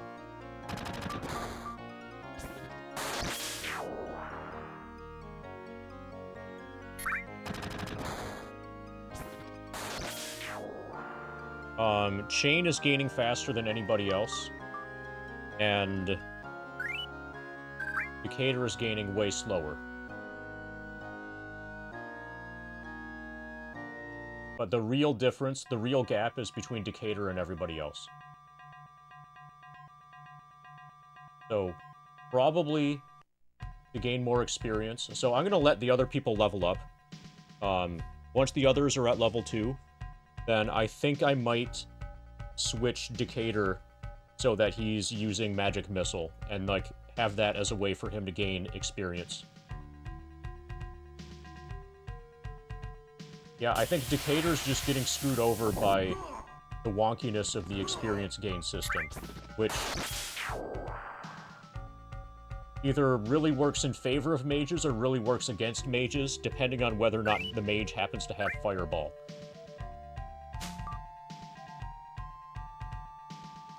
But it's really bad for pre-Fireball mages, and probably great for post-Fireball mages.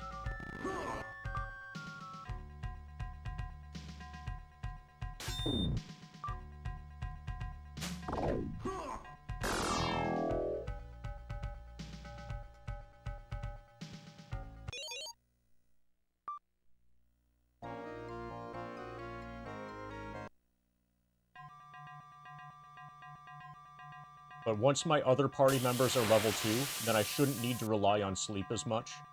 And then we can start having Decatur do damage using Magic Missile. I might even specifically make Decatur get kill shots. Like, leave people alive so that Decatur can get a kill every fight.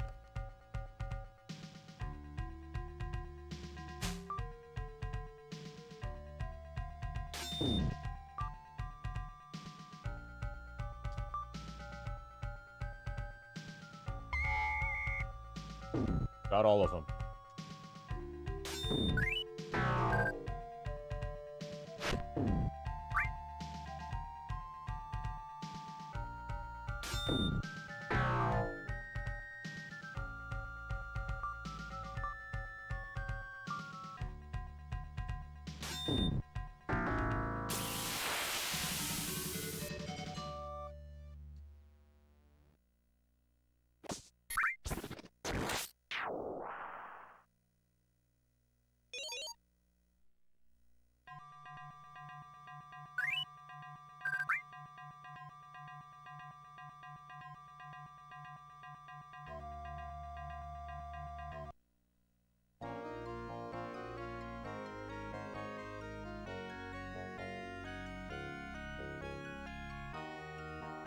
But so far, early game has been surprisingly not impossible. The game has been generous by giving us enemies that we can kill at level 1.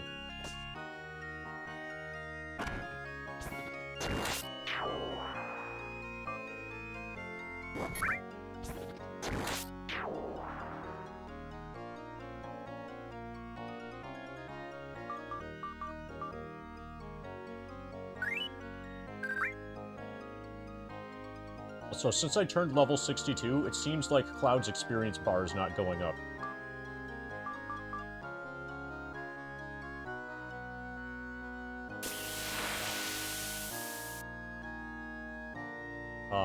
The level 62 to level 63 might be one of the big gaps.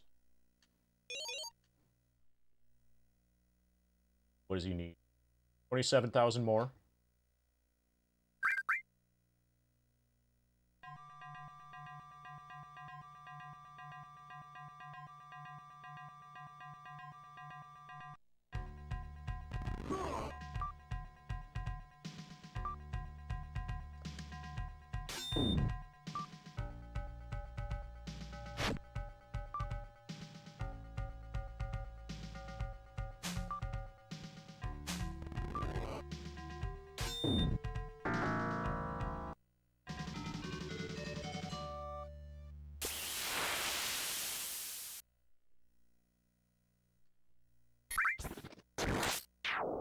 Okay, so I want to pay attention to what's happening after fights for a while in FF7. It looks like FF7 might be behaving strangely.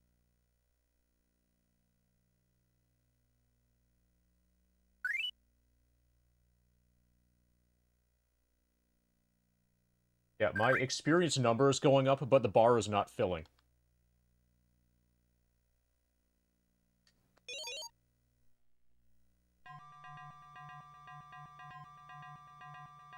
And if this is the beginning of, like, glitching that makes this run impossible, that's unfortunate.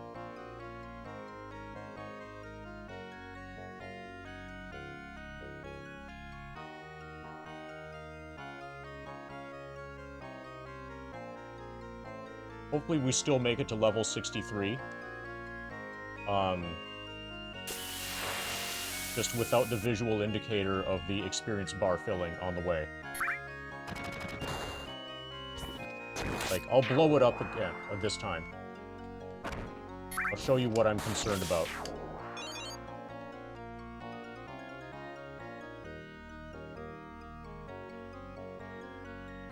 Okay, so you see the experience bar. We're at 538,342. We need 26,955. Oh, there. Maybe that's... There it filled. We just gained a pixel. Okay, maybe it just was taking a while to get that first pixel. Or the second pixel, or whatever.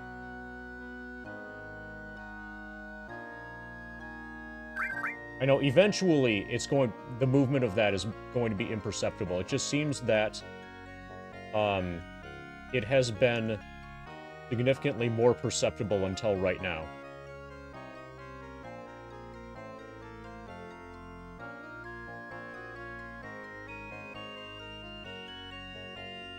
Yeah, it's definitely more experience per pixel, But I was expecting more pixels by now, given how long ago we leveled up from level 61 to 62.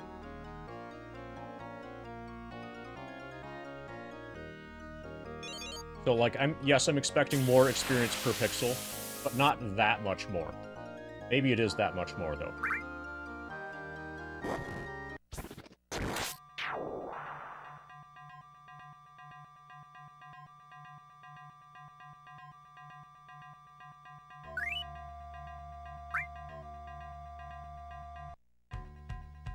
Okay, so I think I know what was going on. If you're almost at the completion of a pixel, it'll start partially filling the pixel, but then set it back. They're like I was getting like sub-pixels, and when you're almost at the next pixel, and like I'm defining a sub-pixel as a flash of the next pixel as your experience number is rolling, but then back to where you started. And like that flickering back and forth didn't happen at lower levels, and that's starting to happen now. And now I know that when that's happening, that means you're about to roll over to the next pixel, the next full pixel. Okay, we need sleep here. We also might just die in the first turn. Okay, we didn't die. Okay, so that one's got 12 hit points. Holy fuck.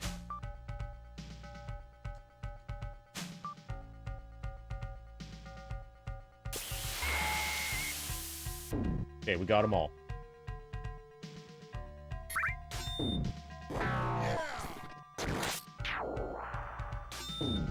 I think that, yeah, might have been a level up.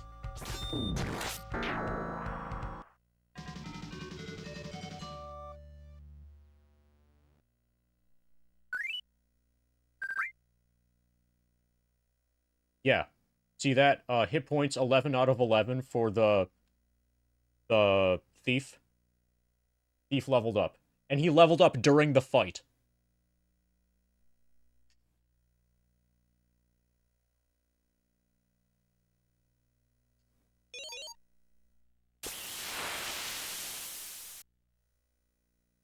Fighter needs 729. Kelric needs 109.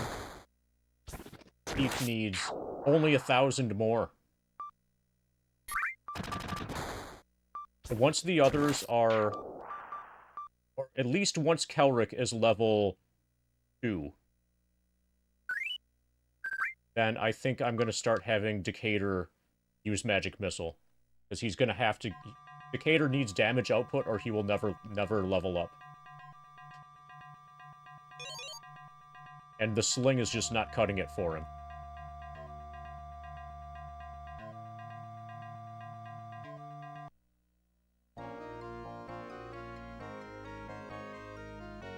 That means more time per fight, because every fight I'm gonna have to sleep to regain experience.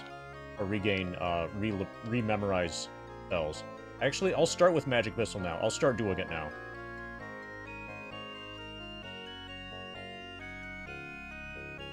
This is a doing it now stream.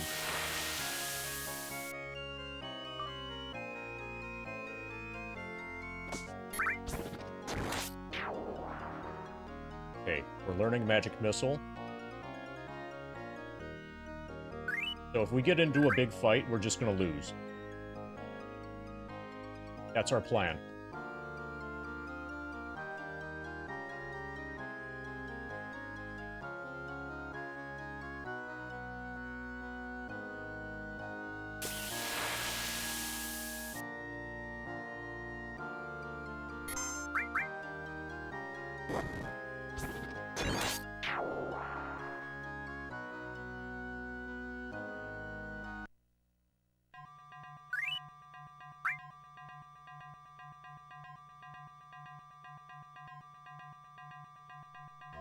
Okay? These should all be killable with Magic Missile. I'm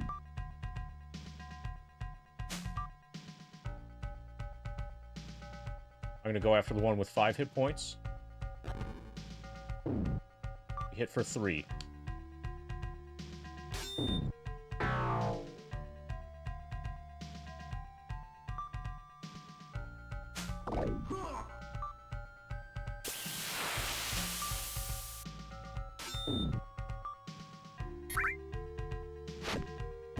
Trying to get a kill for Mage.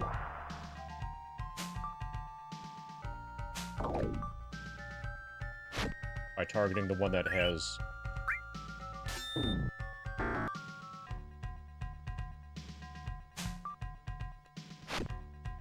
on.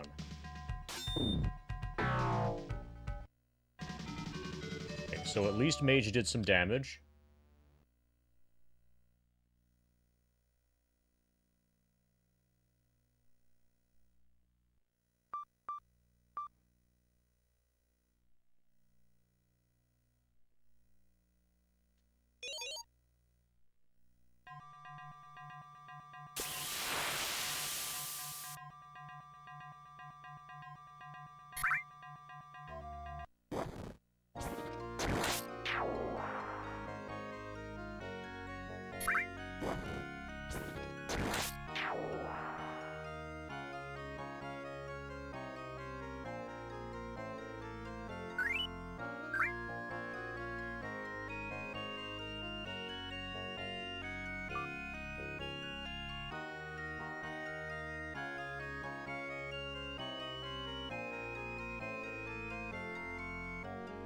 So taking an elf instead of a mage might be good.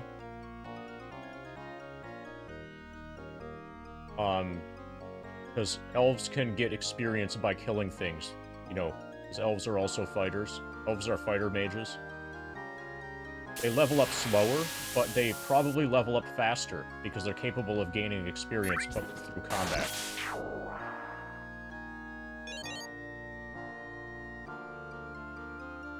Whereas we're going to have to really baby Decatur along the way.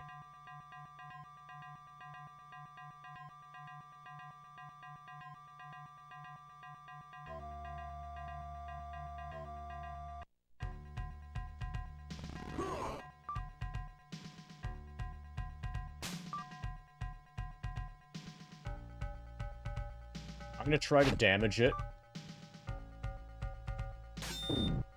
Okay, now it's damaged.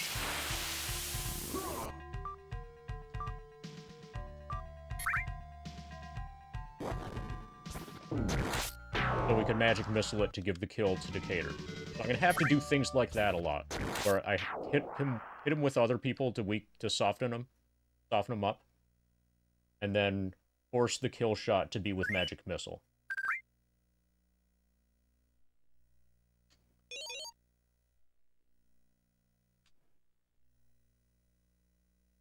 Now we're at 2009 to the next level.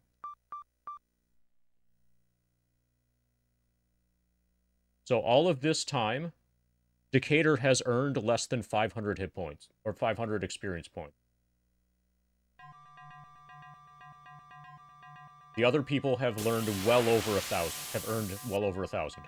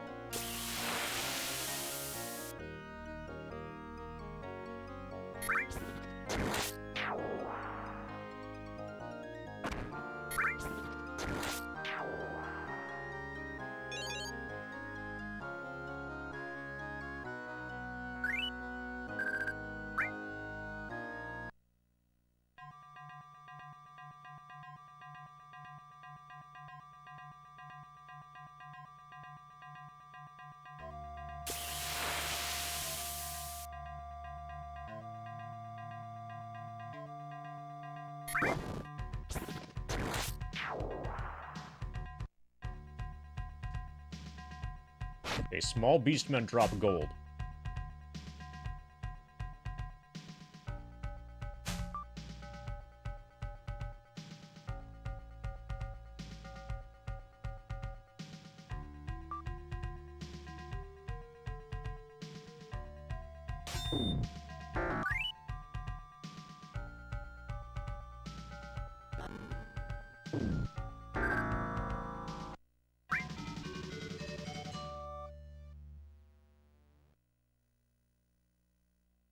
$48 gold pieces.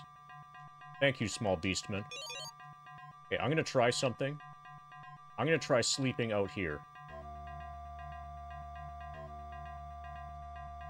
We probably will get ambushed.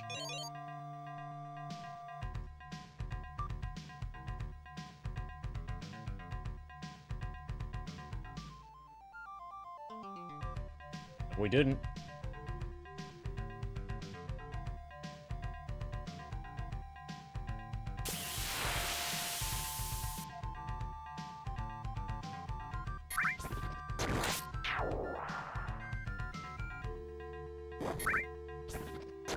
Also, we just gained about 40 Decatur gained about 40 experience for that magic missile kill.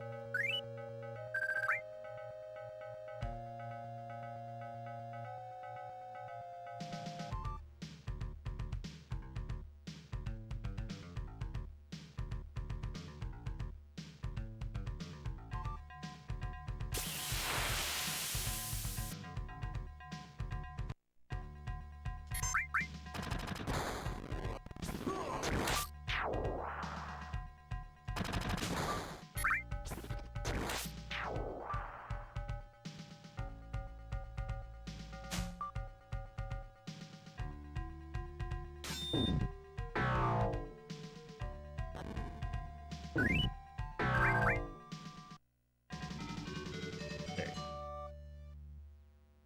Now we're going home.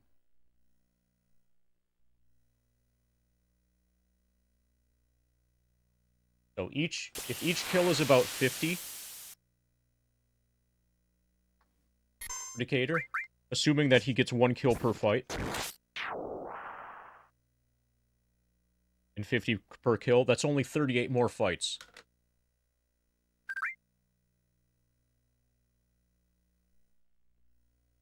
We can do that. That's not tedious at all. And the other people are leveling up as well at that time.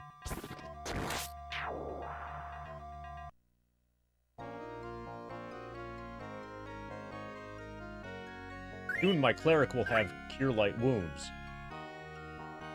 We'll be able to heal during combat.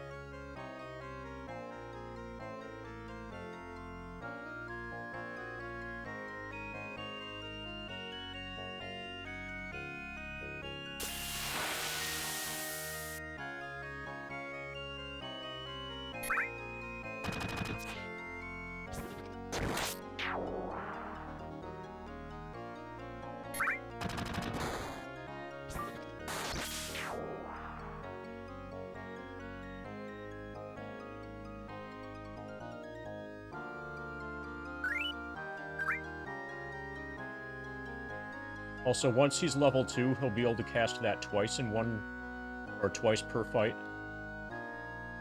And then his experience gain rate will go way up. Just going to be getting from level 1 to level 2, that's going to be a chore.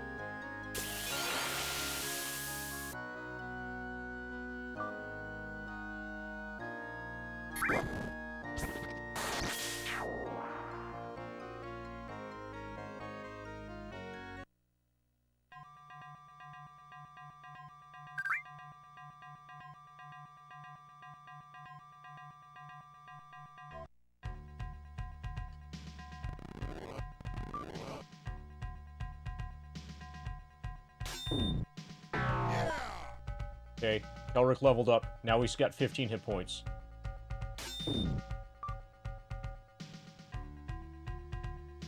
And I'm going to give the kill to Decatur here.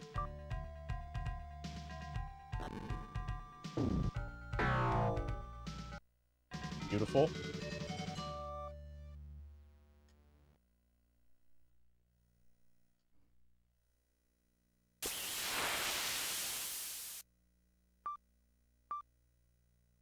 Elric only needs 1456 to reach level 3.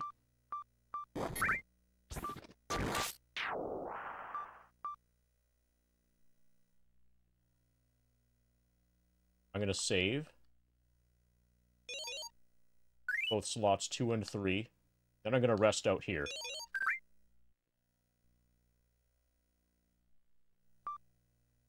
Wish to change the spell list for Kelric? Yes. Okay, so we now have Cure Light Wounds, Cause Light Wounds, Detect Magic, Light, Darkness, Protection from Evil, Remove Fear, Cause Fear, Resist Cold.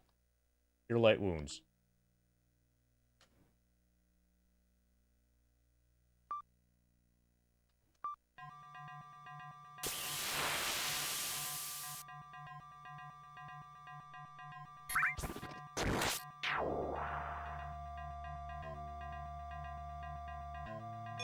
We didn't get ambushed.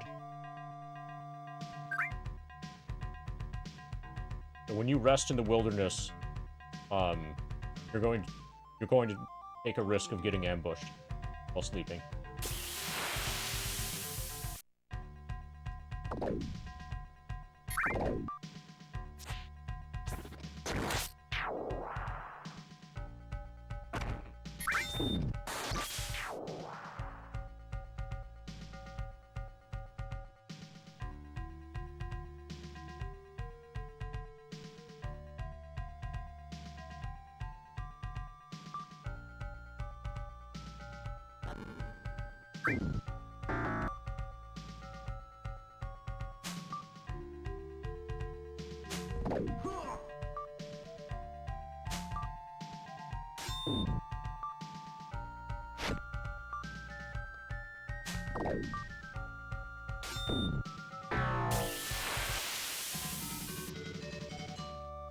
Fight.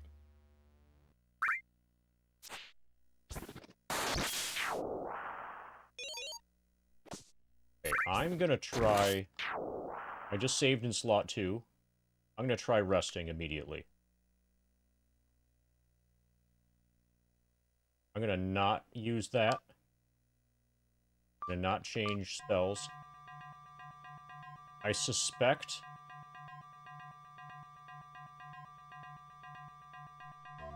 No. Okay, so... Sleeping 8 hours does not heal a hit point. I was expecting to gain HP back. I was expecting one night's sleep to gain at least 1 hit point for chain.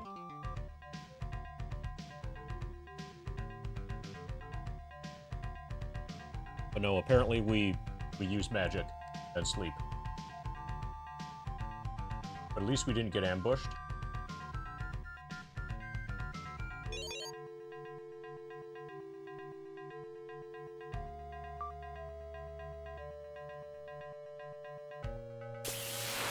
So I'm going to start to get a little bit more aggressive now that I've got a couple level 2 characters.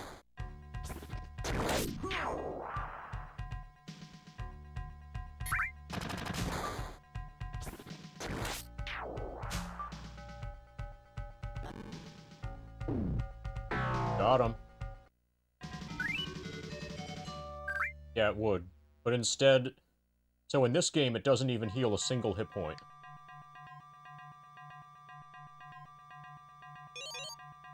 Okay, so we're gonna rest. And... Elric is gonna use Cure spells to heal the party.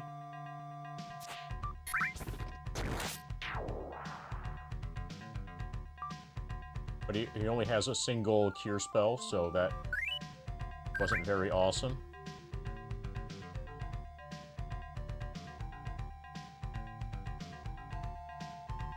Okay. I might have just used my Cure spell again as soon as I finished resting.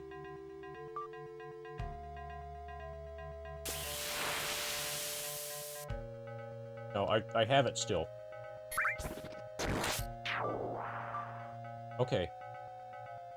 So it's use the Cure spells that you have, sleep 8 hours, and then use Cure again, and then you still have Cure. That's not that bad. Okay, so we can actually rest out in the wilderness now.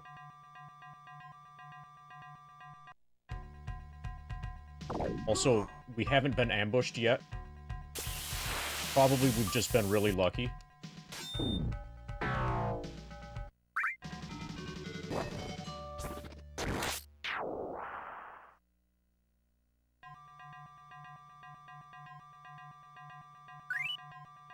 I'm gonna head home to heal.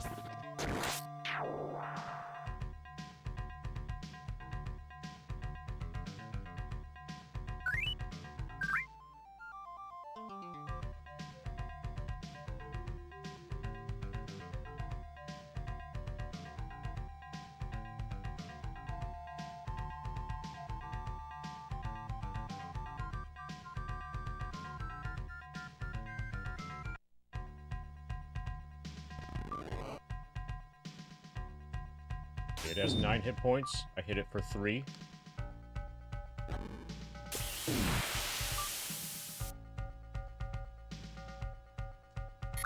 Kinda got scammed on our damage.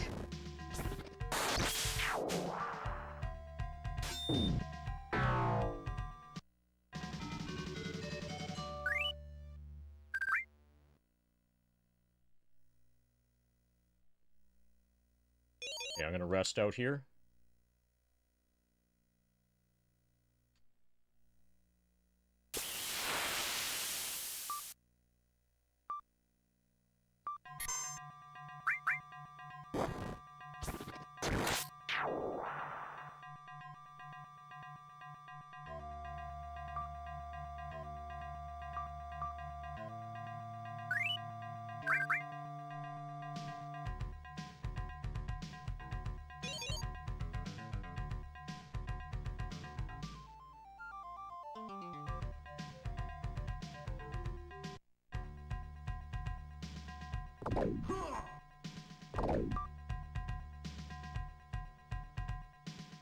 Both have 5 hit points.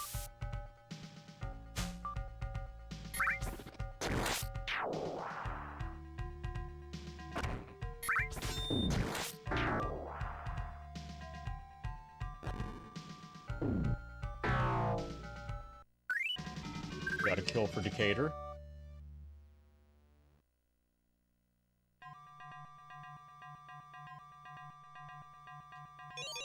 Save in slot 2, then rest.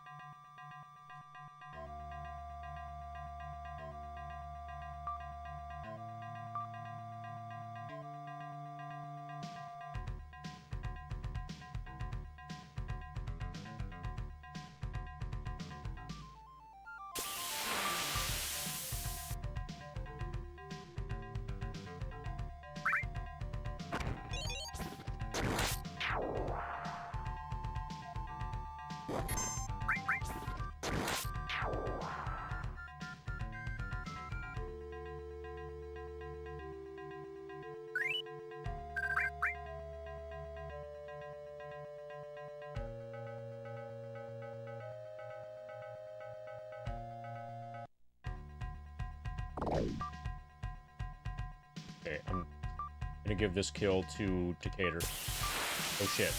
I didn't mean to skip Decatur's turn. Okay. Perfect.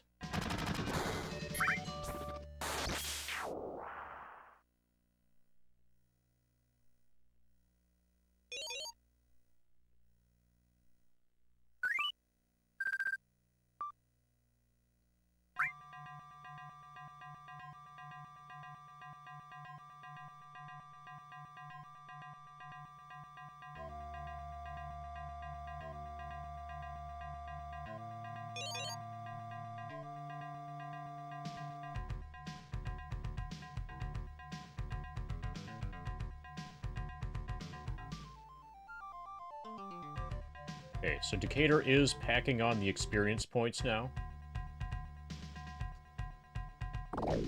Okay, now the challenge is, can we win this fight without the sleep spell?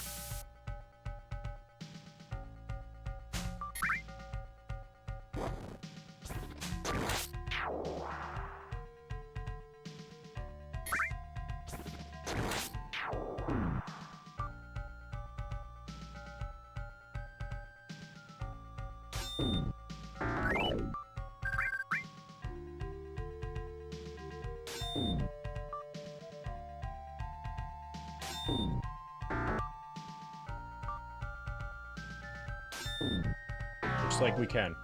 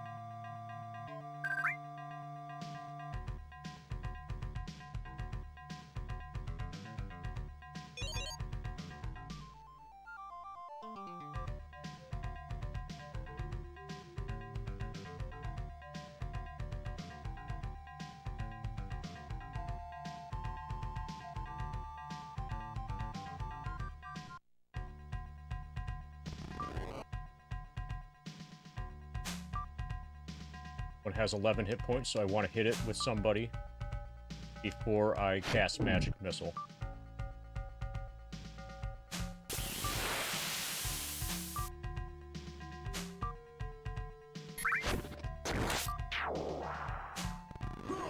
Ouch.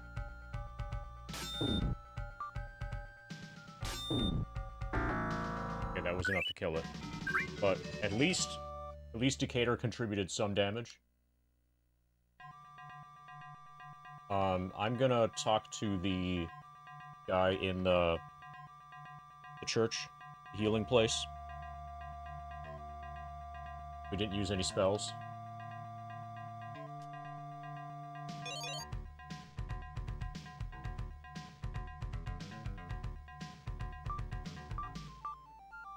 Okay, Chain is gonna level up very soon.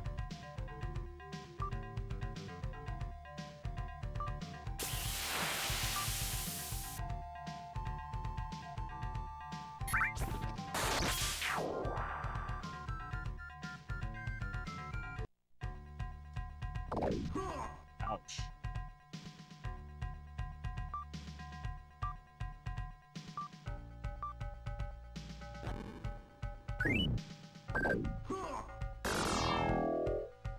Two damage with my magic missile. I got scammed hard.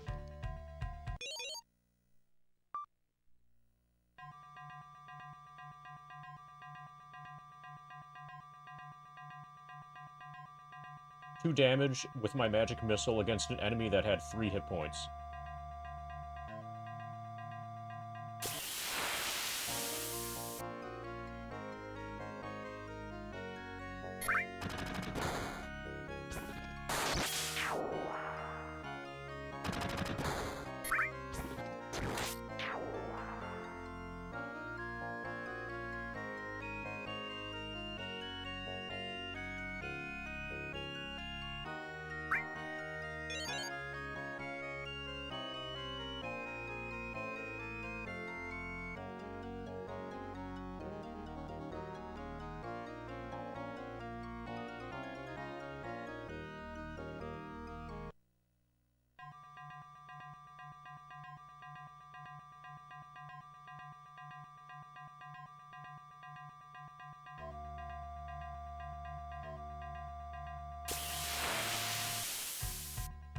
Young Beastman.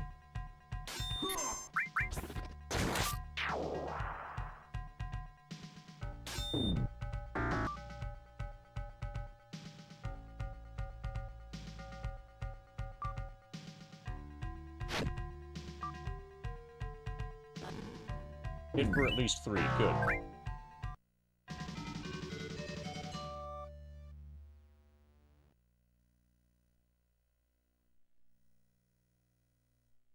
Save in slot 2. Rest.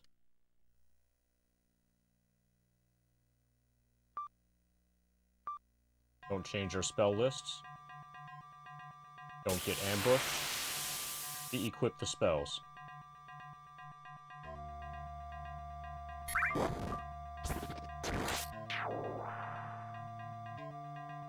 Save in slot 1.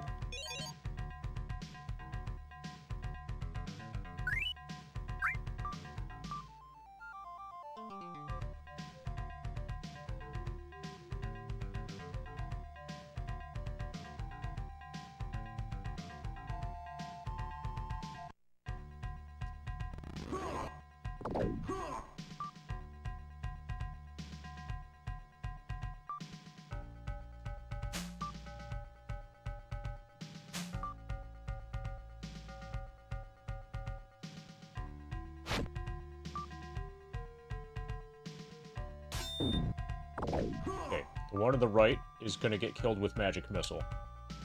Got 2 hit points remaining.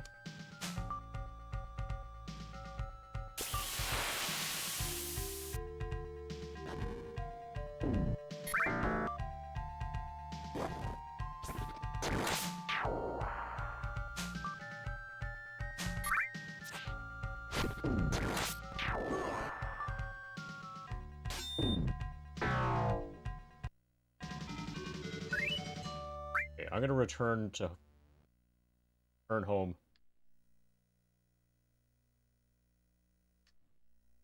After that fight.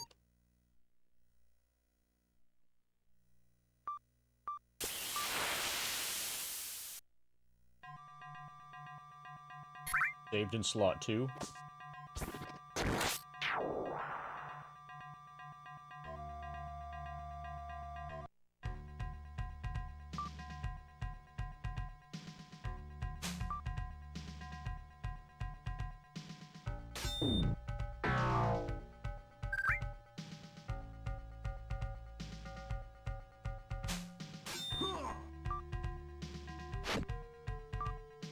Thing only has 1 hit point.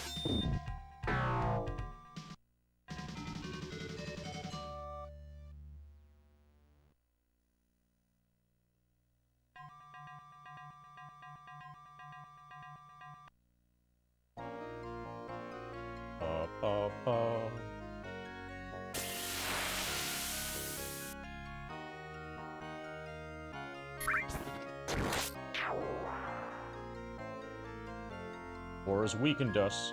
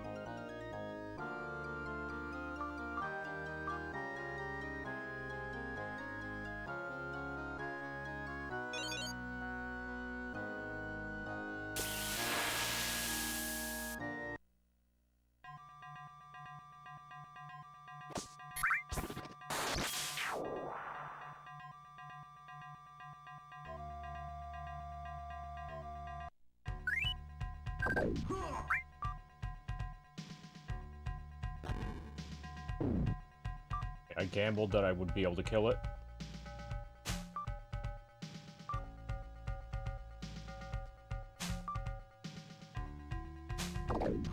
Ouch.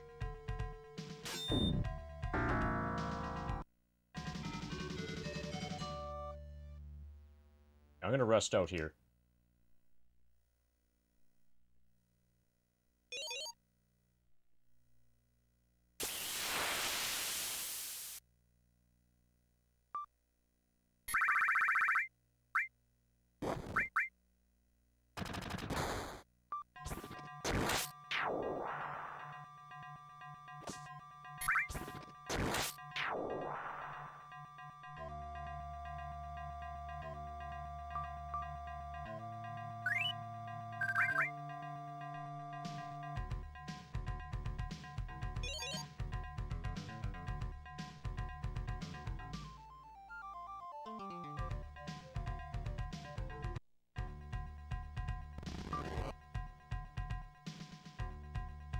Only 3 hit points. Giving the kill to Decatur. Please hit for at least 3. Hits for 6. Good.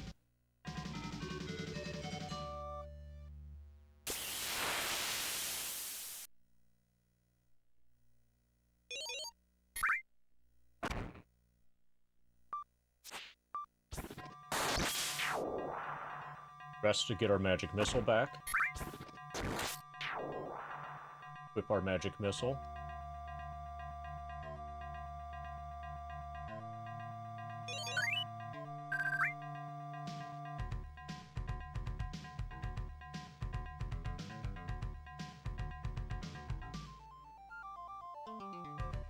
Okay, big fight. Small Beastman and Young Beastman. Young Beastman seems to be an upgrade.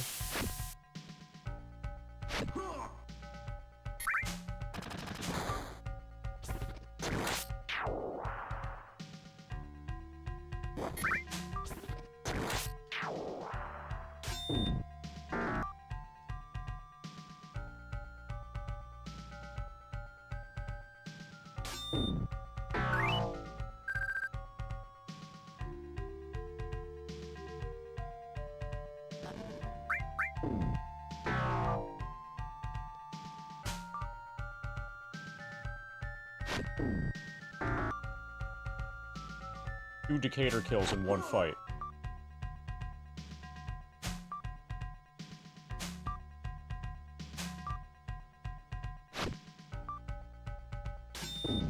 Got him. Fantastic fight. Okay, I'm gonna try resting out here. 138 gold. Fuck yes.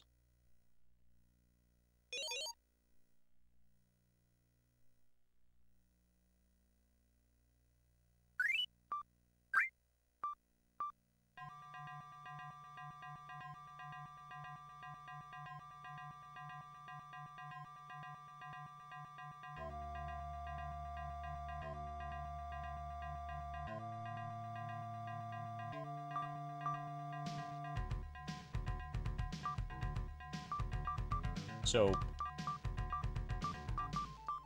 since I've been focusing experience on Decatur, Decatur's been gaining experience faster than the other people. So this is gonna work.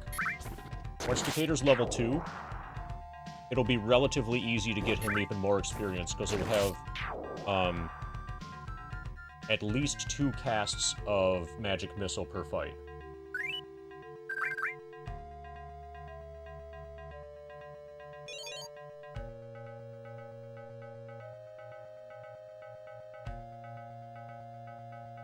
And I know I'm not at max HP, but I think that's okay.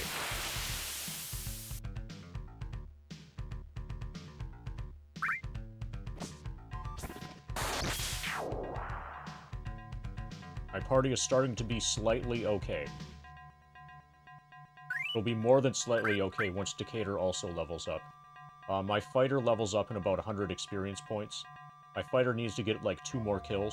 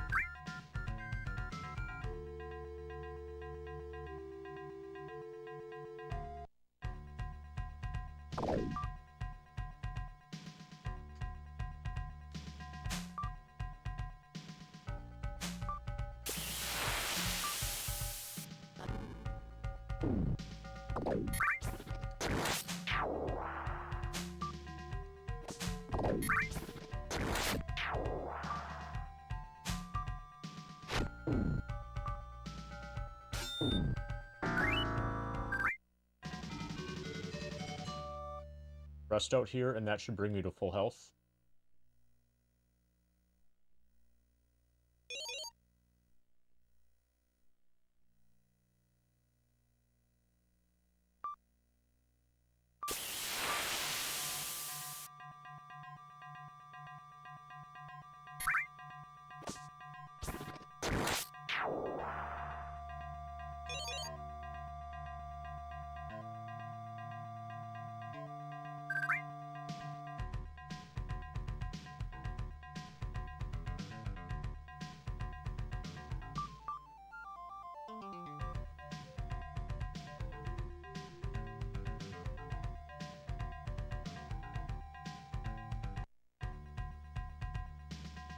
Ouch. Only 3 HP left.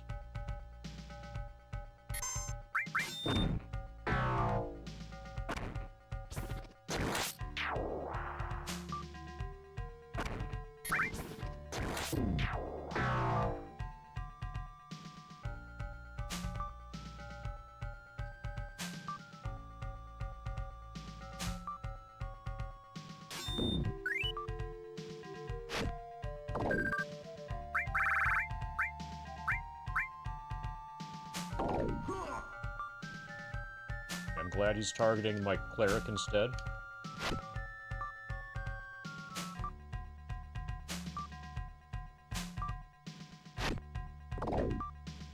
If Decatur could get this kill, that would be amazing.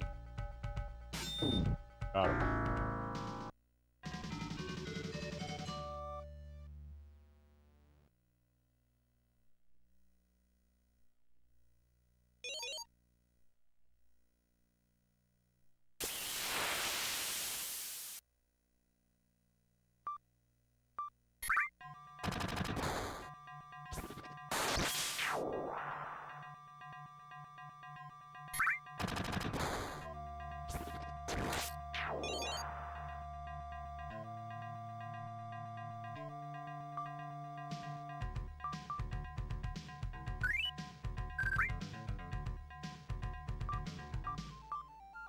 $90 experience until chain levels up. 1.2 thousand for Decatur.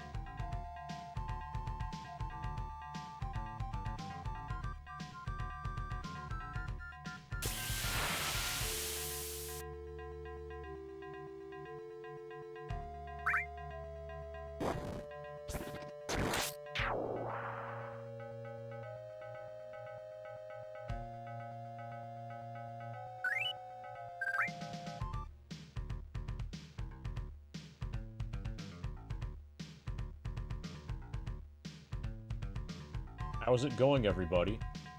Are you enjoying Warriors of the Eternal Sun? Warriors of the Eternal get everybody to level 2 grind?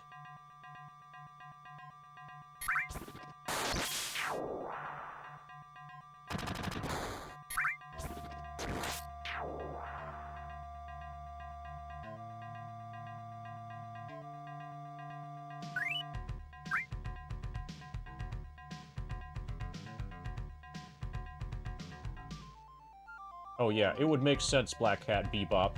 With Bebop in your name, and with a game with boppin' tunes like this.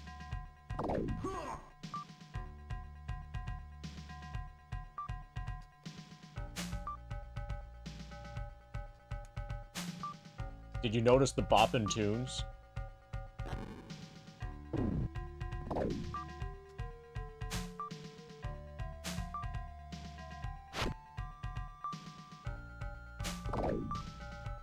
If my fighter gets hit again, I'm fucked.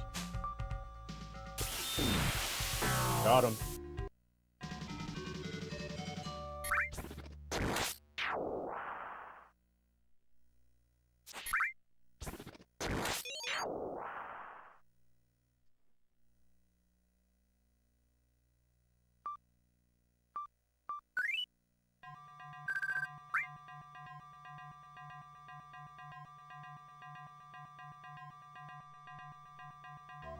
Yeah, I've noticed. This is my first time playing it, but yeah.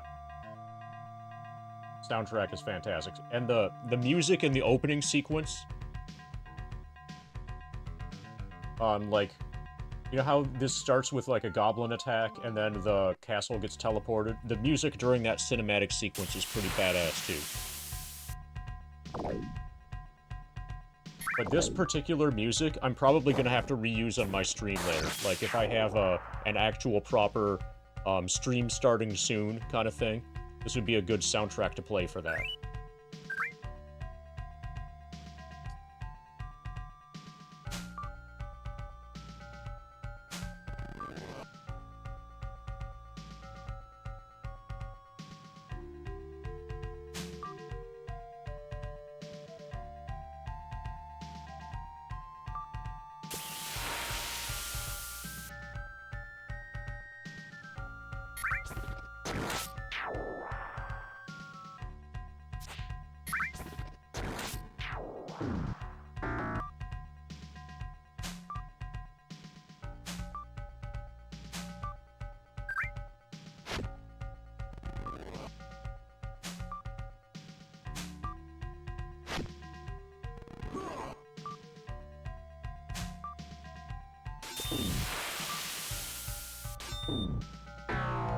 Got him.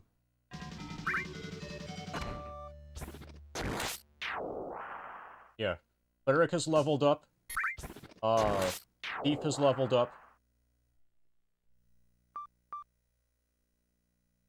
Fighter levels up in only 36 more experience points.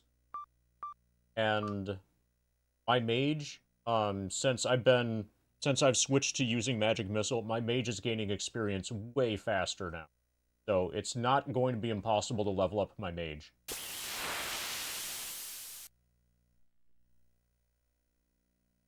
Yeah, original Dungeons and Dragons leveled ups, especially, are massive. And they're really huge when you're as obsessive about making sure that everybody has 18 Constitution as I was. My 18 Constitution, so like, Fighter, 18 Con, Cleric, 18 Con, Thief, 18 Con, Mage, 17 Con. That's really going to pay off over the course of the game.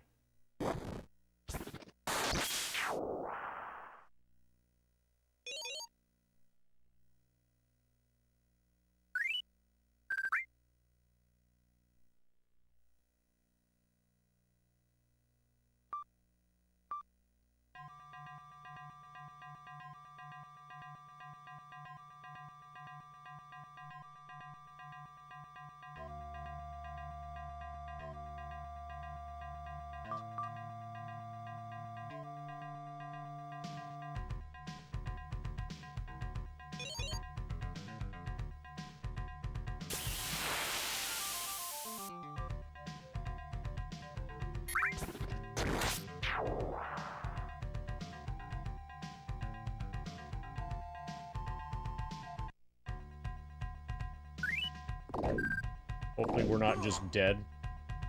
We might just get dead. Okay. Having sleep would be awesome here.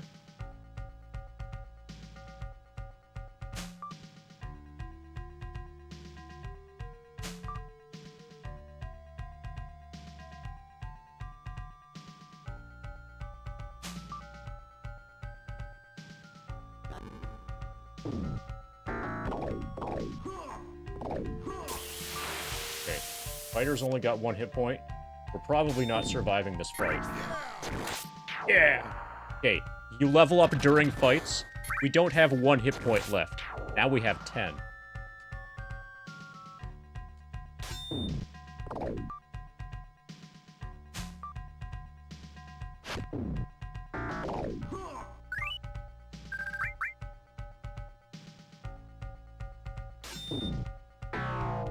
Fuck yeah.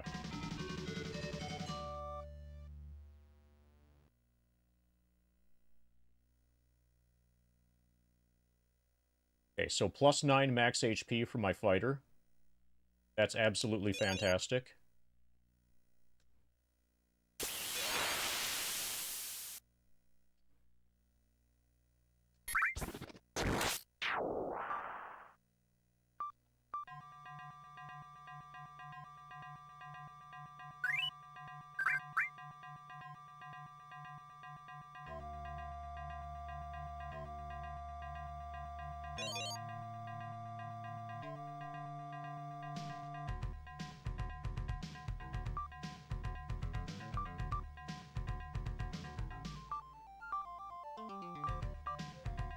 Okay, 1,000 experience points per Decatur to level up. Thief is going to level up soon, too.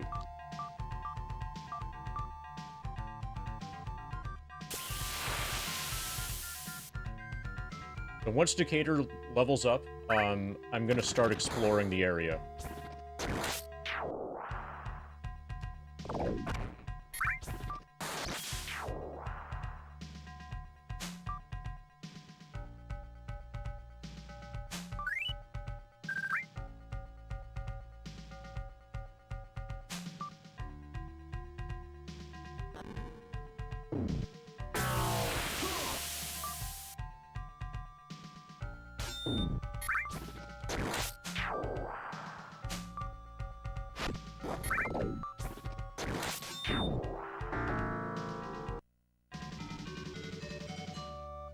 Nobody said anything about RPG antagonists being smart.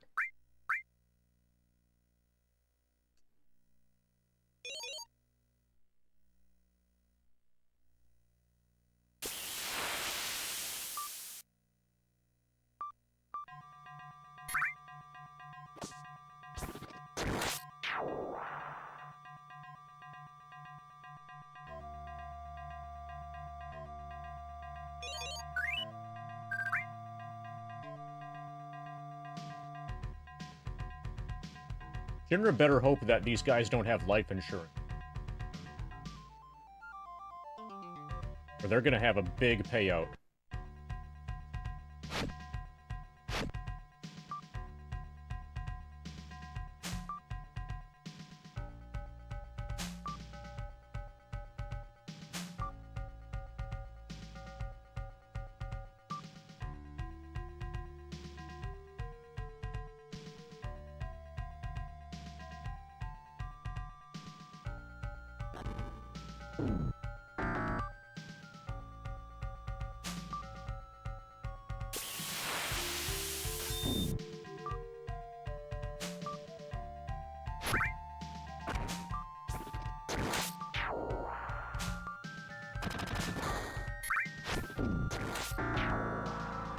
Fantastic fight for Decatur.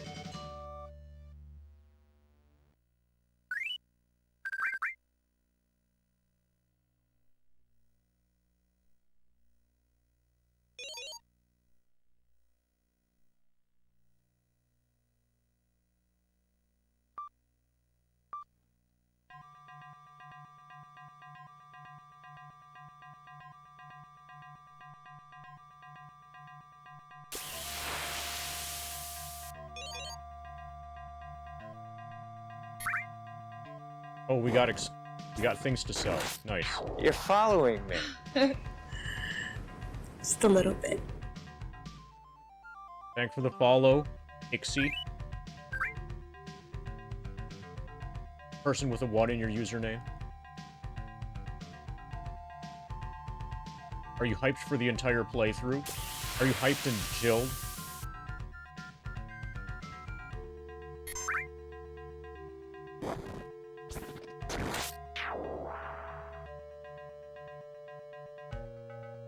Thank you for the follow. So I'm probably not going to be streaming tomorrow. But then... So I've got, like, real-life stuff going on tomorrow. And then... Assuming that I'm not getting sick, which I probably am. Assuming that illness doesn't disrupt these plans. Then it's going to be solid 10-plus hour days. Tuesday onwards. Tuesday, Wednesday, Thursday, Friday, at least. Solid 10-plus hour days of, Warriors of the Eternal Sun.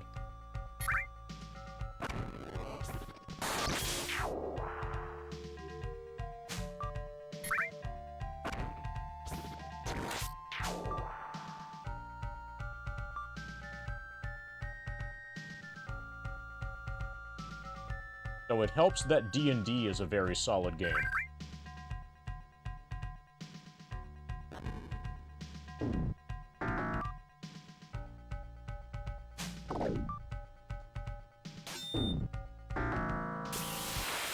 So pretty much any of the video games that make a good port of D&D into a video game, those video games end up being good.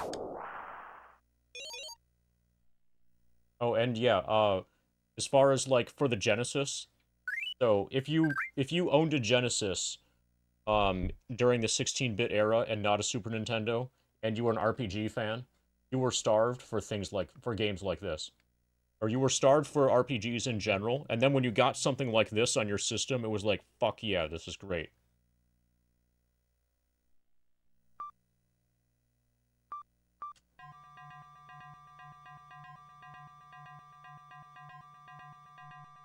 So we had, like, this, and Shining in the Darkness, and Shining Force 1 and 2. Shadowrun for the Genesis was awesome, too. The RPGs on the Genesis were usually pretty far away from the standard JRPG formula. You were a multi-console? Okay, I was a Genesis kid.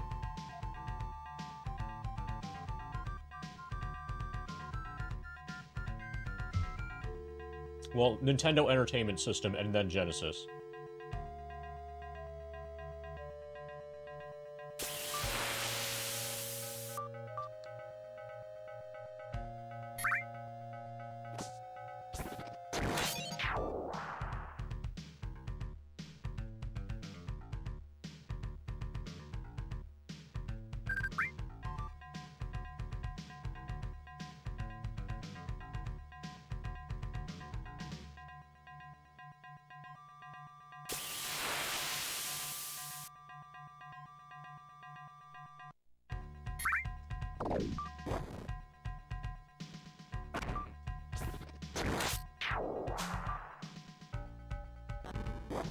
Hit for 5. Good. Perfect. One-shotted it with Magic Missile.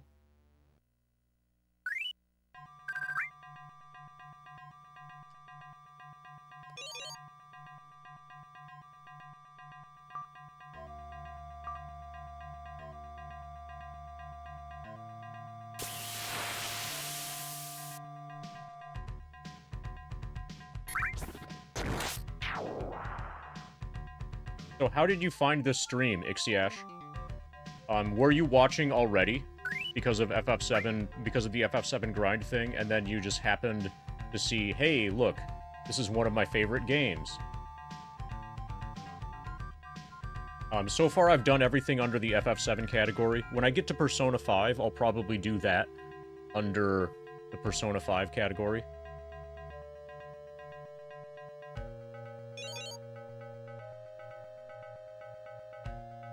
But certainly there are people on Twitch that are missing this.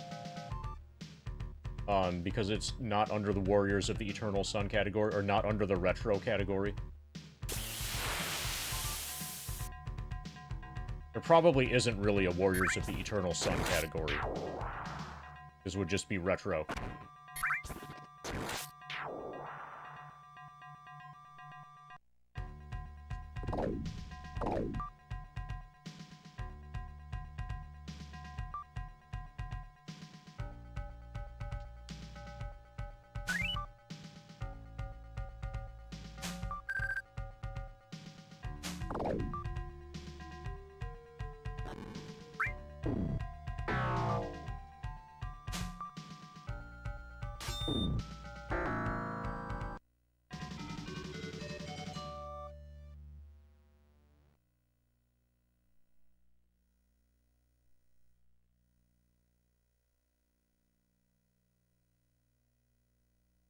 Okay, cool.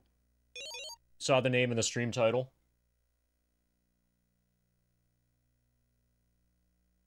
So I'm glad I updated my stream title then, because earlier it was Shadowgate for the NES.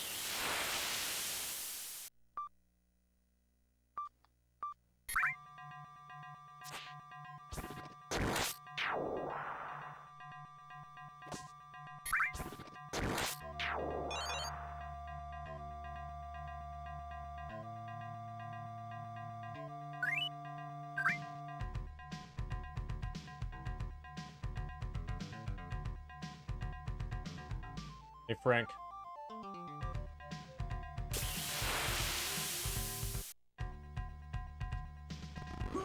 Eat any good beans lately?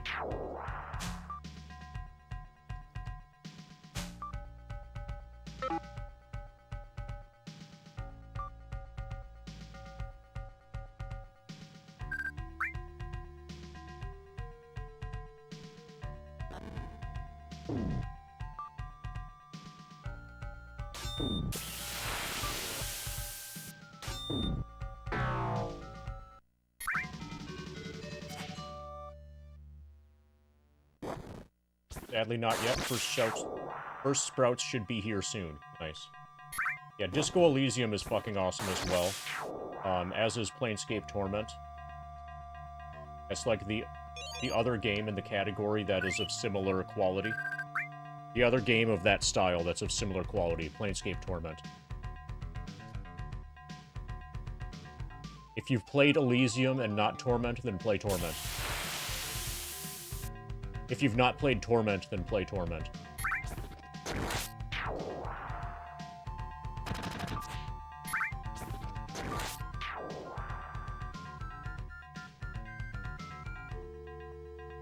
But also, this music sounds a little bit like some music from Disco Elysium.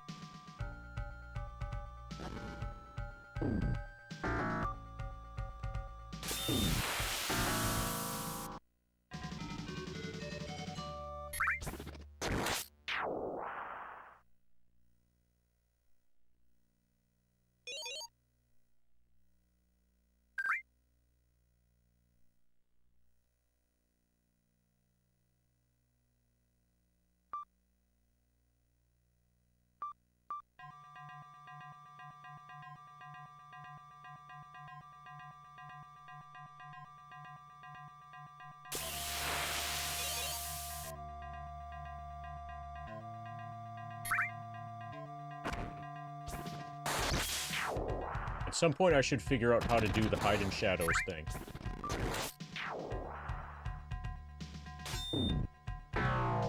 Nice fight.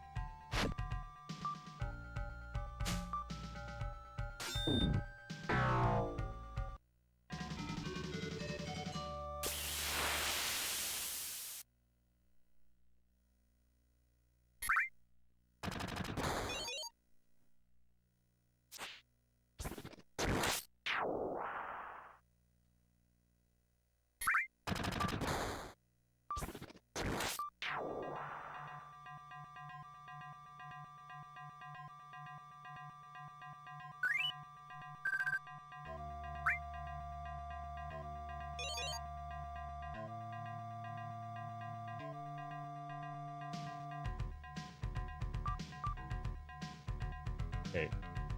I should probably go back to sell my swords and stuff soon. We have 2 extra swords.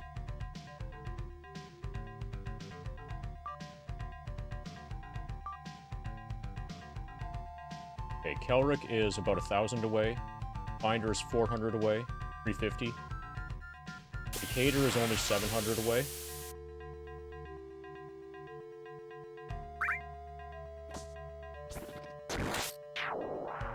This is going a lot faster than I expected. The initial grinding.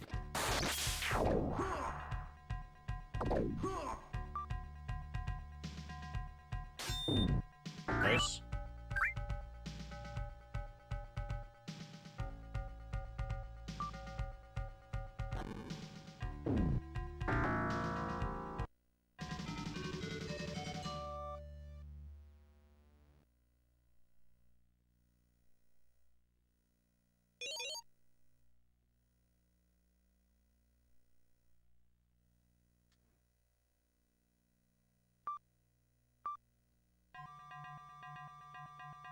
Ba-da-ba-da-ba-da-ba.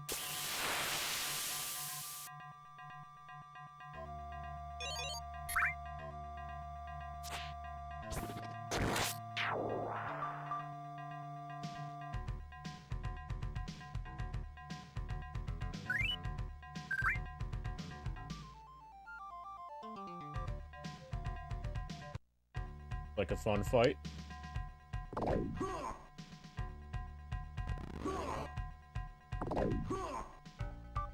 Okay, that absolutely would have killed me at level 1.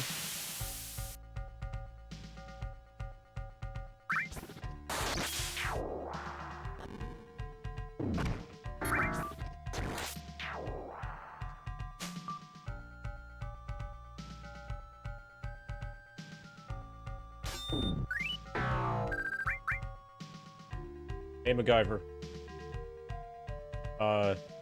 Yeah, we've moved on to Warriors of the Eternal Sun.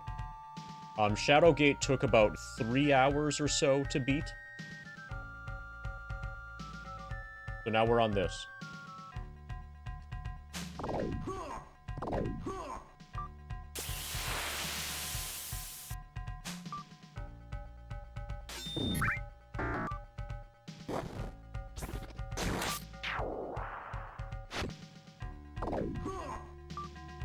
Ouch. We better win this fight soon.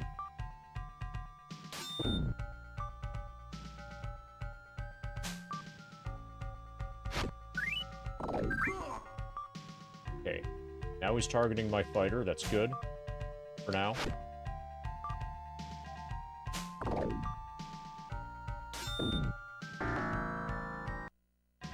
Okay. That was a good fight. Go home and heal. And sell our stuff.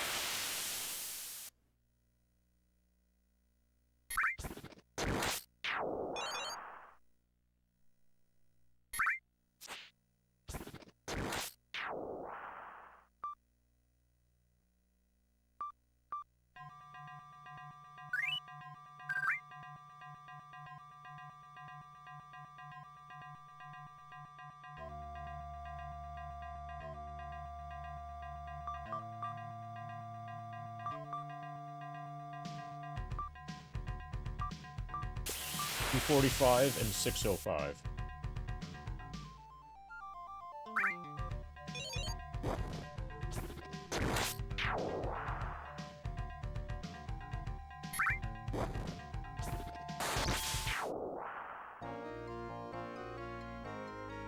Also, once everybody's level 2, it's possible that what's sold in the item shops might be better.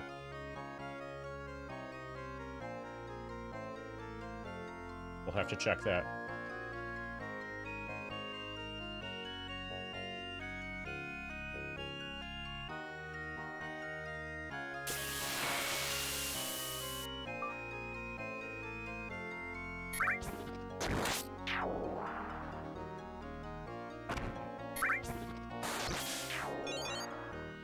Change sold the sword.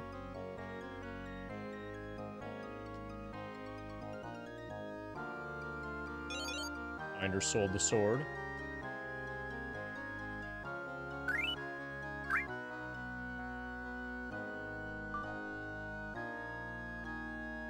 Do you have any new stuff? Yeah, they have new stuff. Warhammer, Mount 5. This is probably better than the mace. I'll give this to... Like, this has to be better than the mace. I'll give this to Kelric.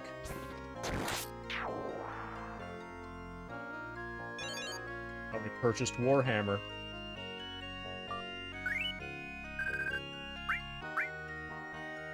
Why would I be able to buy it if it wasn't an upgrade?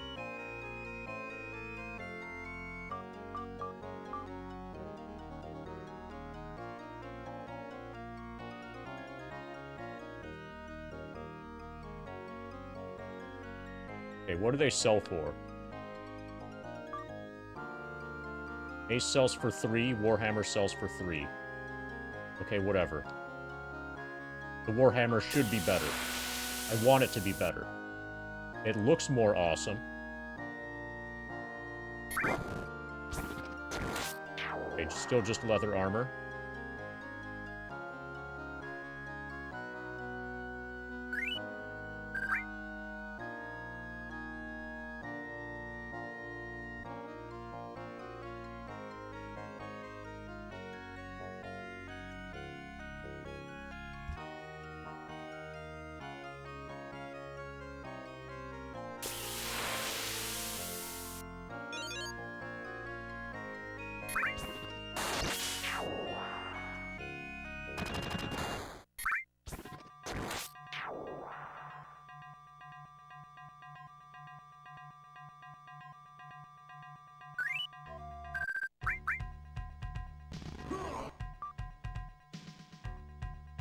9 hit points.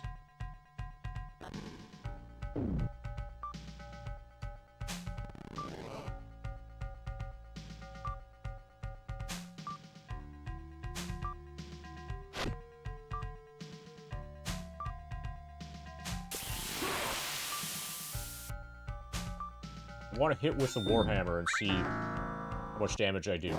See if it feels like an upgrade.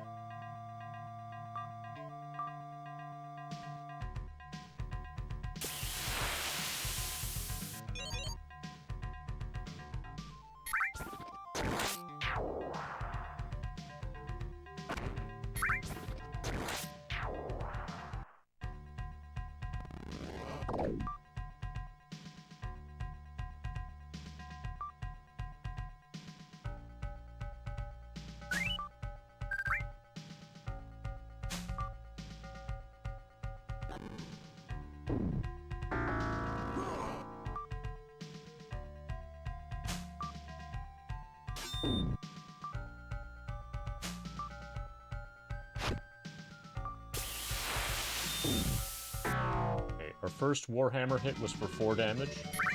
Hey, Samney.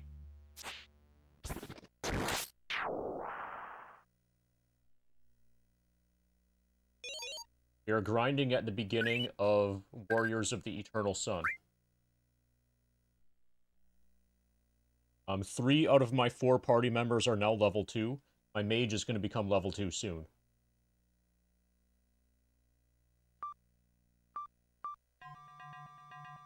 Also, this soundtrack is killer.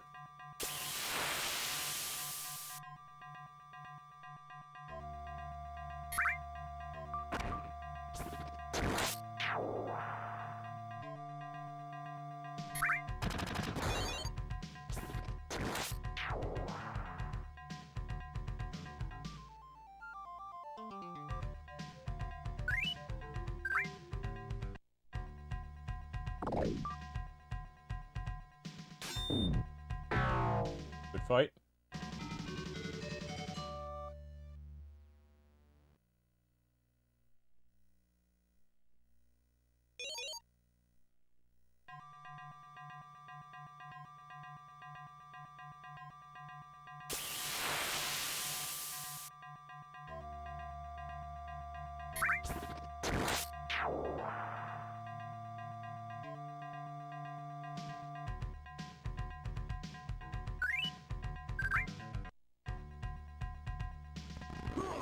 Ouch.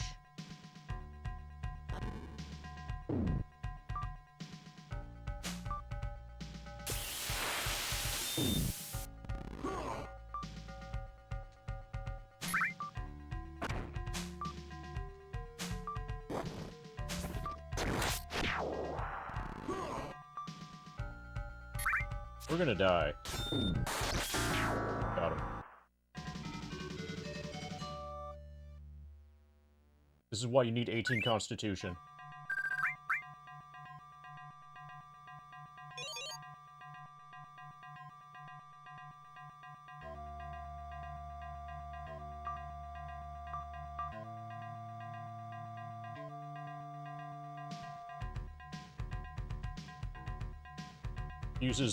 Wizard refuses to have more than 6 hit points. That's probably what BG stands for.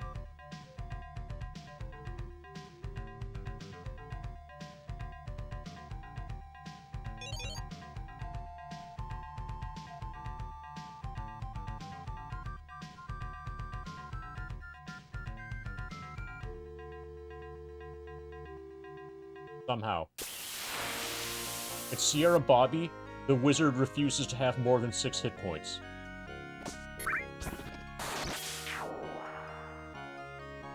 Okay, for some reason, Finder unequipped his sword.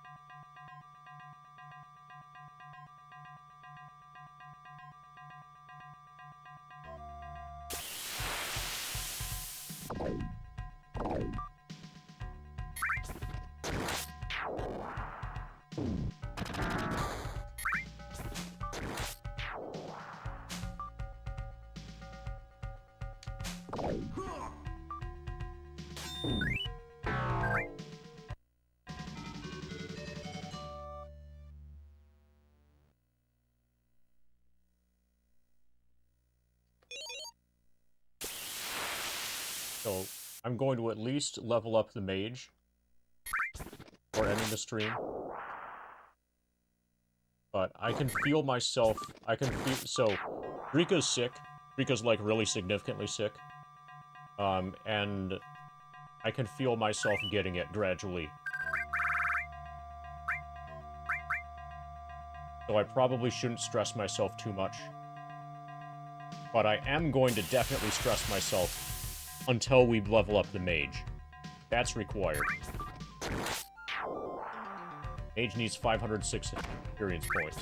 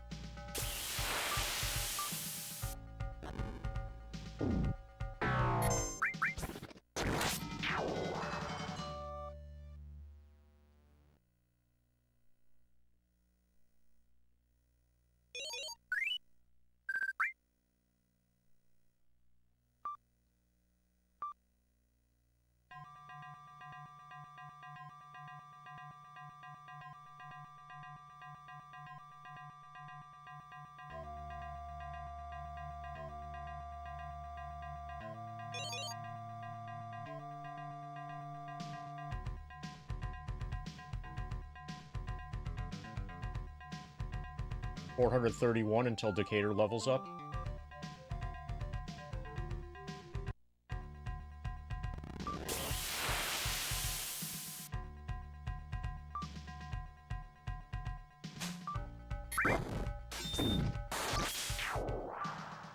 Oh shit. I just skipped his turn. Okay, we'll skip everybody's turn. Okay, there we go.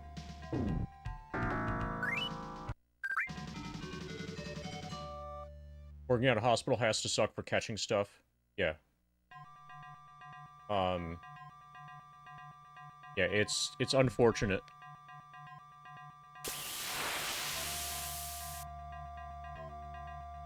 And there's not really much you can do about it.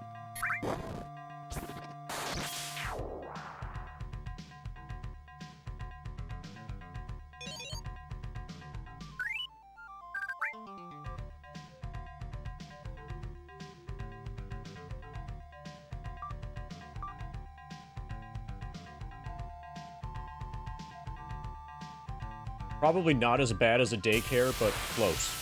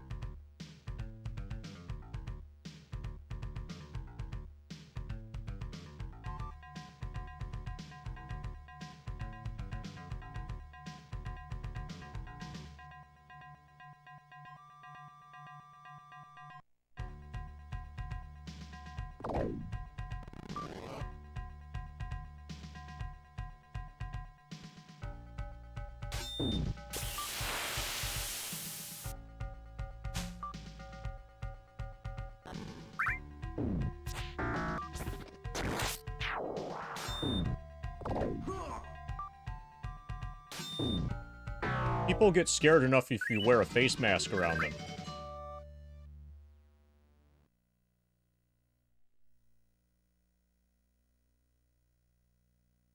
At least they used to. Now they just think you're an idiot.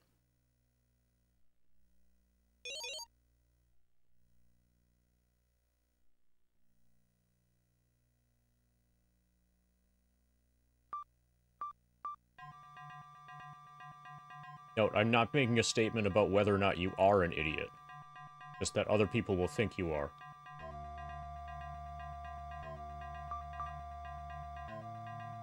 Okay, 292 until Decatur levels up.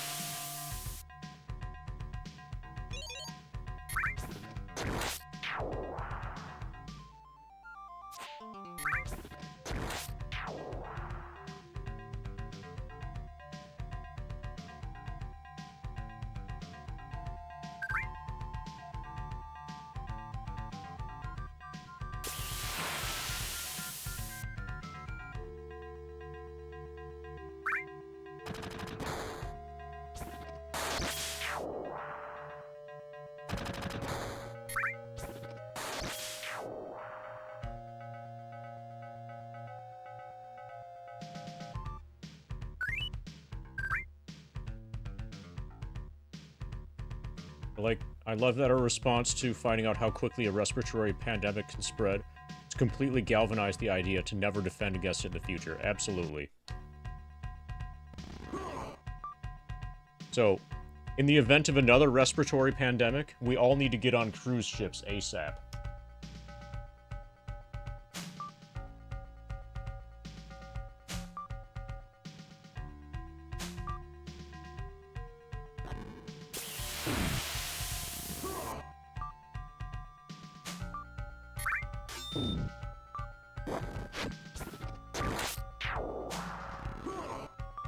This is hurting.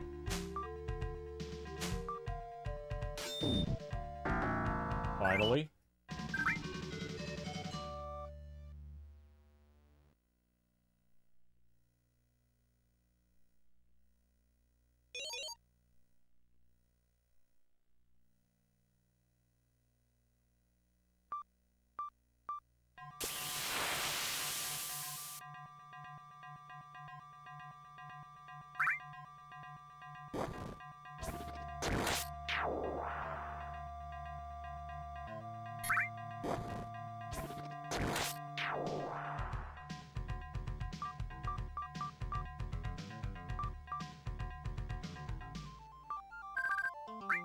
$187 to next level.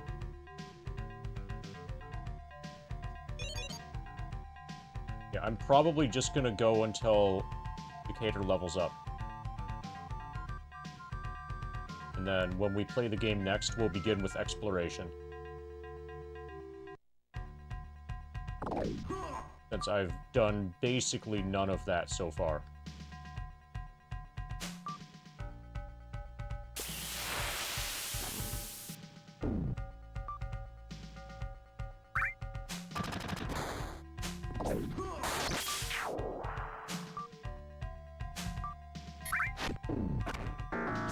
Nice fight.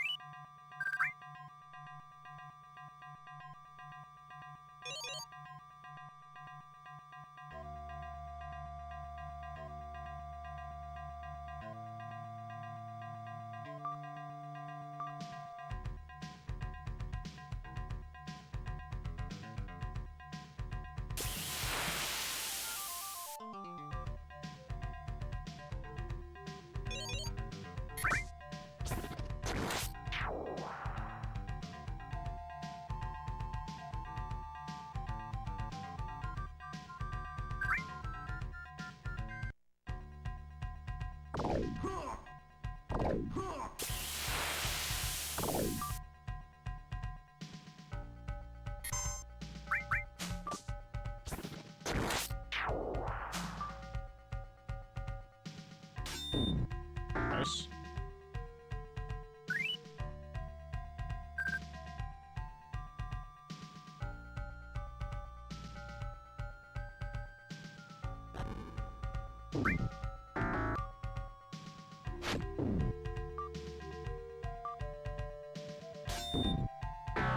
fight.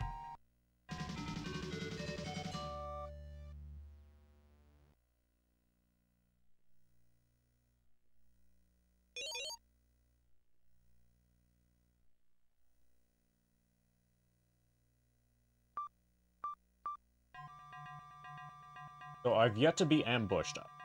I get the feeling that I'm close enough to the castle right now that ambushes are impossible. But I know later on in the game, whenever I rest out in the wilderness, there's gonna be a risk as the hours are like accumulating 1, 2, 3, 4, 5, 6. As that's happening, there's going to be a chance that enemies like jump scare us. How's the grind going? We're on our way to 24%. We made it to level 62, and we started and finished Shadowgate for the NES, and that Shadowgate took about 3 hours. What's hard type? I'm glad you asked. Let me show you.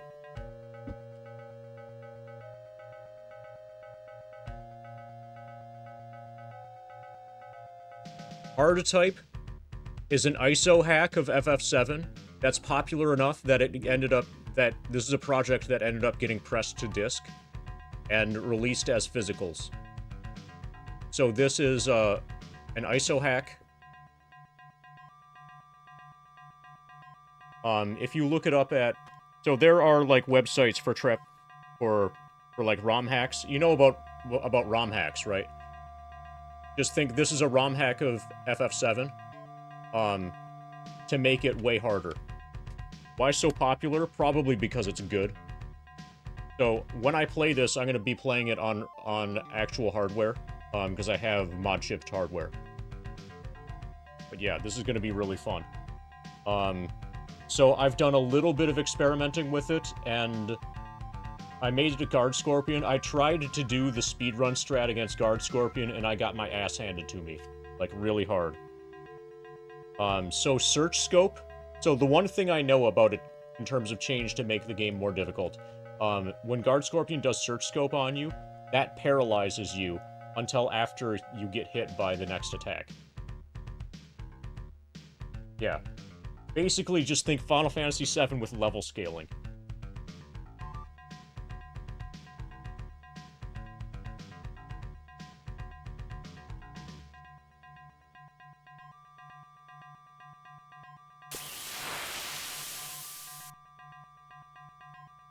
Yeah, that's the only way to make FF7 better. Yeah, FF7 with level scaling. Do the level 99 grind thing on that. It would take like 6 hours. Is hard type something you do during the grind? No, it'll be after. I want to give... Hard type deserves my 100% attention.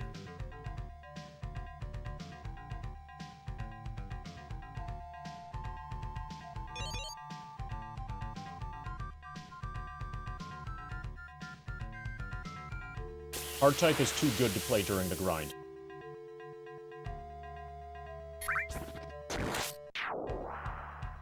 Okay, this could be a hard fight. Speaking of hard.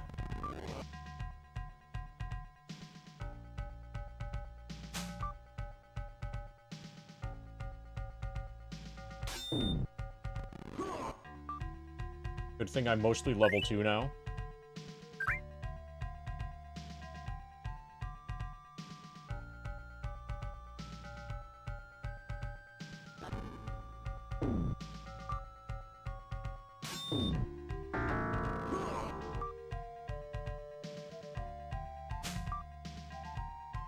So if you want, you can look up a bunch of information about it, Mainstun. It shouldn't be hard to find a list of changes, but I'm trying to avoid... That's a good trick. Or actually... some of it's described on the back. HP and stats of player characters have been reduced by 50%, and you can no longer max out stats with source items. MP numbers are scaled down by 50% to increase maximum MP spell cost. Cloud now requires slightly more EXP to level up, to reduce the level gap between him and the other party members at higher levels. Stealing items is generally easier and more rewarding in the first part of the game. Some weapons, armors, monsters, bosses, and spells, and materia have been rebalanced. Ultimate weapons now have slot growth, but fewer slots, and lower magic attack. Also, power-up effects have been changed so that Barrett's, Tifa's, and Vincent's ultimate weapons, they now depend on HP level / MP.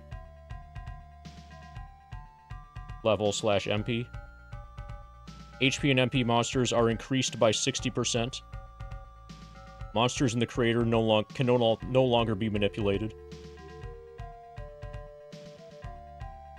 Dragon Force can be obtained from Blue Dragon. Weapon bosses are now harder to beat. The best single-hit summons are now slightly more powerful, while Knights of the Round is less powerful. Better materia require more AP to level up. Ribbons protect against all status effects, which means haste and barrier no longer work with a ribbon. So if you have a ribbon on, then you're immune to haste and barrier. No more item duplication or overflow damage. In general, so the biggest change in my experience, my short experience with it, is that the enemy movesets are very different. So, what the enemies do during fights.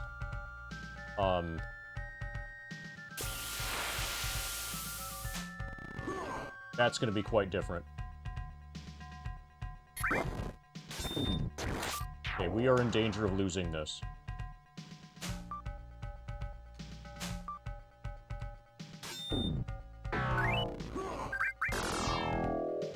Okay.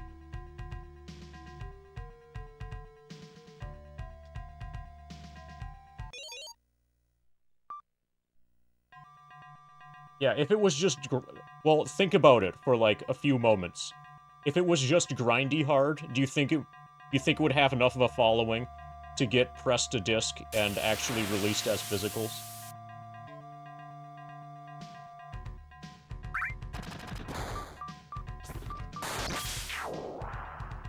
Okay, Decatur needs 198. I'm checking that game 2 is my most advanced one. Okay, they're both next level 198 for Decatur.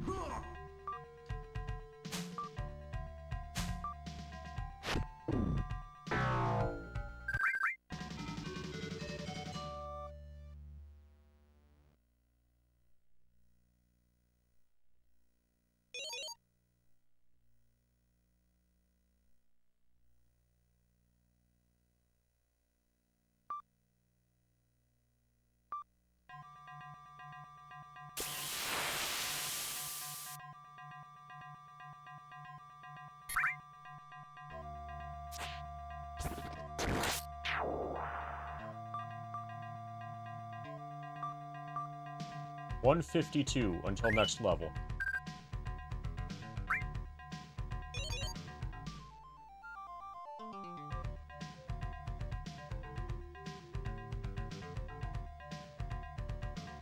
And it looks like that's going to put us at about 9 hours streamed, which is fine. Especially considering the late start today.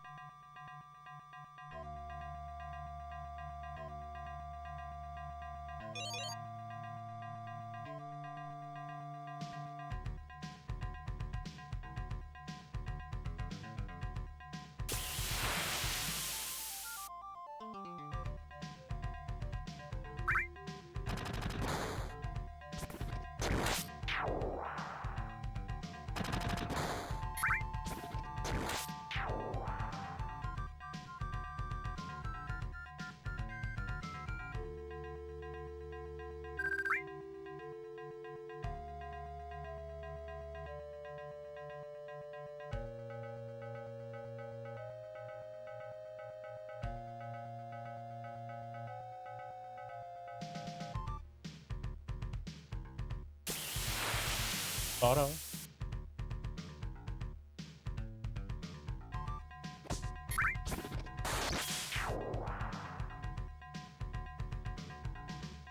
This song is a banger, but it's surprisingly hard to, like, come along to. There's just too much going on, and too little going on at the same time somehow.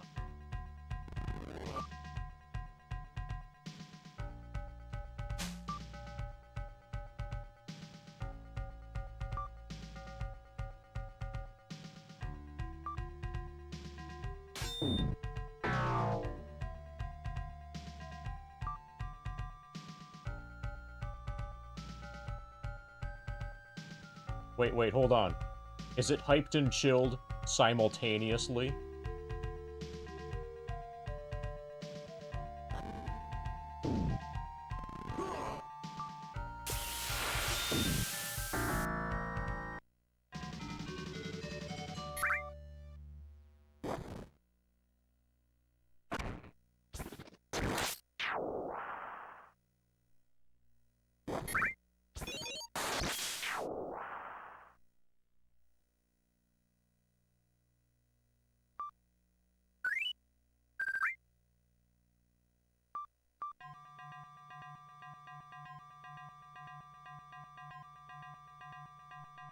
Yep, that's my movers. That's the first screen movers.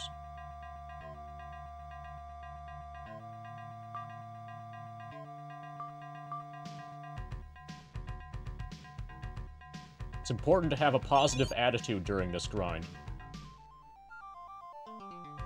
But yeah, dog and soldier. Dude, that's like Metal Babel from Dragon Warrior 3. Crazy how much experience they give.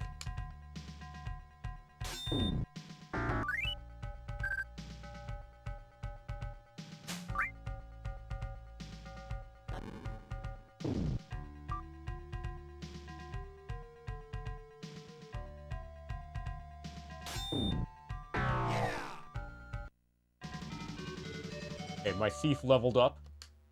My thief is level 3 before my mage is level 2. The good news is he said, yeah.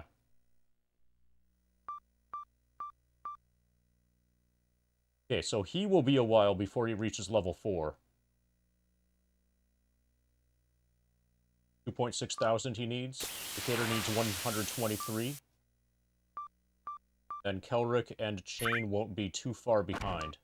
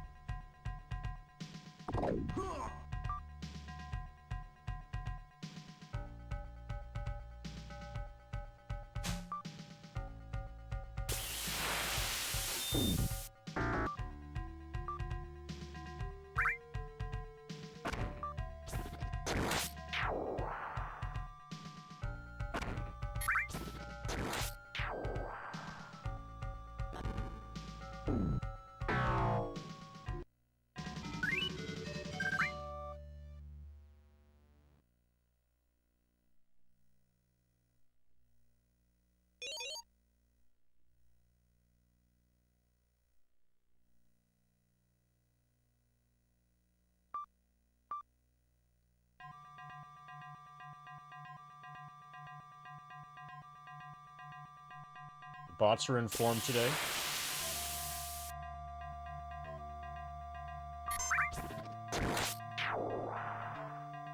The bots somehow think that I'm not already famous.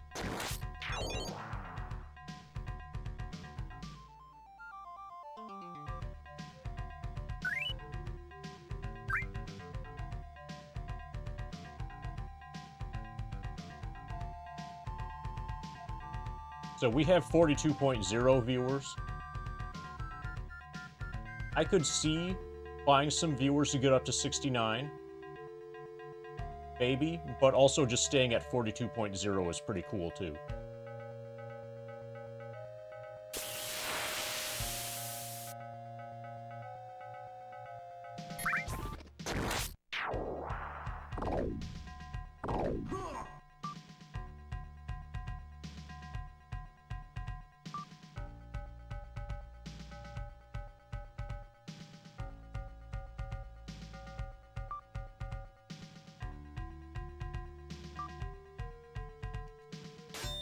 Apparently you can do a ton of movement.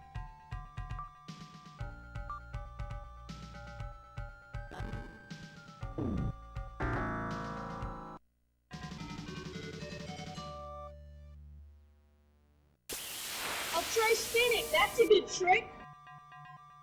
Thank you for the 42.0 bits, KRD.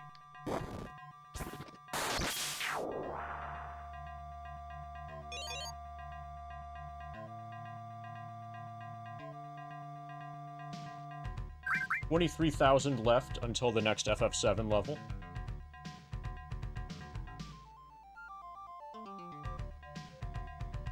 Okay. I think I just saved, but whatever.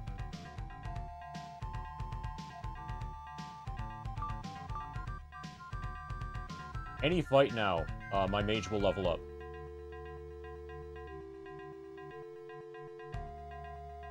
Yeah, 40 to next level. Yeah. It's a gas mask bomb. God, he was so smart.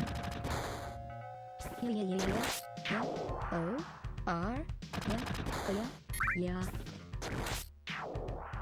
Okay, so is that supposed to be to the beat of the music here? Thank you for the gas mask bong. KRD. Let's get you a spin. That deserves a spin.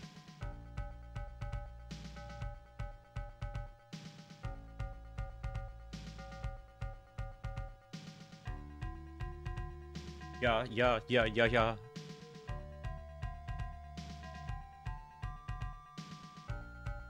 Fantastic spin.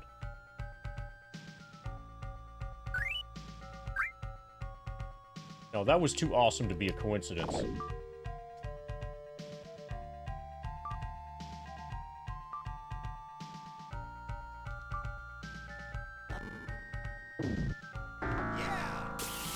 Yeah! We just gained 5 hit points.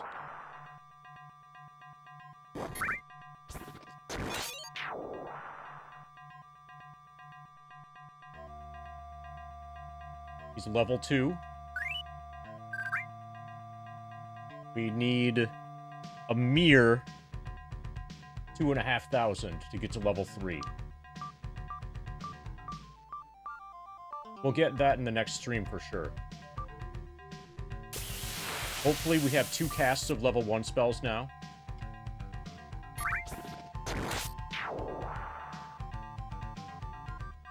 Yeah, fuck yeah. So I can either do Magic Missile and sleep or 2 Magic Missiles.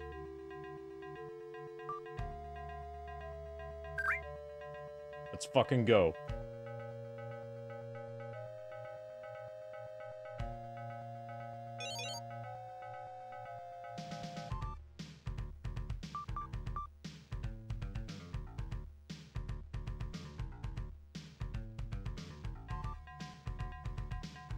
Okay, so Decatur's gonna be able to rake in the experience real fast now, with multiple magic missiles per fight.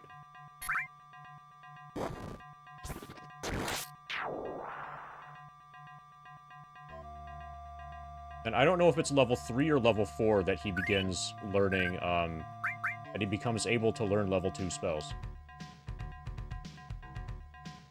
Level 2 spells aren't really that great. Level 3 spells are where it's at, because that's when we get Fireball and Lightning Bolt.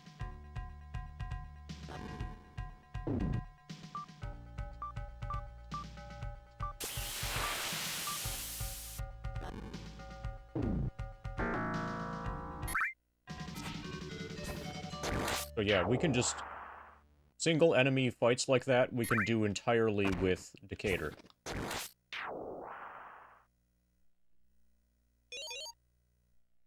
So focusing experience onto him should be easy now.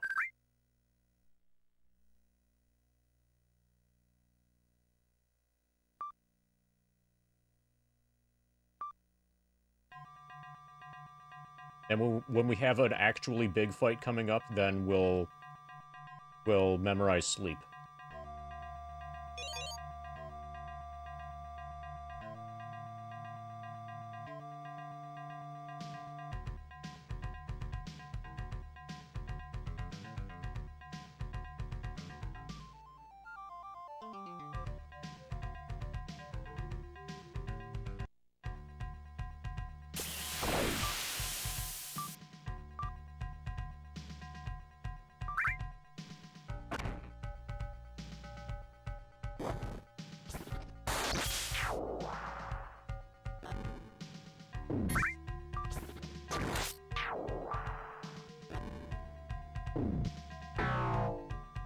So we don't have to worry about underrolling nearly as much now.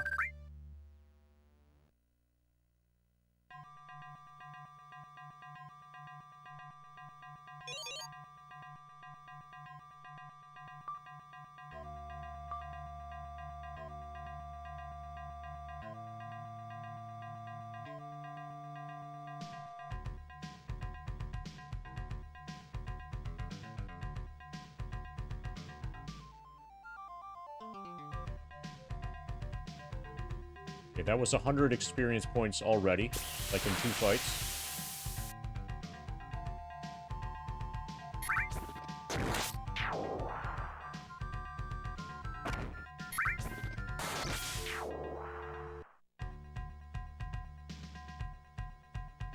Why do these guys keep sleeping outside the castle for like weeks, killing boars? Hey.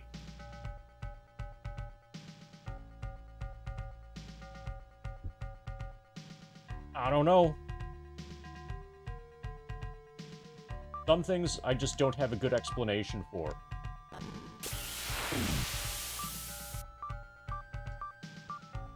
But would I spend weeks sleeping outside the castle, killing boars again, and again, and again? Absolutely I would. Am I enjoying the grind, MD? Yes.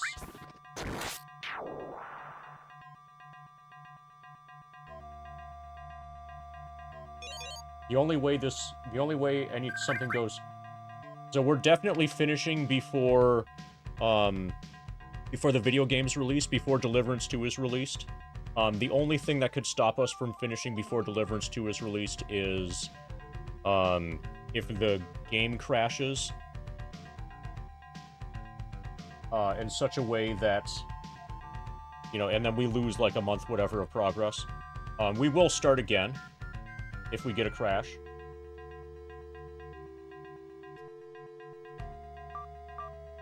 But I'll probably take a few days off before I start again.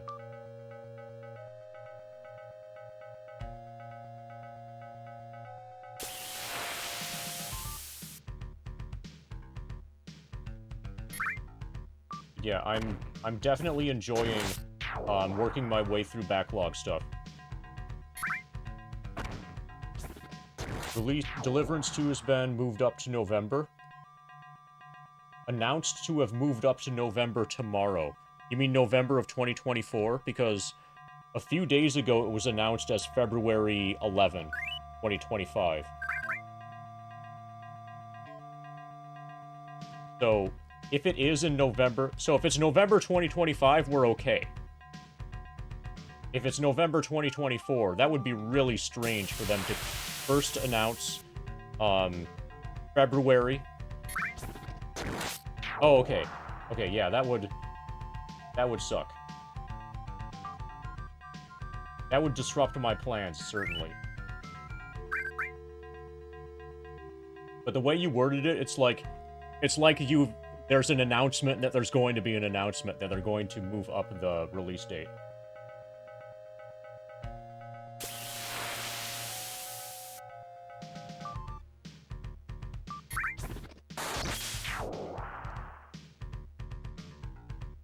Yeah, me too.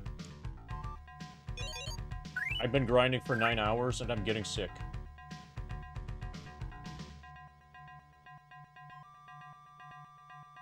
And Drika's already sick. On a related note, I'm probably not streaming tomorrow, or if I am, it'll be Fiscal Lizard.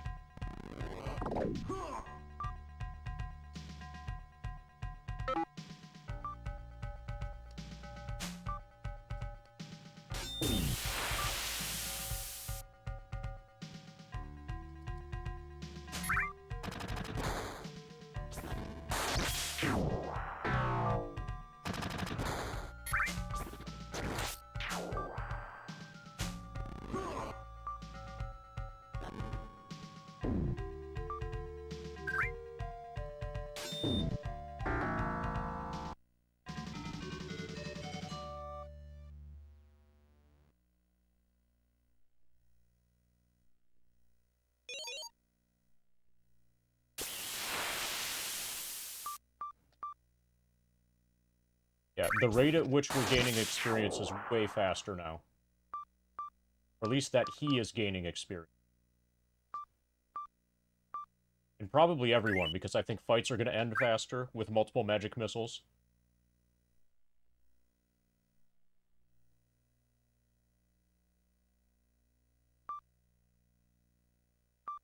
Okay, so I'm going to go back to town.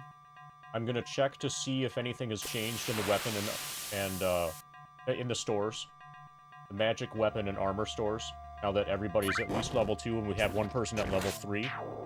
And then I think we're going to find somebody to raid. And if I'm on tomorrow, it will be as Fiscal Lizard. Almost definitely no Monetary Dragon stream tomorrow. And then, if I'm non-sick enough for it, we'll pick this up on Tuesday. And then my plan is 10+ hour days continuous of this until this is done. And then probably Final Fantasy 1 for NES after this is done. That feels like the next game.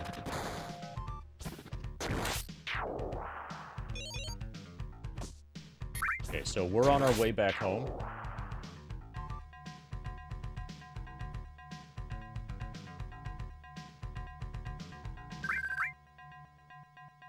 Also, I suspect that viewership will go up for Final Fantasy 1. That'll be interesting.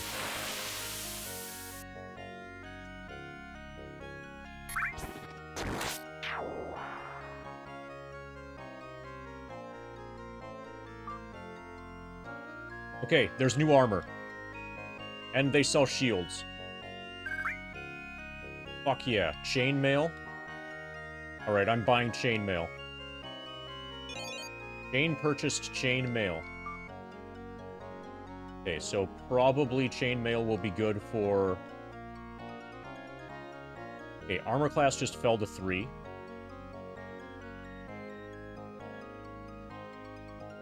As shown as wearing. I expect that this is not going to work for Thief, but we're going to pass it around to see whose AC falls. Kelric is 6, Finder's 5.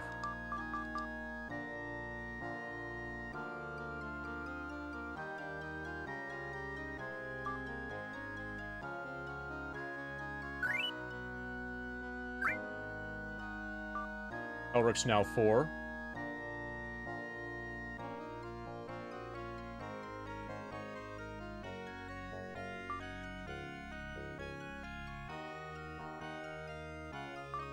Binder is still 5. He's shown us carrying it instead of wearing it. Okay, so we get chainmail for him as well.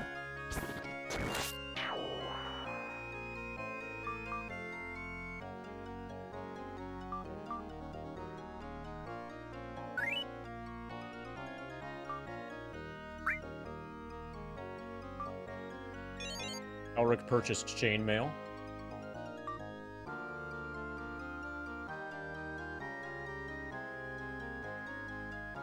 Shown as wearing. So we're going to sell the leather armors and both of the front people.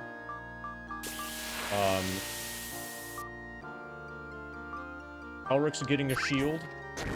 And I think Finder can also use a shield.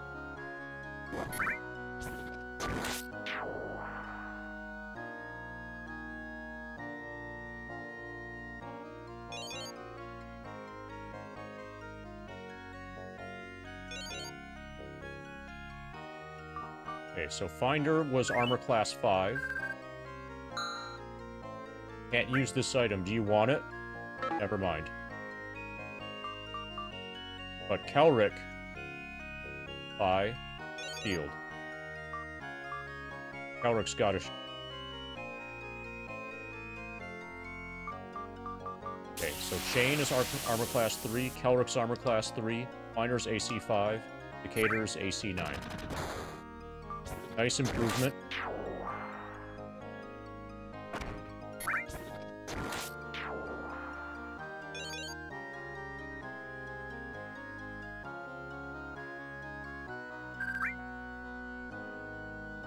Okay, let's see what the weapon people have. Oh, fuck yeah. +1 spear. Axe. Axe is cheaper than sword. Okay, mace costs 5. Warhammer costs 5. Bow costs 25. This is probably a good ranged weapon for a thief. +1 spear. We need this. Can I afford it? Probably I'm gonna have to do... I should probably do some more, adventuring. And find things that drop gold more. And get a good supply of gold before I get this. I can afford it now, technically. But I want to be able to buy magic spells, and my mage is probably going to be able to cast level 2 spells relatively soon. So the only other shop that I know of is the magic shop. Before they had one spell, I think it was shield. Now they have shield and magic missile. Magic Missile is something that you would only buy if you started as a... So, mages start with Magic Missile. Magic users start with Magic Missile. Elves start with Sleep. And then you would buy Magic Missile at this point.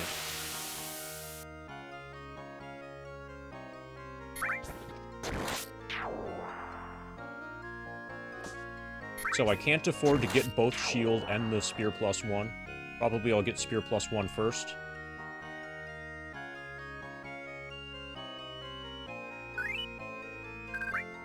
I wonder if the townspeople are going to start to say different things. That would be cool. Beastmen have a camp to the northwest. We'll fight them, like, the next time that I stream as MD.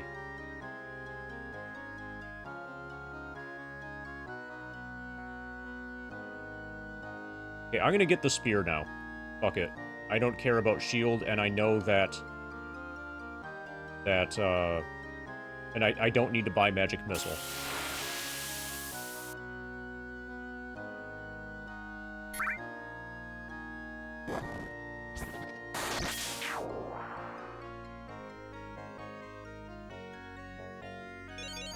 Jane purchased +1 spear.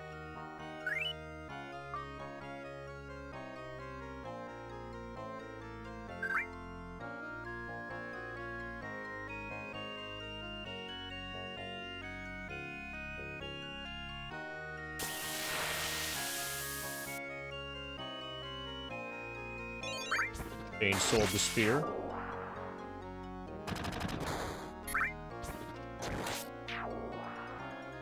Okay. I'm gonna save in all the slots. Or the top 3 slots. Or the top 2's fine. Okay.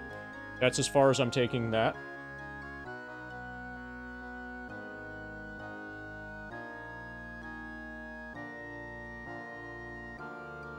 FF7.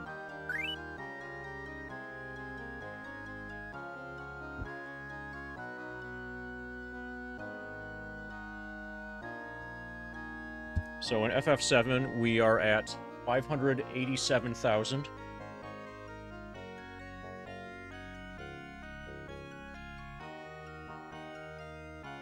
Okay, Warriors of the Eternal Sun. Everyone's at least level 2.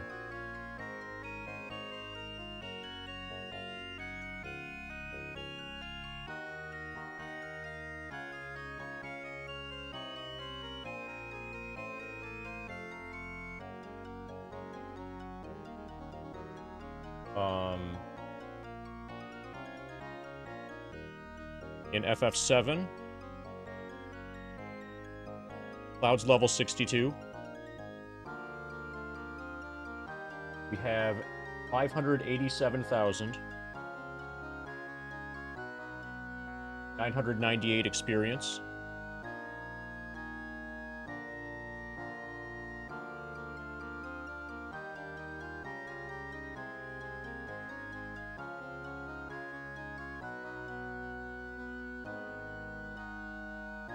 That's enough to make us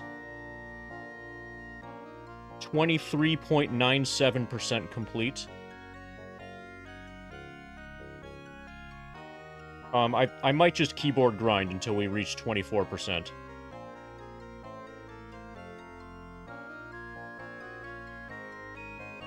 That way, the rollover to 24% won't happen on Fiscal Lizard. Okay, so we need 58,000, or we need 588,667, 668, to reach 24%. We're gonna get exactly to 24%. Stop there. I'll keyboard grind for that.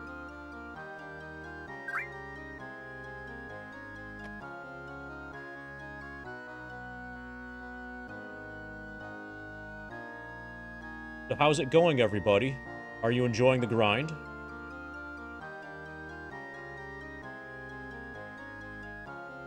We need 588. And then we need like 650 more. Okay, so we can try to figure out who to raid next. So we've got Luzbel.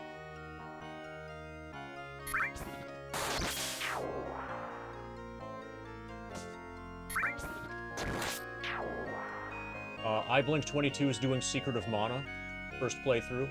That looks interesting.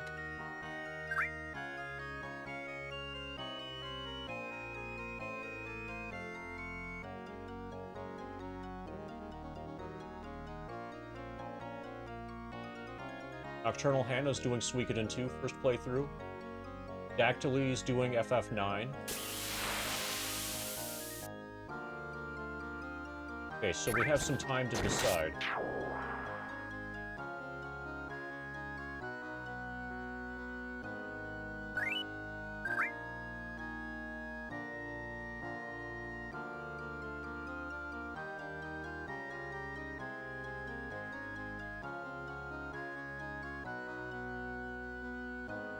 Okay, I think it's probably going to be Luzbel. He's doing Final Fantasy II Pixel Remaster. And this looks like it's an actual speedrun. He's 22 minutes in.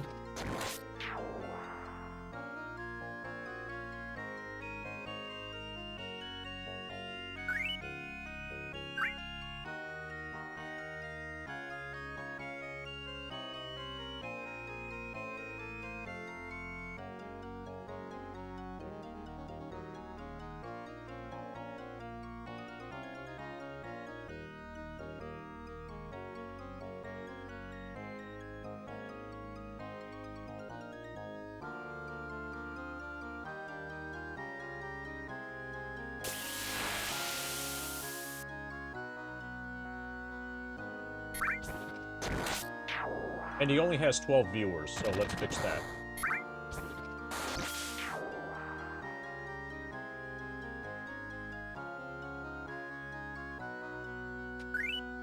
Okay, we need about 500 more experience to reach 24% even.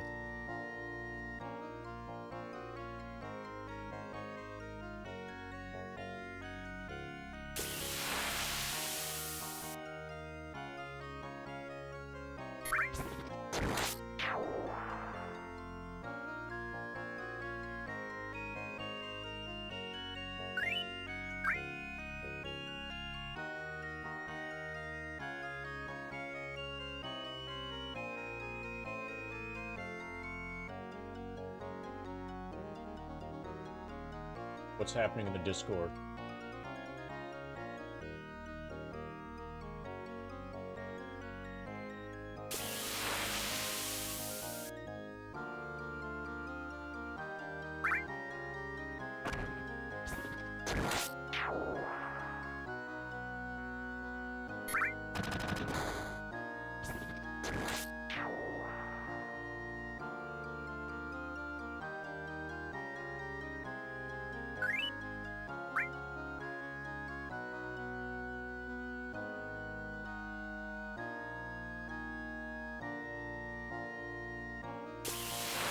Oh, and if you haven't noticed, yes, this is a new hat.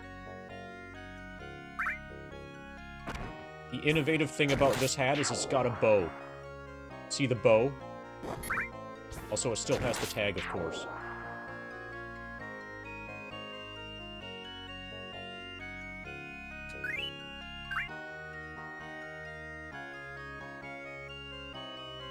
Yep, I got another hat for like $6 from Aldi. Aldi is a fantastic place to get hats.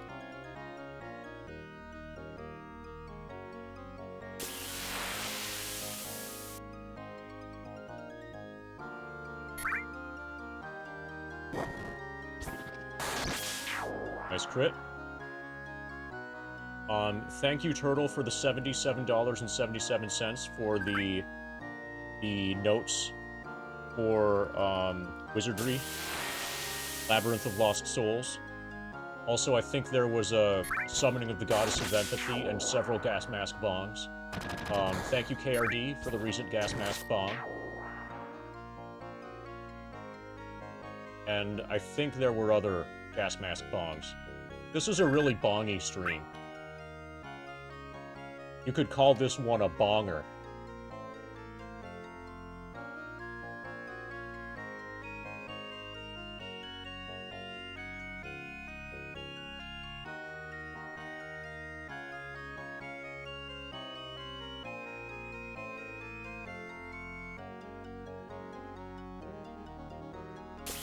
And don't expect an MD stream tomorrow.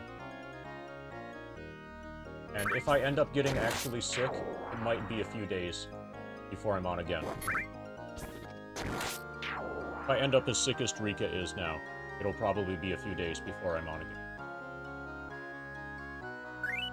Okay, we're at 588-294, and we need 588-668. We need about 400.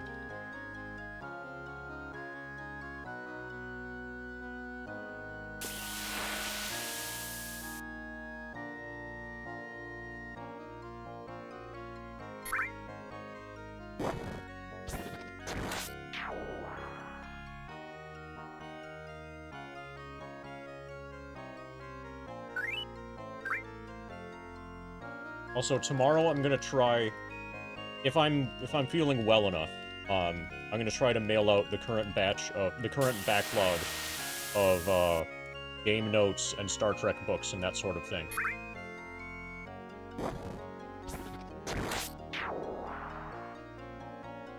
Oh, don't think about the possibility of me infecting you with your Star Trek book. Just don't think about it. If you don't think about it, then it can't happen.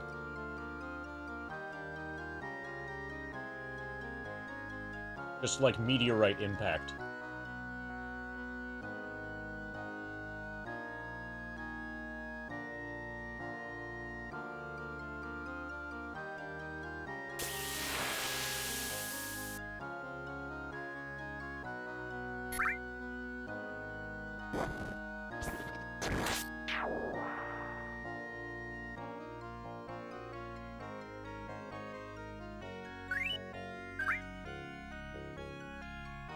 Suppose I can also ban these bots while we're waiting.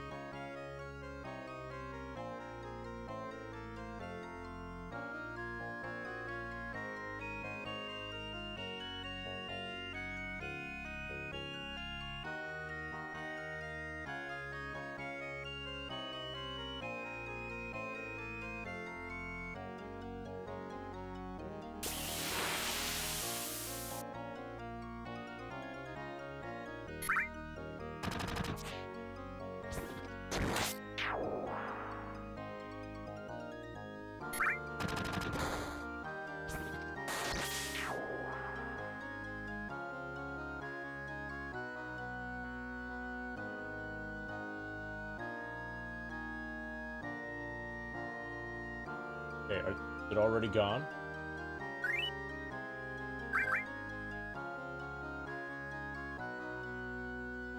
Top bot might already be defeated. Now it's gone.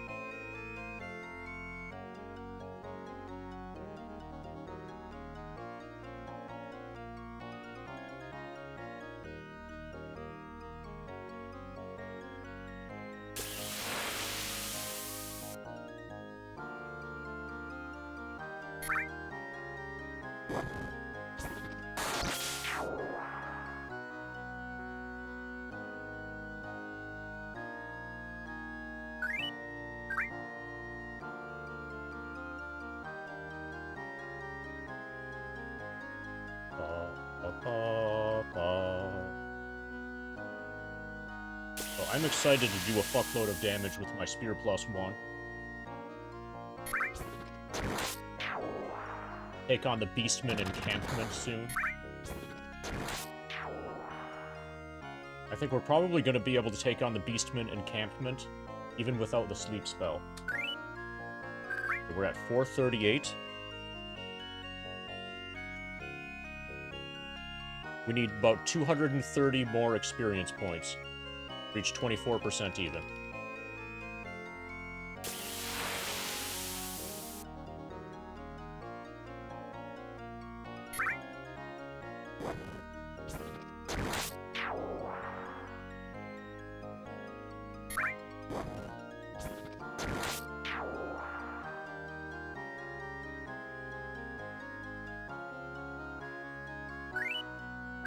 $474.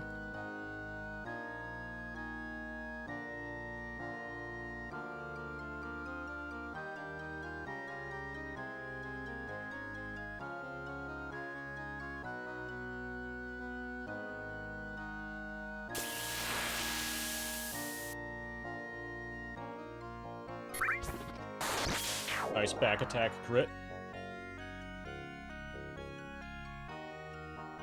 That would have been double damage also if Cloud was in the front row. That would have been 4,400 some damage. But that was back row Cloud.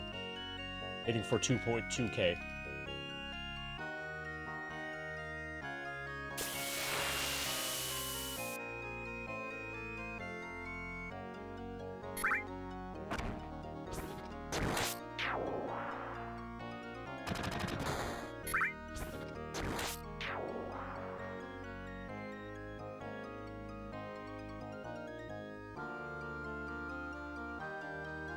$526. We need 668.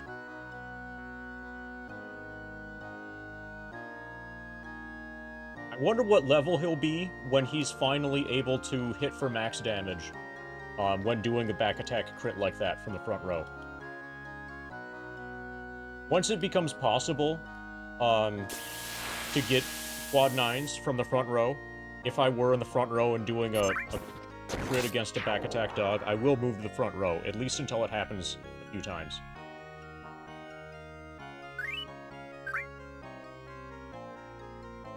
I'm just curious what level. I wonder what level that will happen.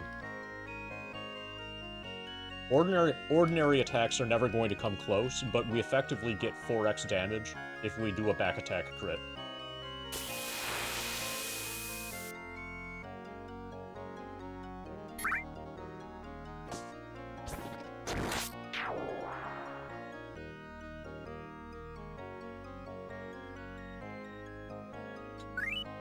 We're at 566. We need like 102 more experience points to reach 24%.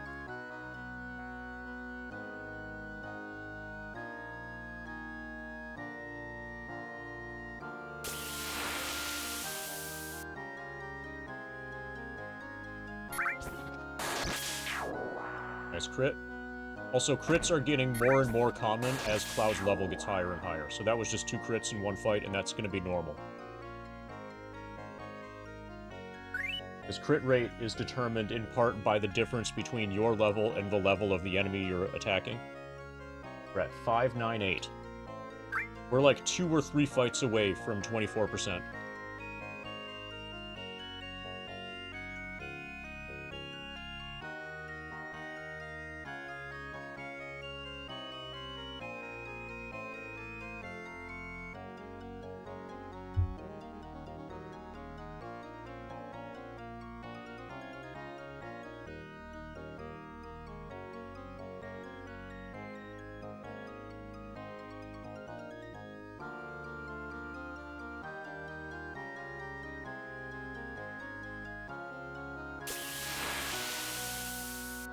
How's the D&D? Excellent. My full party is at least level 2. My thief is level 3. So I have 2 casts of magic missile per rest now. And I recently... So the weapon shop is now selling... Weapon shop is now selling spears +1. We need about 50 more experience points. We're just about to reach 24%, and then I'm ending the stream.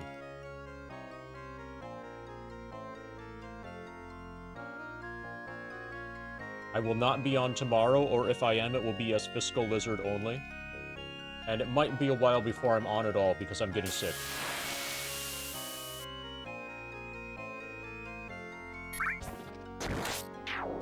Yeah, we might end up doing a hundo.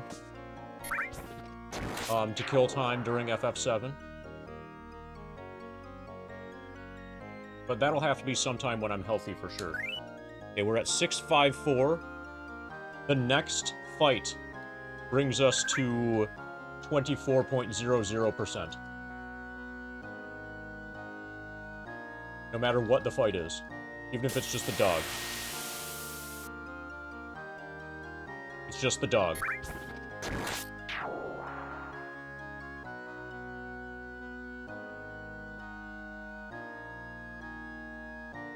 Okay, we are at 588, 674,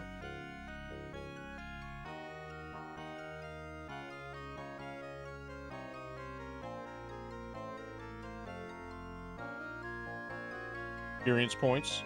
That's 24.00% complete. And live split is around 306.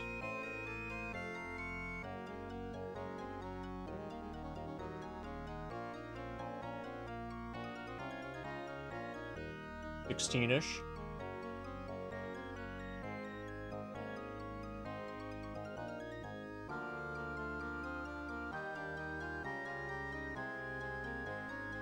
Beautiful. We're 1% away from being 1/4 of the way done.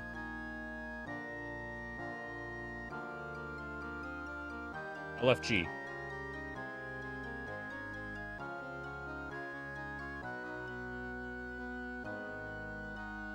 In the next fight, I will pause. And then we tab out and put the laptop to sleep. I will not see you tomorrow.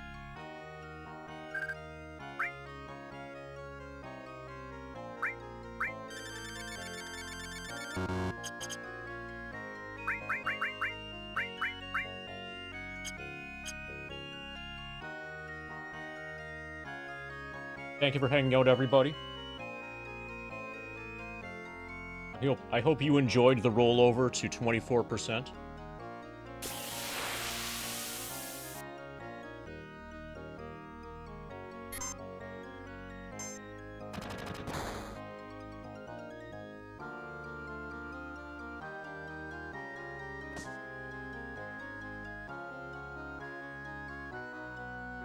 So we're pausing.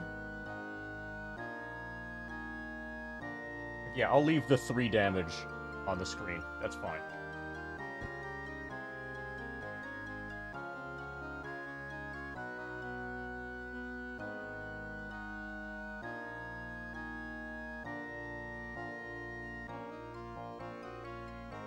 About.